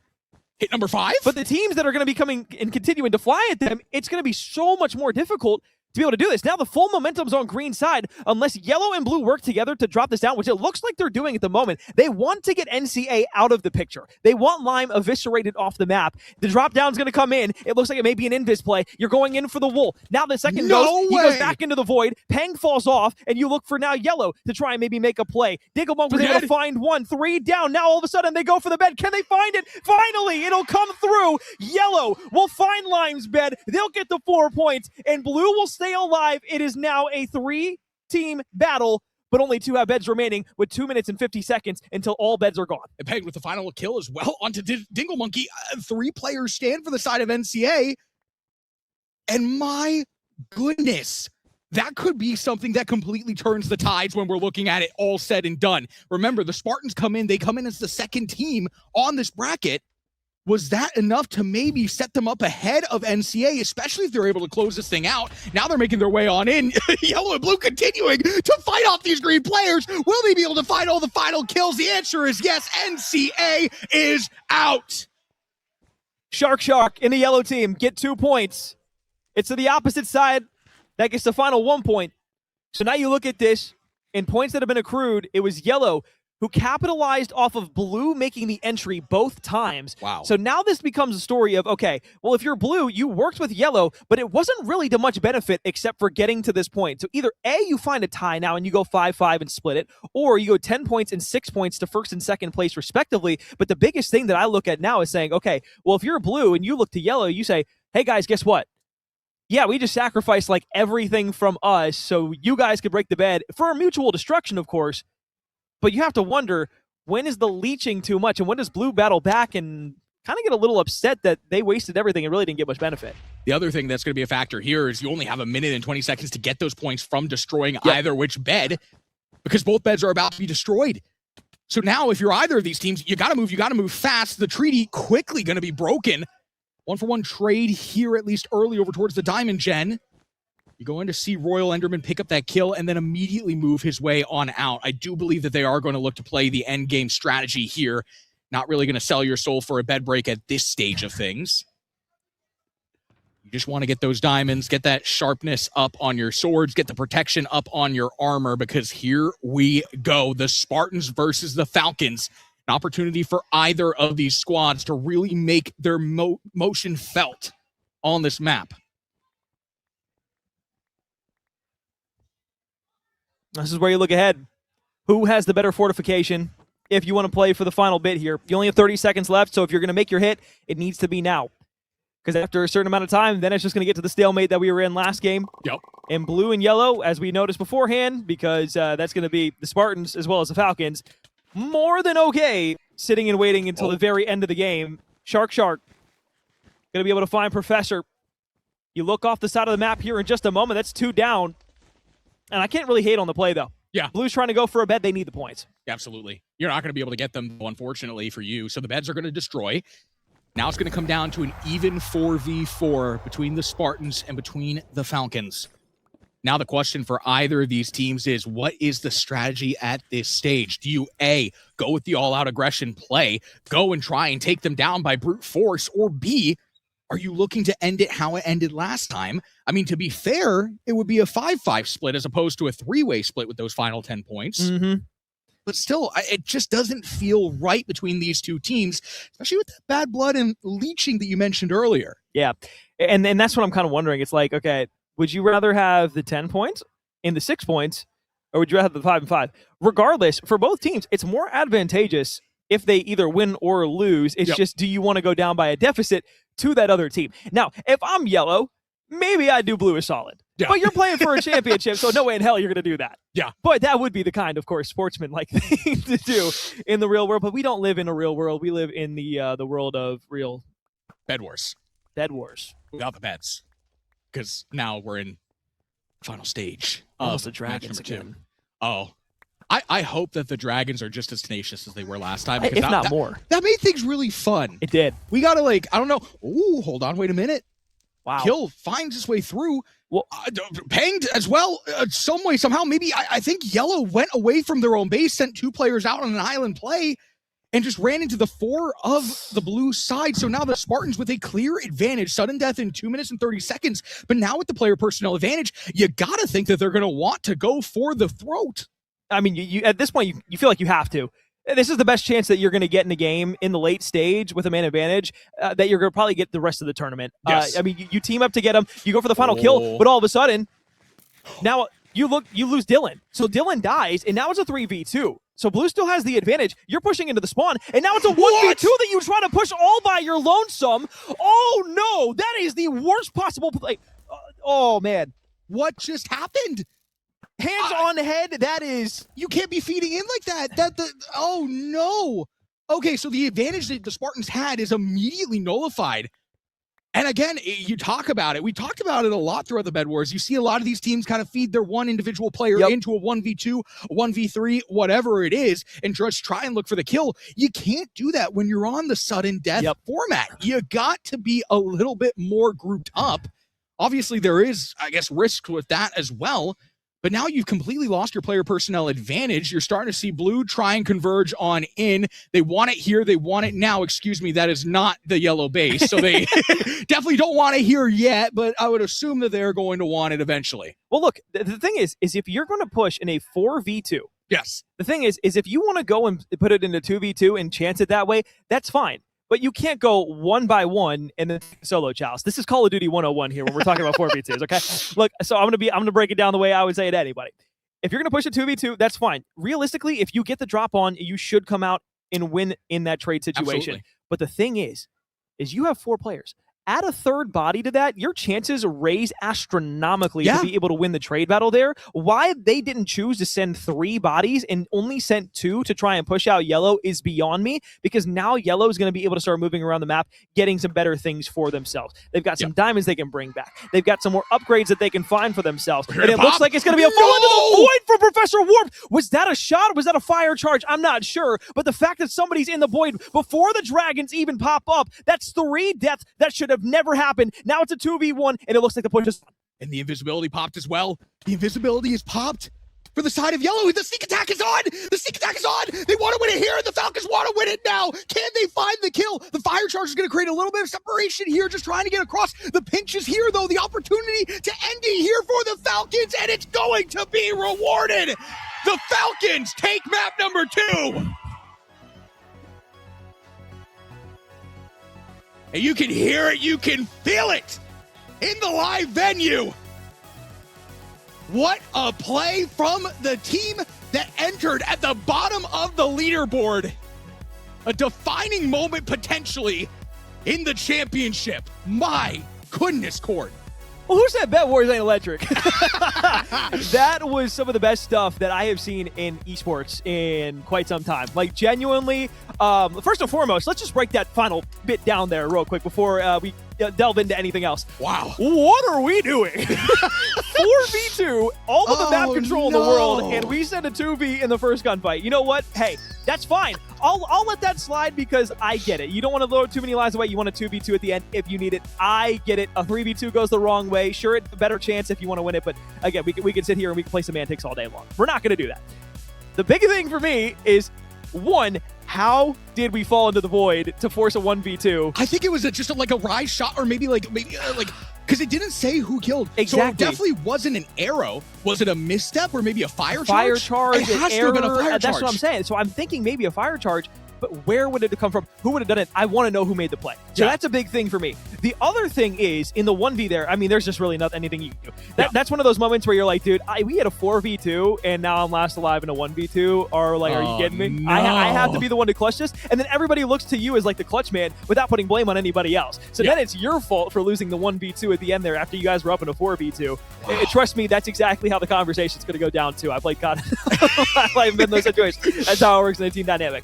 The one thing that they need to do now, though, hit the regain button, go into game 3, and find themselves in a better spot overall mentally, because that one's going to hurt. Yeah. That was the best spot they could have been in. And after Yellow completely came in and stole everything from them, they take it again. Blue was given a gift to get 2 kills off the board immediately, and then guess what? They squandered it. Wow. I mean, they are going to have an opportunity here to hit the regain wins. We are going to go ahead, send it to a very quick break. Do not go anywhere, though. We are halfway through the championship for our Minecraft Bedwars Championship here at the ESC. Do not go anywhere. You're not going to want to miss how this one ends out.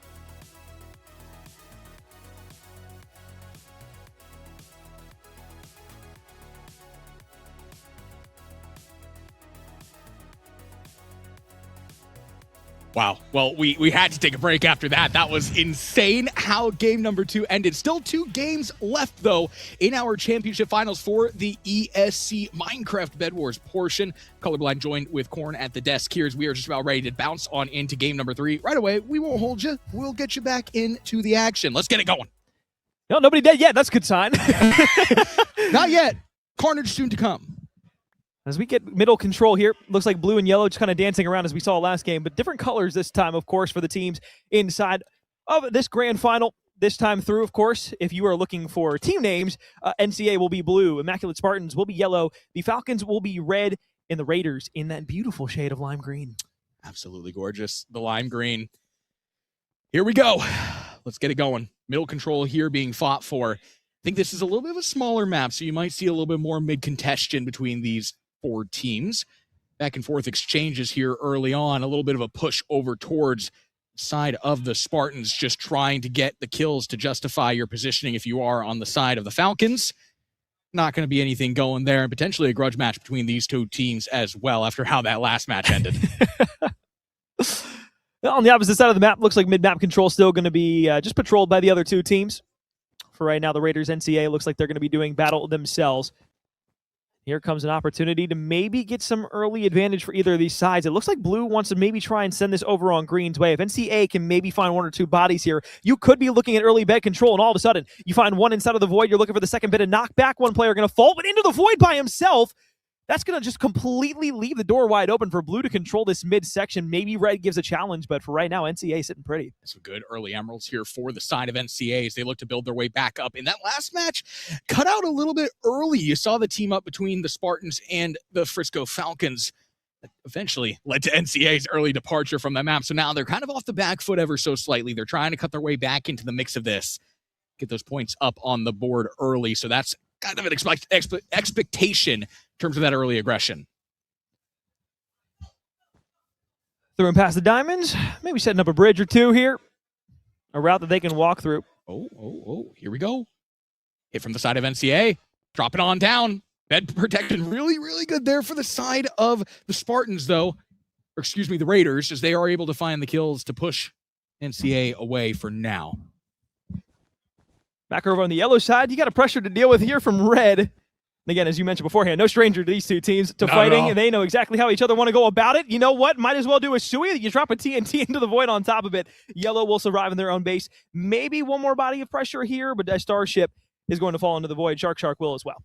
I'm just waiting for one of these games for like all four of these teams to just bum rush straight off of the map, straight off of the rip. Like I'm looking for like your typical Bedwars. When I spawn into Bedwars, right? Yep. I have players attacking me from the right side. I have players attacking me from the left side. I'm looking for that same energy here. Of course. I guess it's because these teams are just naturally better at the game. Because the rushers, they're not good at the game, man. I'm a generational hater of those guys. I want to see the aggression. I can't lie. It's fun. I do too. You know, we've seen a lot of passive plays in some of these matches. And I get it. It's grand finals. Yeah. You're on map 3 right now. And this is the one where it's like, okay, the teams that need points, they have to go for it here. Absolutely. But it's not your final straw. So there's that bit of apprehension that they still have within them. So it's like, okay, I know I need to go. Self-control. All of a sudden, Yellow's bed gets destroyed by the red side of things. So that's the Falcons who take it out. And I believe that's twice in a row. My goodness. And that's just a flash play. The Falcons are absolutely showing up and showing out. Again, this is a team that comes into this kind of as like a dark horse pick. And they are absolutely taking control in the late stage of this series. Again, you talk about it, Corn. They got the bed elimination as well. Now you have Blue on the outskirts here. That's NCA trying to get a couple of kills on the board, take these yellow players out of the play, as well as a little bit of green here. Everybody here. It's a party for the side of Immaculate Spartans, but it's not going to necessarily be a party that they would want to be happening on their turf. Well, remember the last time they did something like this, it was 4 Iron Golem, excuse me, that were spawned directly in front of them. So will they do something similar again? Who knows? I don't know. And we're still talking in text chat. Just gotta let them know that there's a lot more to be found here. But here we go, hit into the hill. Let's see who's able to find the kills. A couple of final kills will be able to come through. That being just one onto Professor Warped. But that being said, good mitigation given just how many players were in there from scattered teams. And you still hold on to 3 if you're the Spartans. Take that every day of the week, given the circumstances. Yeah. Just a little bit, maybe a little bit of targeting here, but that being said, the Spartans are a team that you do not want to be messing with by any stretch of the imagination. So it's to be understood and kind of expected. I don't think NCA is going to care too much about teaming up on somebody either after what happened to them last game. They just got completely ate by 2 full teams, and they're based at the same time. So, you know what? Hey, look, if Red wants to do something, Blue wants to do something, give a bit back to the community, well, look, there's charitable people around. Definitely not something that hasn't been pre-established before, but here we go. A little bit of an opportunity here being presented as NCA tries to get the high ground over towards the line side. They now want to take out the Raiders and are looking for a key bed elimination. Again, now slightly off the back foot after how that last map ended. Fire Charge is going to immediately put them on the low ground. So now Anakin versus Obi-Wan. And the question starts to become, is this going to be a tale of an old tie? Or is this going to be maybe an opportunity for NCA to rewrite the rule book? There was a flank that came in from the high ground there and off the void. You say goodnight. The Raiders will hold their base completely firm. Dude, again, it's these team plays that are so well organized. It's the one thing we were missing earlier in the round robin stages. Yep. And I think there was just a lack of communication in a lot of ways. It's just how people can just either get the high ground or just sneak behind them, be able to pull up, and then you get that tag team immediately. And then once you're getting hit from both directions, it's goodnight. Yeah. There's just not a whole lot that you can do when you have so much pressure coming at you from either side. Here we go. A little bit of a stall here between these two teams. Still a little bit of pressure over towards the yellow side, but they're mitigating it very, very well. Dylan Diggs will be able to find that kill. Pushes them off the time for now. Yellow still stands 3 tall, but you're just still not feeling super great. Not a whole lot of room that you can work with here, especially at this stage. Yeah, like you're keeping yourselves alive, but the kills that you're getting in your own base while your bed is broken aren't doing anything for your points overall. So like it's like I'm happy to see them continuously be able to send the pressure back the opposite way and thwart any push that's coming through. But at the same time, it's not helping them any further along. No. It makes sense in my head, but you can see the other side of it as well. Yeah. It's just one of those things where it's like they're inconsequential kills for any of the teams that are pushing them. The only kills that are consequential right now are going to be anything on yellow. Everything else is just kind of like, eh. The Falcons fishing for a couple of those kills themselves. Starship will be able to find one. That's another tally on the board. You still have to deal with one of these red players in a 1v2 here for Starship. He looks to add on to his kill tally. Get more points on the board for the Falcons, who are quickly starting to run away with this thing ever so slightly. We got to keep an eye on them. Up into the top side of the spawn here. If you're the Spartans, you're just trying to find a way to get this player off of your spawn. A hope and a prayer. So far not being answered. All right, now the Falcons, they're fishing for points more than anything here. Yes. It's like they could go for the harder push of like, okay, we could maybe get a bet or something like that, but they're going for direct kills on this. Oh. Little pop-up there. Blue converging over towards this green side. Trying to maybe add some dimension to this game. Hit on through over the top. Very low HP, and all of them are going to get completely wiped on out unless Ticklemonkey has something to say. 3 kills on the board. Can he knock them off? The answer is no. Just too little HP to make the play of the century. NCA almost a spoiler to the Raiders, but they're not going to be able to get it done when all is said and done. The Raiders able to hold on. And I'm not sure if you noticed, but like that set play they made, they sent 2 directly down. The last player who was just sitting up there, he was just meant to just be just everything but the diversion. Yep. He crouched up there, waited for the drop down, got the drop down, tried to go for the bed. Yeah, they snuffed it out. Almost got 3 for it, but would have been cool. However, transition, Lime, Red, all fighting directly in the front side of things, trying to get the high ground on one another. Everybody wants to send each other into the void. You're going to get one on the drop down. He's going to fully get knocked away. Red will scramble back in the middle. I believe Blue's also coming to join the party over on Lime side. It's a Lime party. And again, we start to see these teams start to team up on each other ever so slightly here. Blue and Red look to be in holding hands. Blue making their way on in. You see a player starting to make his way into the bed. Can he get through the defense? Can he find the kills? The answer being no. You still have one blue player, but no longer.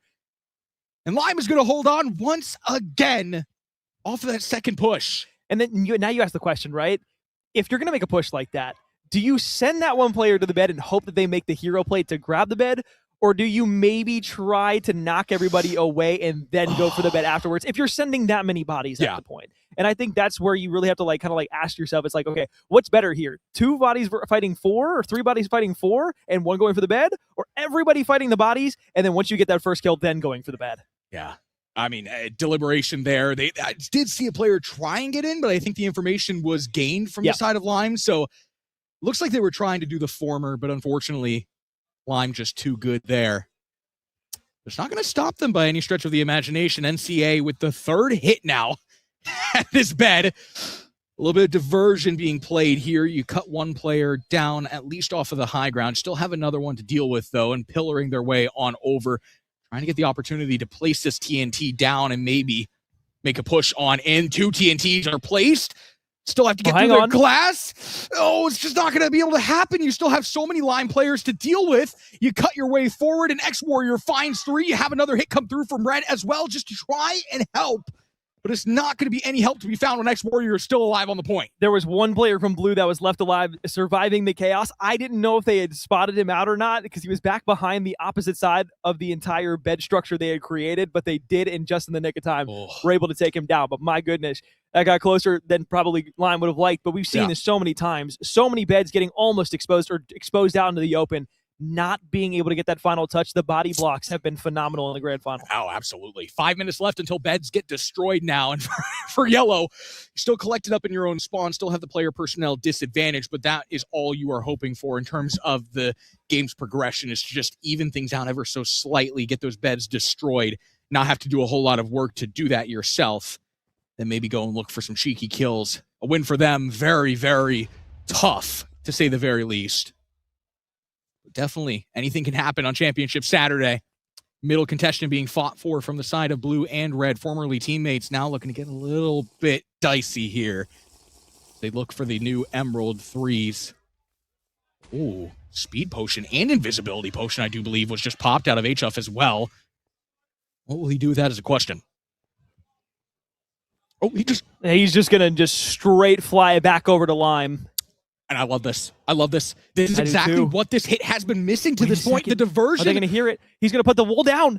He's going to be able to get down to the bottom floor of it. Tries to go all the way for the bed, and somehow, some way, Lime are able to hear the audio cue, get back down, knock it out. That was the best look that they had at it so far, and it's just another complete farce that Lime is able to get. Oh, and the thing that sucks about that is they had the blueprint to make that succeed. Yep. If you had just sent maybe 1 or 2 players in for the diversion, you very easily get away with that. It's just maybe getting a little bit too out ahead of yourself with a good idea and not fully formulating it. Oh, they're going to want that one back if you're NCA.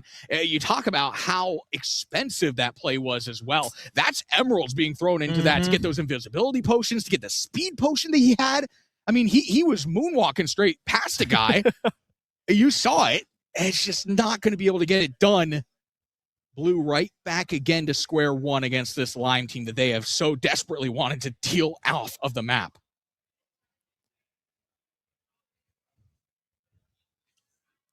Two and some change on the back end of these beds here breaking. Oh, but you can see there is a immense push to try and get one of these taken out. Red somehow was able to slip through for just a second. I wasn't sure if he was going to have any more luck with that or not, but he had the shears going directly at it. Blue thwarts it and shuts it, so NCA will continue to have their bed up. He's bee-hopping down Ivy like a speed demon. And now I just ask the question, like, where are the points at currently? Because we've seen a lot of different gameplay throughout the last few moments of our first 2 games to where it's kind of been, at least seemingly to the litmus test of the eye, pretty even. Yeah, absolutely.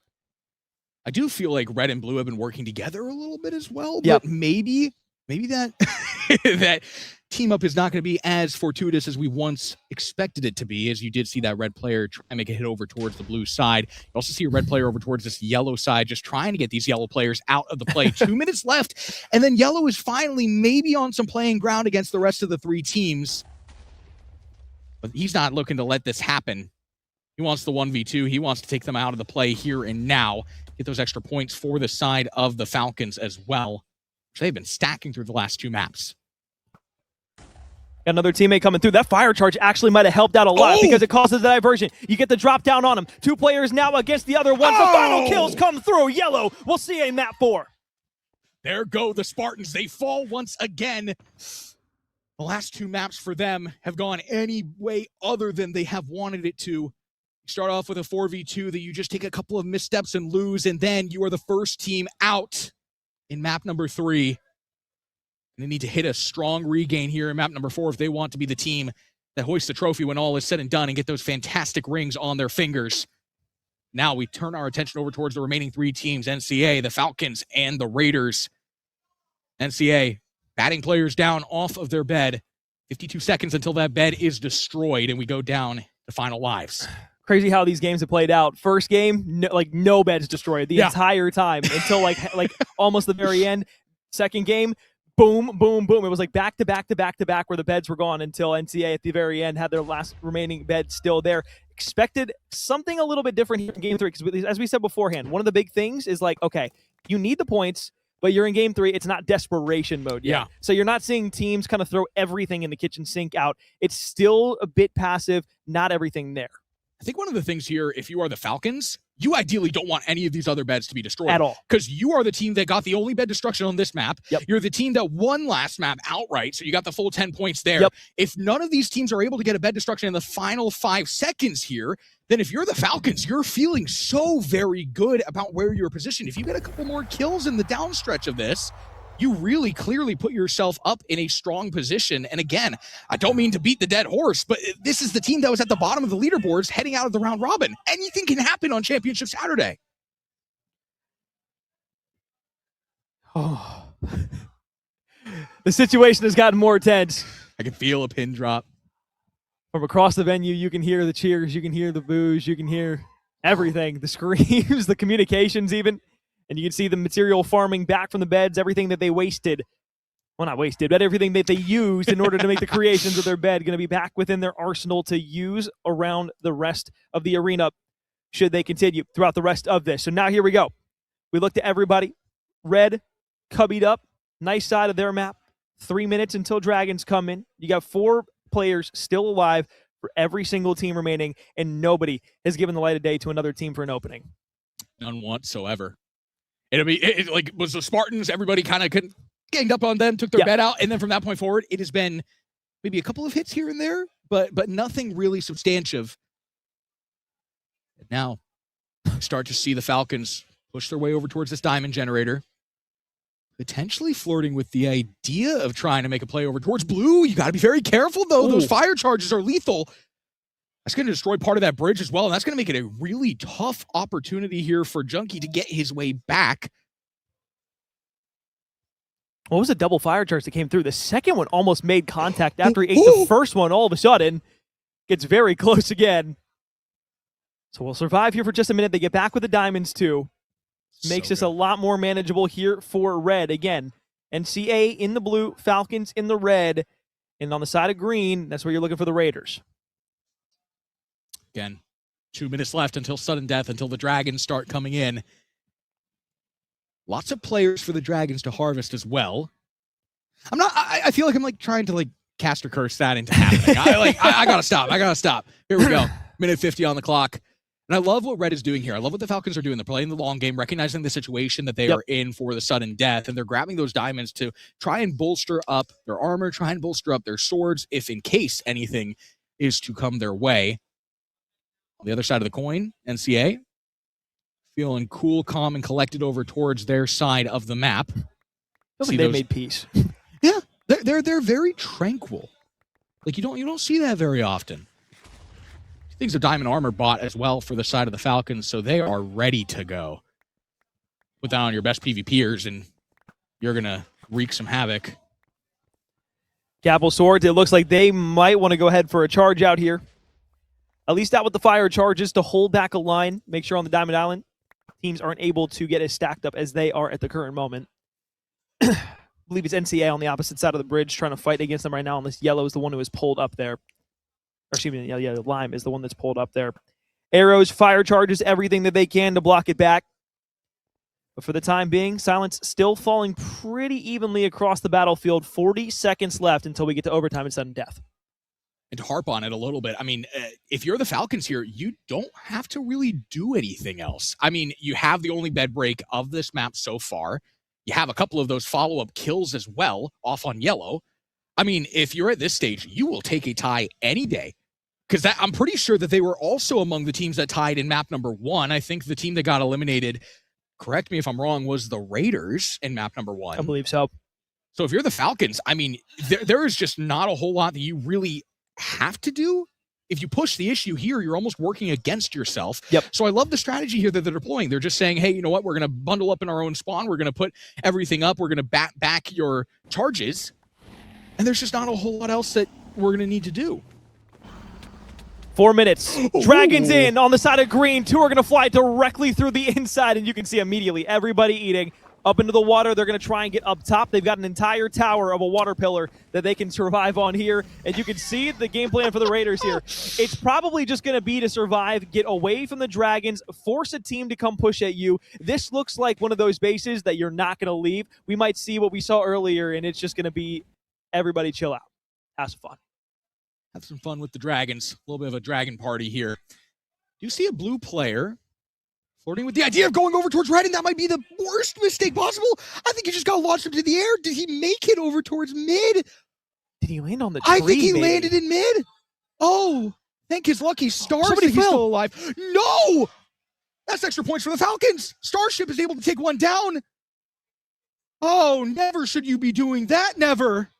I saw just the faintest little black stripe falling through the sky, and I was like, no way. And I think I heard a voice saying, no, I just fell. I think that's what I heard from the outside there. And I was like, oh my goodness, that is not good. No bueno. But we find ourselves now with blue down a body, NCA not having themselves all full and out. 4v3, v4, 2 minutes and 40 seconds until the tie. I feel like the way the NCA is playing this, they're feeling the pressure of the situation that they have found themselves in right now, entering as the top team and a team that showed dominance throughout the round robin. Now you're kind of off the back foot. You're feeling like you have to do a little bit more than you realistically should at this stage. And that's why you're kind of occupying this middle portion of the map, waiting for an opportunity to cut through these Dragons and go, try and find a couple of kills. But when you're looking at the other teams, I mean, the Raiders are chilling. They're having a great time up in their little sky base. They're not playing Bedwars, they're playing Sky Wars. And then on the side of the Falcons, I mean, you get an extra cheeky kill. You don't have to do a whole lot, you know? you like where you're at right now. It's like the top of a pirate ship, just waiting for everything else. They're calling the iceberg ahead, and everybody else is running straight into them. You think they're singing sea shanties? I would hope so. That would be nice. It looks like Reds joined the party as well. They've got themselves up in a water tower. So I think for the next minute and 40 seconds, Quinn, we talked about having a podcast. That might just be what this turns into here, unless there's something to say about it. Wait a second. All of a sudden, another one goes through. That's 2 dead. All of a sudden, Falcons have now acquired another 2 points. And NCA almost completely negated from the game. This could take points away from them after being so good throughout the entire tournament. This could be devastating. I love what they just did there. You saw the 3 players up in the sky base. You send Junkie, your main PvPer, up into mid, and you know that there's a player there that you can catch off guard and capitalize on. He's just hiding from the Dragons. He's not expecting any contention. You get another point on the board. You're able to get out with your life as well. You have a minute left on this clock here if you are Junkie, so you just have to mitigate anything that comes your way. You set yourself up for success with your team. 2 hearts left. You're going to be able to find at least 1 kill if you're NCA. These Dragons are absolutely destroying everybody. But Blue gets a point back in NCA because they get a final kill on Lime. So all of a sudden, the 2 kills that have gone the way of red, this is all in the fact of helping the Falcons out right now. Everything that has happened in the last 5 minutes has all been to the benefit of the Falcons. And all they have done is just basically sat there. They've gotten a couple kills, yes, but somehow, some way, the Raiders lose a life on the top of their tower. 30 seconds left. This Dragon is still all over the top of Blue, and you're still looking around the rest of the map to see if anybody's going to fall off. If Blue drops off here, then all of a sudden you look at 5 and 5 points, and it might be somebody trying to push that forward. The Dragon is just going to absolutely keep continuing to pound through them. Dragons, plural. I mean, they are they are relentless. Yes. 10 seconds left. You got to hold your life here if you're on the side of NCA. You're looking at your spawn getting absolutely destroyed, your home, everything gone. It's going to be a 3-way tie, though, when all is said and done, and the Falcons should surely be firmly in that first place. Well, hot dog, this has turned into something that I did not think that it would, and we have found ourselves to a point where now I believe, and I'm going to trust your math here because I believe it's the same way. I believe the Falcons are looking like they should be at the top of the ladder right now. So going into the final map, as we said beforehand, NCA, they led out of the groups of the round robin. They had the most points coming into the grand finals. Here in the 4v4v4v4, though, we know how much this changes and how quickly these teams can be on upset alert. NCA, it looks like they might be just that here. I mean, look, this is a team that we not only were kind of like looking at as the favorites coming out of the round robin stage, but in the early regular season, they had gotten knocked out. They lost the point standings in the regular season, but then they came back in the spring, were fantastic here inside of the summer playing right now. We expected them in the grand finals to be doing great things. So you got to remember, a lot of tense pressure, a lot of situations that these guys are maybe not privy to or haven't been in before, especially on a LAN here, competing with teams from all over the entire U.S. It's just like all of these things are so cool. Yeah. Again, would not be possible without our fantastic sponsors. You see them on the desk. You see them behind me. Huge shout outs to Metal. Huge shout out to Earthlings. Huge shout out to TrueMoo as well. And as well, all the sponsors that you see flying behind us would not be possible without them. But here we go. Game 4, Corn. And again, we don't have the exact standings quite yet. Yep. Based on our caster math, trust it with a grain of salt. Based on caster more math, than a grain, maybe tablespoon. Give or take. Actually. But it feels like this is the Falcons' game to lose at this stage. And again, coming up from the bottom portion of the leaderboards, they're able to squeak their way in through the round robin, and they have the opportunity to play the ultimate spoiler at this stage. It's just been situational plays that have been so good in every single esport. You talk about the situational awareness, the Falcons, second to none when it comes to the grand stage. Well, here's the thing. This is where we get into a conversation that turns a little bit different, because in a lot of ways, you sit there and you say, okay, the team with the lead, they just have to kind of play back, play passive, and kind of just ride the wave out. Yep. That's not necessarily what we're going to have to see out of the Falcons, because if they do have that lead, which again, we're not 100% sure on, if they do have that lead, they need to not only hold that lead, it's not just within their own driving wheel for that to actually happen. Yeah. Because around the rest of the map, NCA, Raiders, or even the Spartans, for that matter, even though they've been knocked out twice early on, it's going to be tough for them to come back. They could go out. They could say, hey, here, take 1 bed, take 2 beds, take 3 beds. One team could have an absolutely massive, destructive game, taking final kills out at the same times, and then all of a sudden, you're walking into the sunset with the grand finals there. So if you're looking at the Falcons on the other side there, I look to them and I say, okay, we have the points. This is... Let's talk about what we have. Obviously, we're going to cue you guys in. So, number 4, the Raiders, currently with 6 points. The Immaculata Spartans, currently with 19. NCA riding in with 26 points.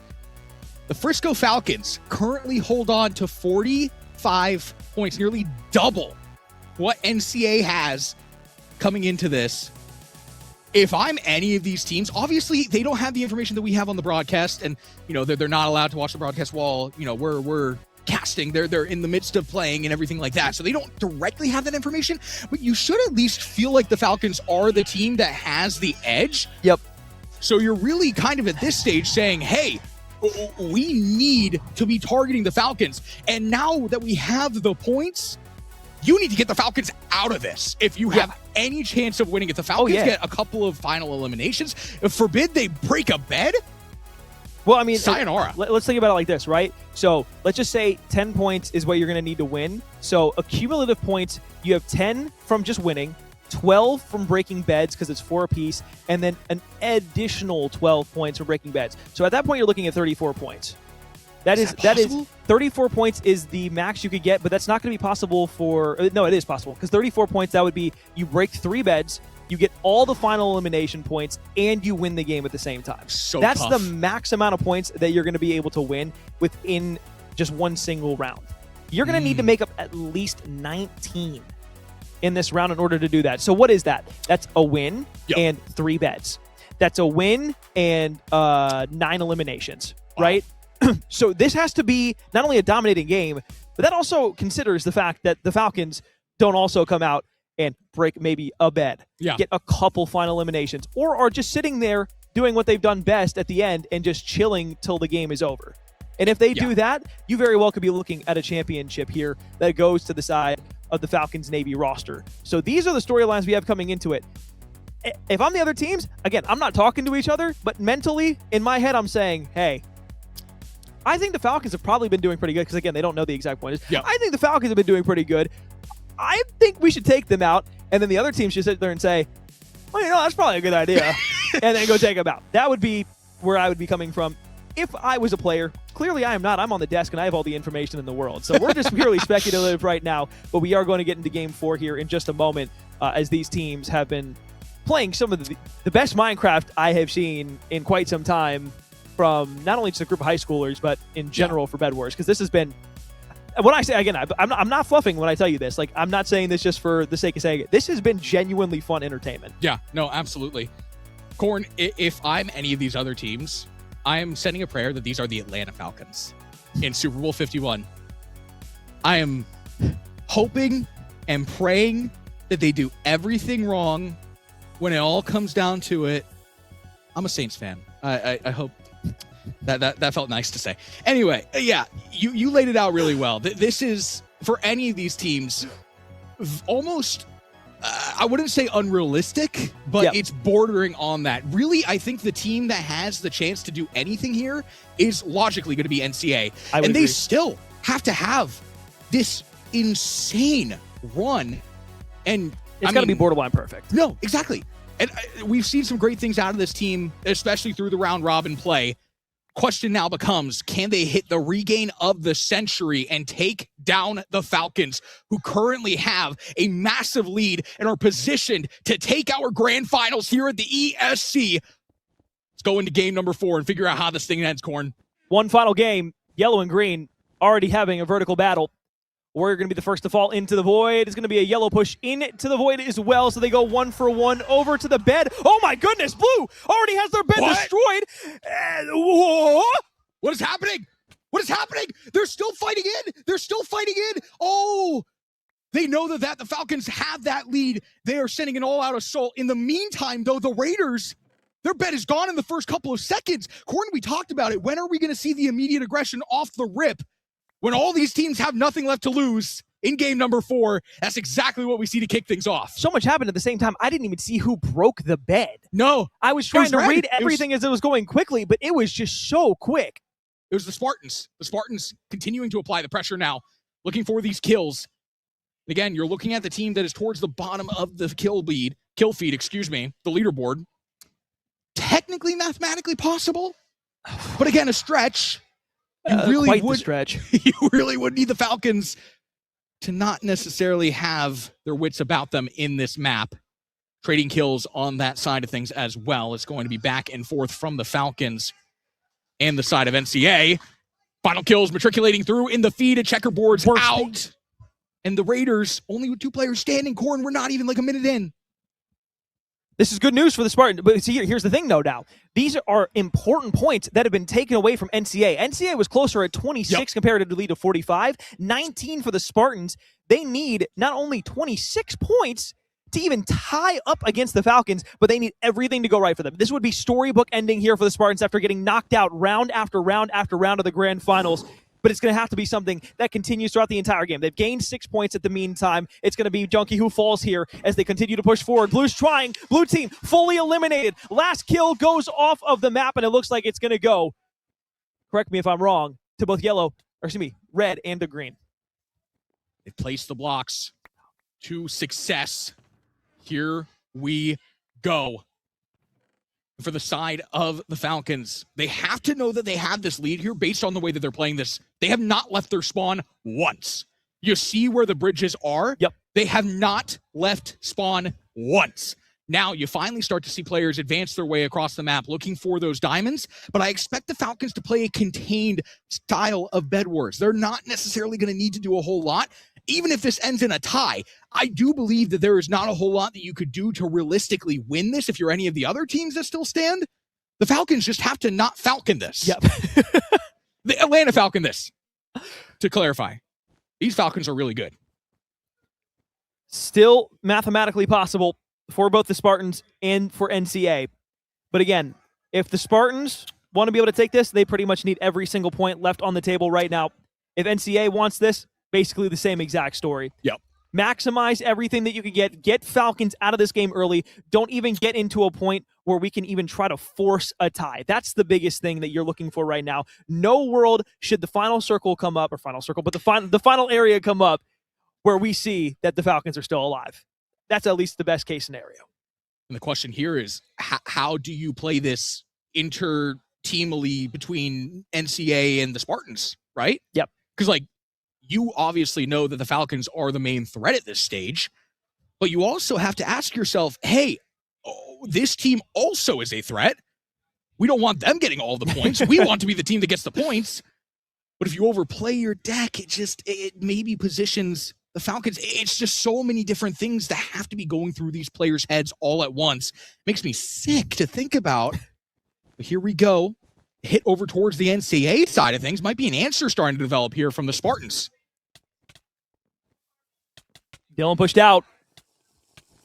All on assault. Last player here might be able to get the bed here. Bottom side of Wool, they actually go for the same block, and they end up hitting it together, but they're going to go ahead. At the same time this is happening, trying to go ahead and push the reinforcements back, but right there, that 1/2 of a second, that small little bit where they both either walked in front of each other or hit the same thing, ended up being horrid, but it's going to be 2 players from behind. Can you get inside? Can you at least take 1 block out? Can you continue to send the conveyor belt of players there? It looks like that's going to at least end the onslaught for now. They're going to survive this push. Placing it with wood as well is going to make it difficult for you to get back into where you previously stood if you're the Spartans.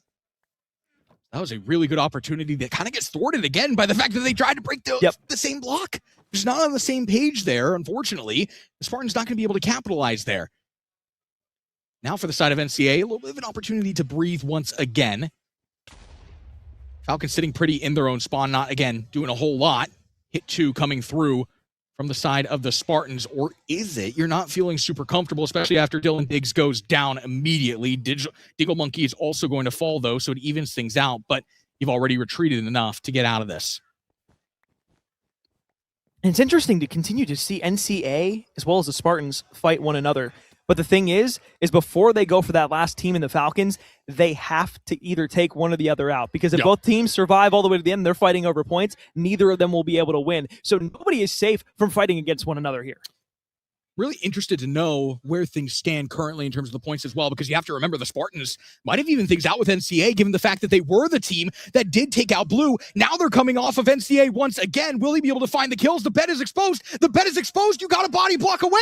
Here comes Lime as well. It's an absolute mosh pit for the bed. The bed is still open. The bed is still open. Some way, somehow, though, NCA is going to hold on. The body blocking is good. They fend off the Spartans. They fend off the Falcons. So much pressure all being dealt with. Invisibility going to be popped from yellow here at the same time. They're going to try and get over to green. But the thing was, Quinn, the beautiful thing of that was that green and the Falcons, they tried to send one body over there with TNT to steal it at the last second. That could have given them the win if they would have been able to convert on that bed. I think the Falcons here, I mean, if you get one bed break, does it become a realistic win? Does it become realistically impossible for any of these other teams to win is the question. Another hit on in over towards the yellow side of things. This time Red looking for the kills and looking for the bed. They will be able to find it. The Spartans find a couple of follow-up kills as well. They're pushing into the spawns. They're looking for everything and then some. Professor Warped will be able to take down one. And it will be the respawns here being good for NCA. They still hold on, but by a thread. Now the Spartans become the only team that can take down the Falcons. It would be almost impossible for NCA to win. They would have to go not only 4v4, but break the beds at the same time. And that just doesn't seem like it's going to be feasible in this universe. If you're the Spartans, you cannot allow anybody on the Falcons to walk over and find those final kills. And at least right now, you have not allowed it. Panged, able to find Dingle Monkey. 2 players remain here for yellow, trying to get up in the sky. Inside of the yellow base, you've got players scattering around, but this is going to allow them to fall into the hands of green, and that's exactly what happens. The chase is on. The chase is on. Never gives away his life, and I think that's going to be credited. Oh, it's going to be credited towards the side of the Falcons. Wow. Oh, and it comes down to this. Caster math not on my side, but the Spartans are the final team to stand against the Falcons. The Falcons are just moments away from being able to take this championship, but to this point, we talked about what needed to be done. The Spartans have done everything theoretically to put themselves in a spot to maybe snag this at the final stage, Cord. And how many times have we said it? Every game, it feels like the Spartans were either the first team out or they just had an unfortunate sequence of events directly lined up in front of them. This is the opportunity that they wanted. This is what they needed. It has been gift wrapped and put on a plate in front of them. They need a bed break. They need all 4 dead. They need the win, and they will be the champions. The other thing here, you haven't seen the Falcons enter mid whatsoever through this map. You don't see any bridges over towards the middle side. So what they're probably lacking right now is emeralds. Yep. And what the Spartans have likely in plenty is emeralds. You're looking at the Spartans and where they stand right now. They should be the team that is geared further than the Falcons. At least on paper. Falcons still continue to play collective in their own spawn, waiting for what comes from the Spartans. And you can see in middle, one of the red players going to get knocked back, dropped into the void here by Starship. Great use of the fire charge. Spots him out. and that is going to at least thwart the push, slow things down here for a minute. So I have a feeling we're going to get into a slower period of time here where both teams are going to feel each other out. But again, if you're green, you don't need it to play too aggressive, but you can't lose your bet. If you lose your bet before the timer's up, that's more points being awarded to the Spartans. Can the Falcons close out? Still have a couple of minutes until those beds go away as well. We're still not on Emerald Generator 3. Get out of dodge if you're Junkie. He's been the player that's really been doing the most outside of the spawn. It's been 3 in the spawn, and Junkie kind of on his own solo mission, a lurk player in many respects. For the side of the Falcons, again, just recognizing the situation that they are in, they do not have to do a whole lot to win this. They've set themselves up so pretty through the first 3 maps. If you're on the Spartan side of things, you're just trying to find an opportunity to bridge your way forward, and those bridges are something that you have to make, because the Falcons just have not left their spawn. Yep. Well, and the thing is the Spartans, they're losing a lot of lives, either falling into the void or just trying to play a bit too aggressive. And slowly but surely, that's going to be potentially resources being wasted if you can't get them back to spawn, if you can't get them to the rest of your teammates. So that's something that we have to be cautious about as well when talking about the Spartans roster. If they do end up making a push, yes, we've seen the Falcons sitting in their spawn. Yes, they might not be as well equipped with emeralds from the middle side of the map, but I'm sure they probably got a good amount of stuff just from chilling there. And not only that, Spartans continue to lose things. Yeah. Couple of unforced errors here. Now, uncharacteristic through the first phase of this map. Starting to see the Falcons get activated a little bit. They want to end this here, and they want to end this now. They send 2 players over towards Spartan's side. Starting to make those bridges over. Looking for an opportunity. A bed break here would be devastating. You make another error once again. You push a player over towards the side. The TNT is going to go down. Will you be able to expose the bed is the question. You still maintain a life in this hill. You have the gapple popped, but you're not going to be able to get the regain in time. Bed was exposed, but you lose out on the lives. And the Spartans avoid disaster once again. Not only was it exposed, it was asking to be taken by the Falcons right there. Double side on the right of it, had a wide open area to lay down. Instead, it is just a full-on stop. But the problem here is the Spartans now, again, have to put more resources into refortifying what they had there. TNT being generated on the opposite side. The Falcons are going to have a lot of stuff to use going towards the end portion of this game. And again, if they break one bed, it might not spell the end of the game immediately, but it will be damn near close. Here we go. Spartans moving their way out of their own spawn, working their way forward. Not a whole lot to be gained there, though. Great mitigation from the side of the Falcons. Now you start to see these defenses really be formed. Falcons have a full wall being built around their bed. If you're the Spartans, you just don't have a whole lot of credence to bust your way on through. And you're facing a really tall task up ahead of you, because the Falcons, again, if they play for the tie, they win this outright. That's all they need to do. Exactly. Don't get too aggressive. Don't do anything else. Yeah. Just vibe your way forward. They've been so good about that. Just vibe your way forward. Yeah. No, again, like this is the team that has been historically throughout this series. Yep. The team that has just been so calm, cool, and collected hasn't ever really done too much, it feels like, in the situation that have been presented to them. Yep. And it just feels like a customary opportunity for them to do exactly what they have done best. 3 minutes and 45 seconds left until the beds get destroyed. The Spartans are looking to make their way on forward. If the beds get destroyed as well, mathematically, Corn, I don't think that they can win it. Wait a second. Junkie got killed. And all of a sudden, everything else turned around. I heard the bed from across the map. No! And it's going to be a red bed being destroyed. Junkie's going to get it in the opposite spawn. And that might be GG. They're going to be an all-out assault. Now, it's going to be the opposite way. So if you're looking at the Falcons, what a play. I wish we would have been able to see the exact play that would have happened there. But regardless, the fact that the bed gets destroyed there might have just sealed the deal. The Falcons closing in on a championship. My goodness, and what a way to do it. Coming up from the bottom side of this leaderboard in the Final Four. You cut your way through the noise, you cut your way through the madness, and you are on the precipice of hoisting that trophy. Just have to play from this point forward as you have this entire time, and the Falcons will be on this stage as your ESC Nationals champions for Bedwars. The math just going on in my head right now. Is there realistically a way for the Spartans to get it?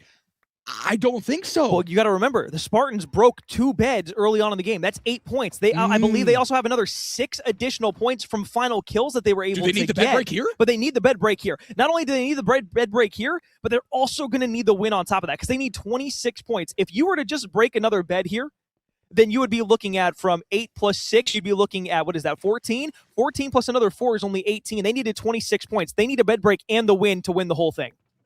Time ticking away too. Beds destroy in 2 minutes. If you are the Spartans, you've got to go. You've got to have some gusto.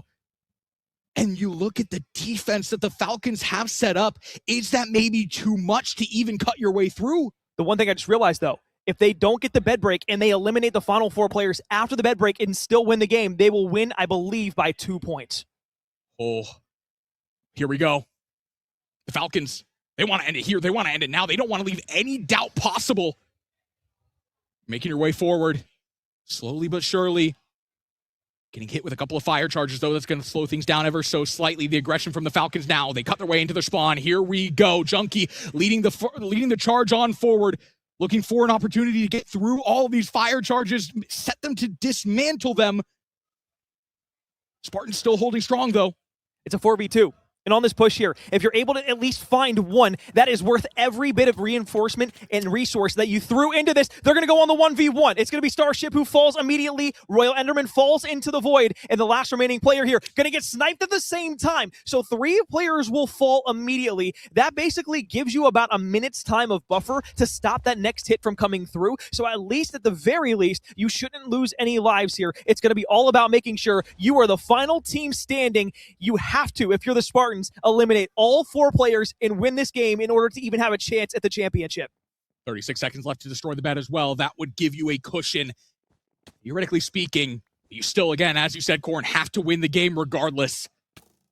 Still a lot to be fought for here for the Spartans.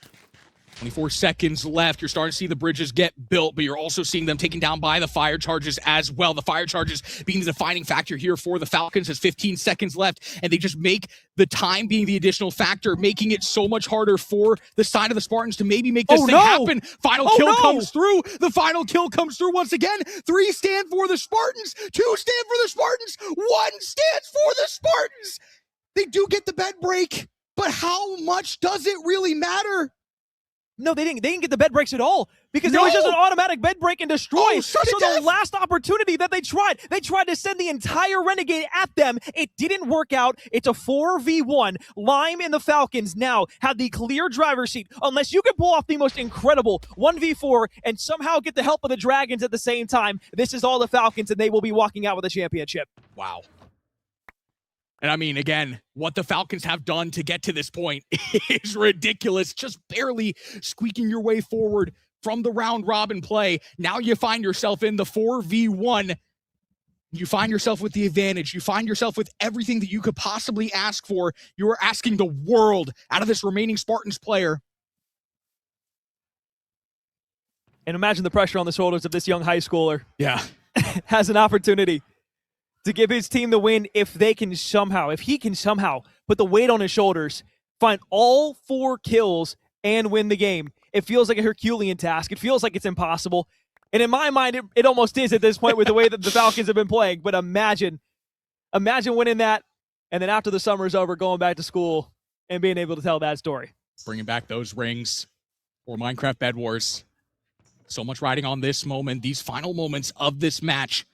2 minutes and 30 seconds as well until the Dragon comes, and you talk about the pressure that he must be feeling right now. I know in his mind, though, he feels like this is the moment that he was built for. This is the perfect opportunity to cement your school's legacy on the national stage.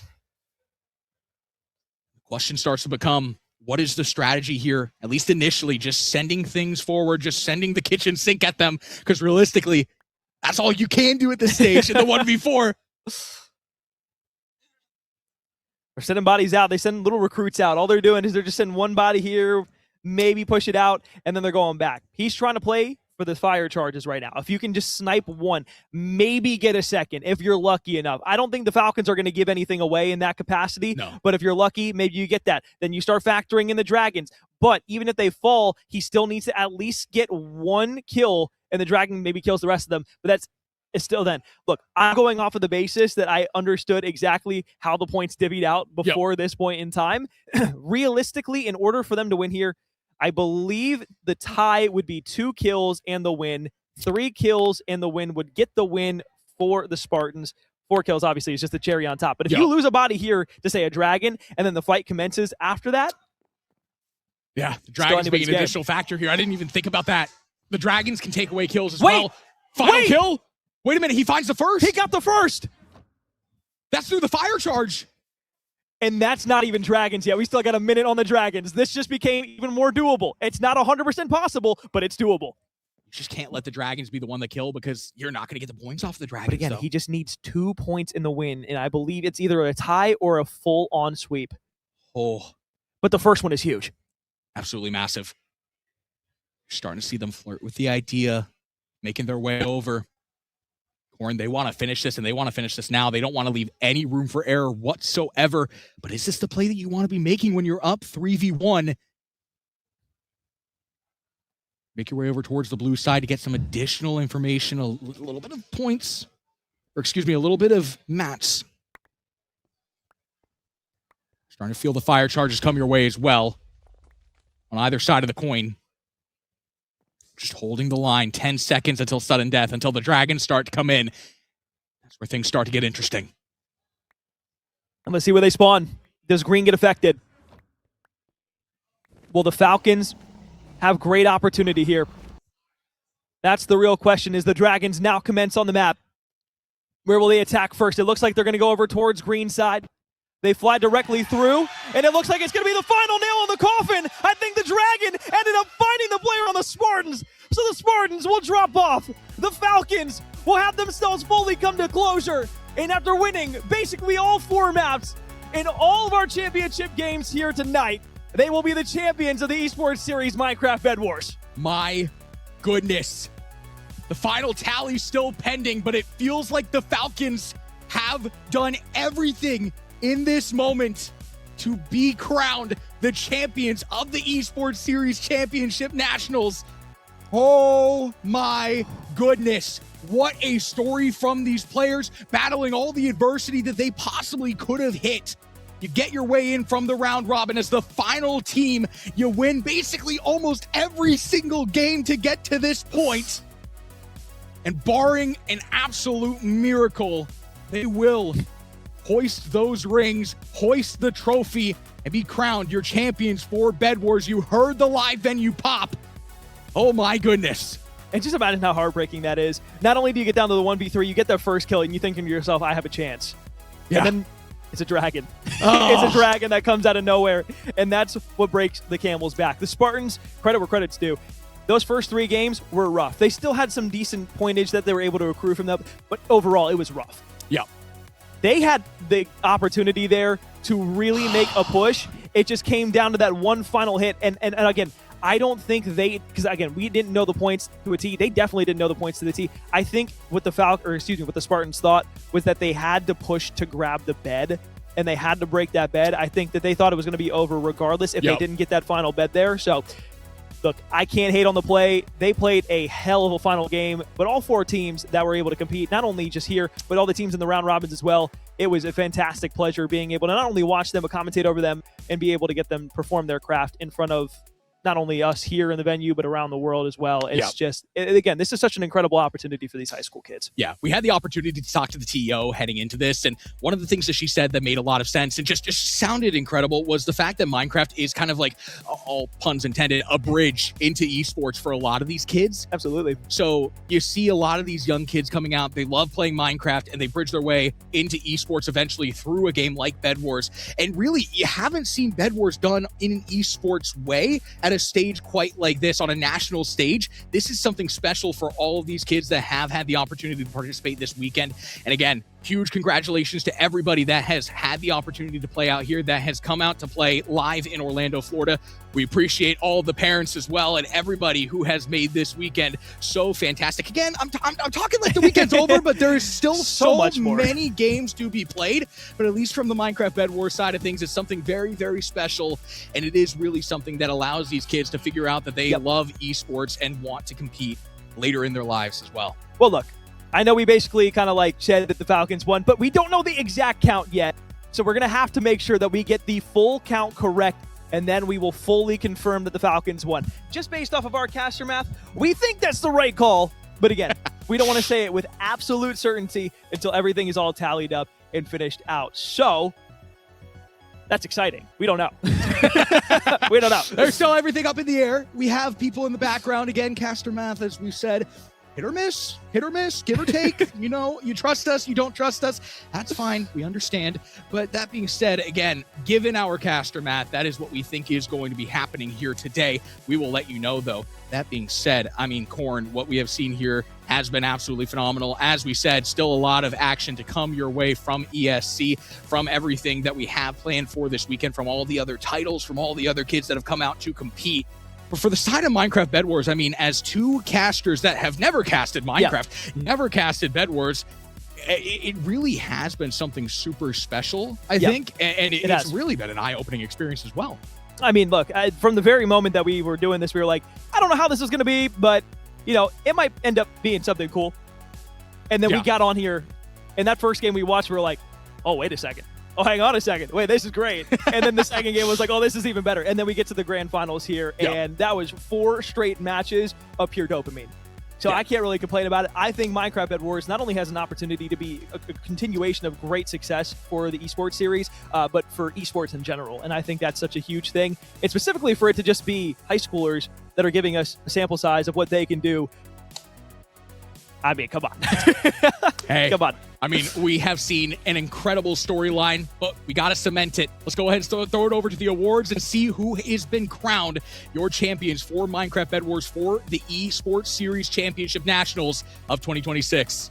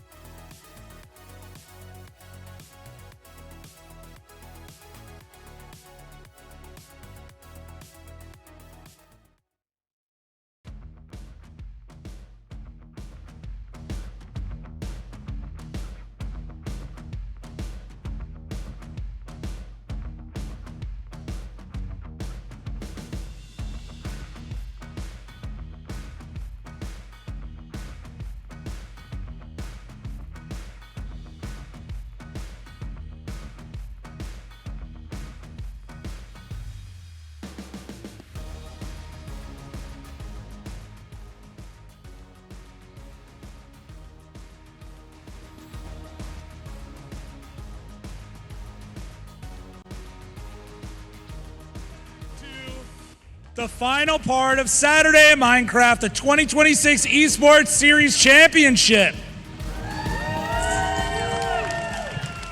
The blocks have been placed, the beds have been broken, the final fights have been fought, and our Minecraft Grand Finals are finally, now officially, complete. And what a final it was. We saw smart pushes, clutch defenses, creative plays, and teams that refused to go down without a fight. Minecraft is one of those games where every team has a different way to win. Some teams outbuild, some outthink you, some outfight you, and some just find a way to survive anything when it doesn't look like it's going their way. Today, these players literally gave us all of that and more. So, before we hand out any awards, let's hear it one more time for every Minecraft team that competed here today.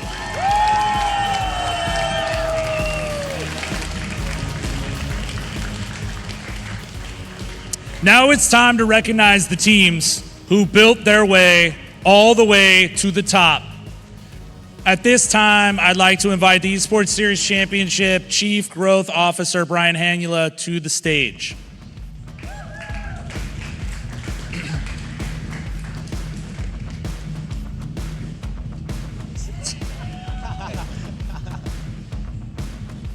If you hear your team name called, please make your way to the stage. This team came into the Minecraft Grand Finals and showed exactly why they belonged here. They battled, adjusted, kept their composure, and pushed all the way through to the championship match. Finishing as a national runner-up at ESC is something to be proud of. It means that you made it through the season, you made it through the field, and stood on this stage as one of the best Minecraft teams in the country.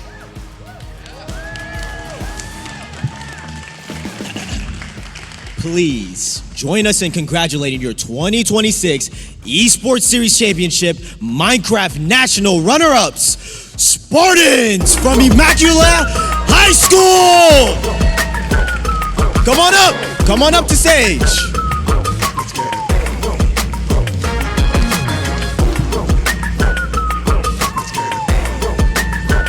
Come on, people, give them one more big round of applause. Come on, I need a little bit of that energy.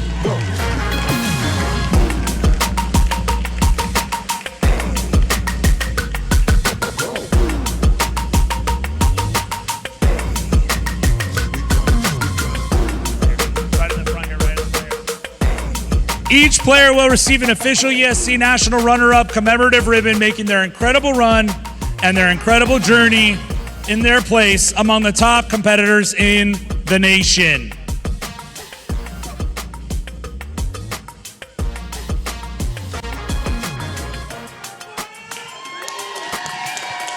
Team Spartans, congratulations on an outstanding season and an incredible finish.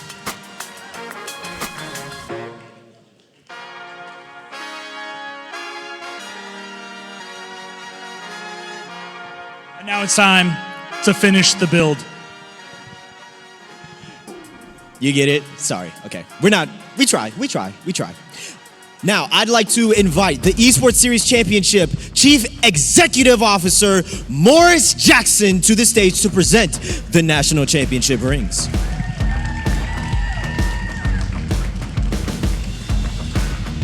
Every championship run starts with a foundation. For this team, that foundation was teamwork, communication, and the ability to stay calm no matter what was happening around them. From there, they kept building, match by match, round by round, play by play. They added another piece to their amazing story. And today in the Minecraft Grand Finals, when it mattered the most, they did complete their build. They built their path. They defended what mattered. They broke through what they had to. And now, finally, they get to stand at the top. Ooh la la. Without any further ado, ladies and gentlemen, your 2026 Esports Series Championship Minecraft National Champions is... Falcons Navy! XP League Fresco!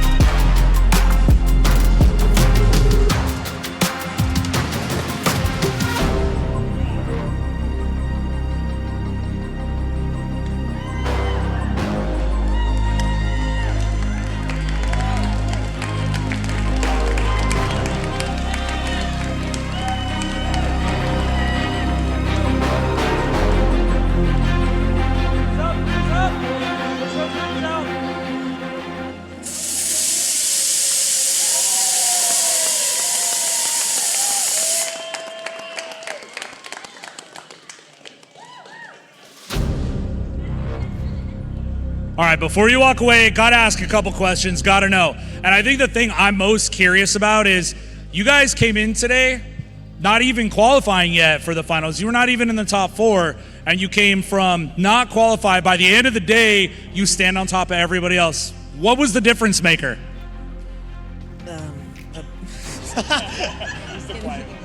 My pickaxe. Whoa! Our communication. Teamwork in general. Yeah, teamwork, communication. So, to follow off of what he was talking about, you guys brought up teamwork. With that type of teamwork, especially this late into the night, how do you guys go against the grain and go and kind of build against adversity when it's this late at night and everything's kind of on the line? I just like to play Minecraft. I think it's all about adaptation. Everybody we go against, they have something different in their skill set, and that's something we have to adapt to when we play. I kind of chugged a couple energy drinks, so like, I have to know where everyone is. Made sure there was someone on bed all the time. Beautiful answers, beautiful answers. Can I please get one more big round of applause for your 2026 ESC Minecraft champions?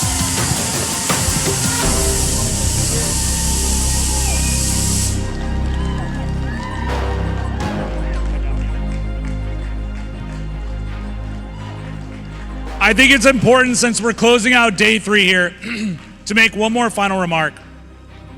None of these things happen without the diligence and the support of parents, coaches, schools, arenas, leadership, administration. All the people around the team are a big part of how these teams got here to this place today. So I think it bears mentioning that we owe at least one more applause here for everybody here that helped support the teams to make it to the Final Four and to close out the finish.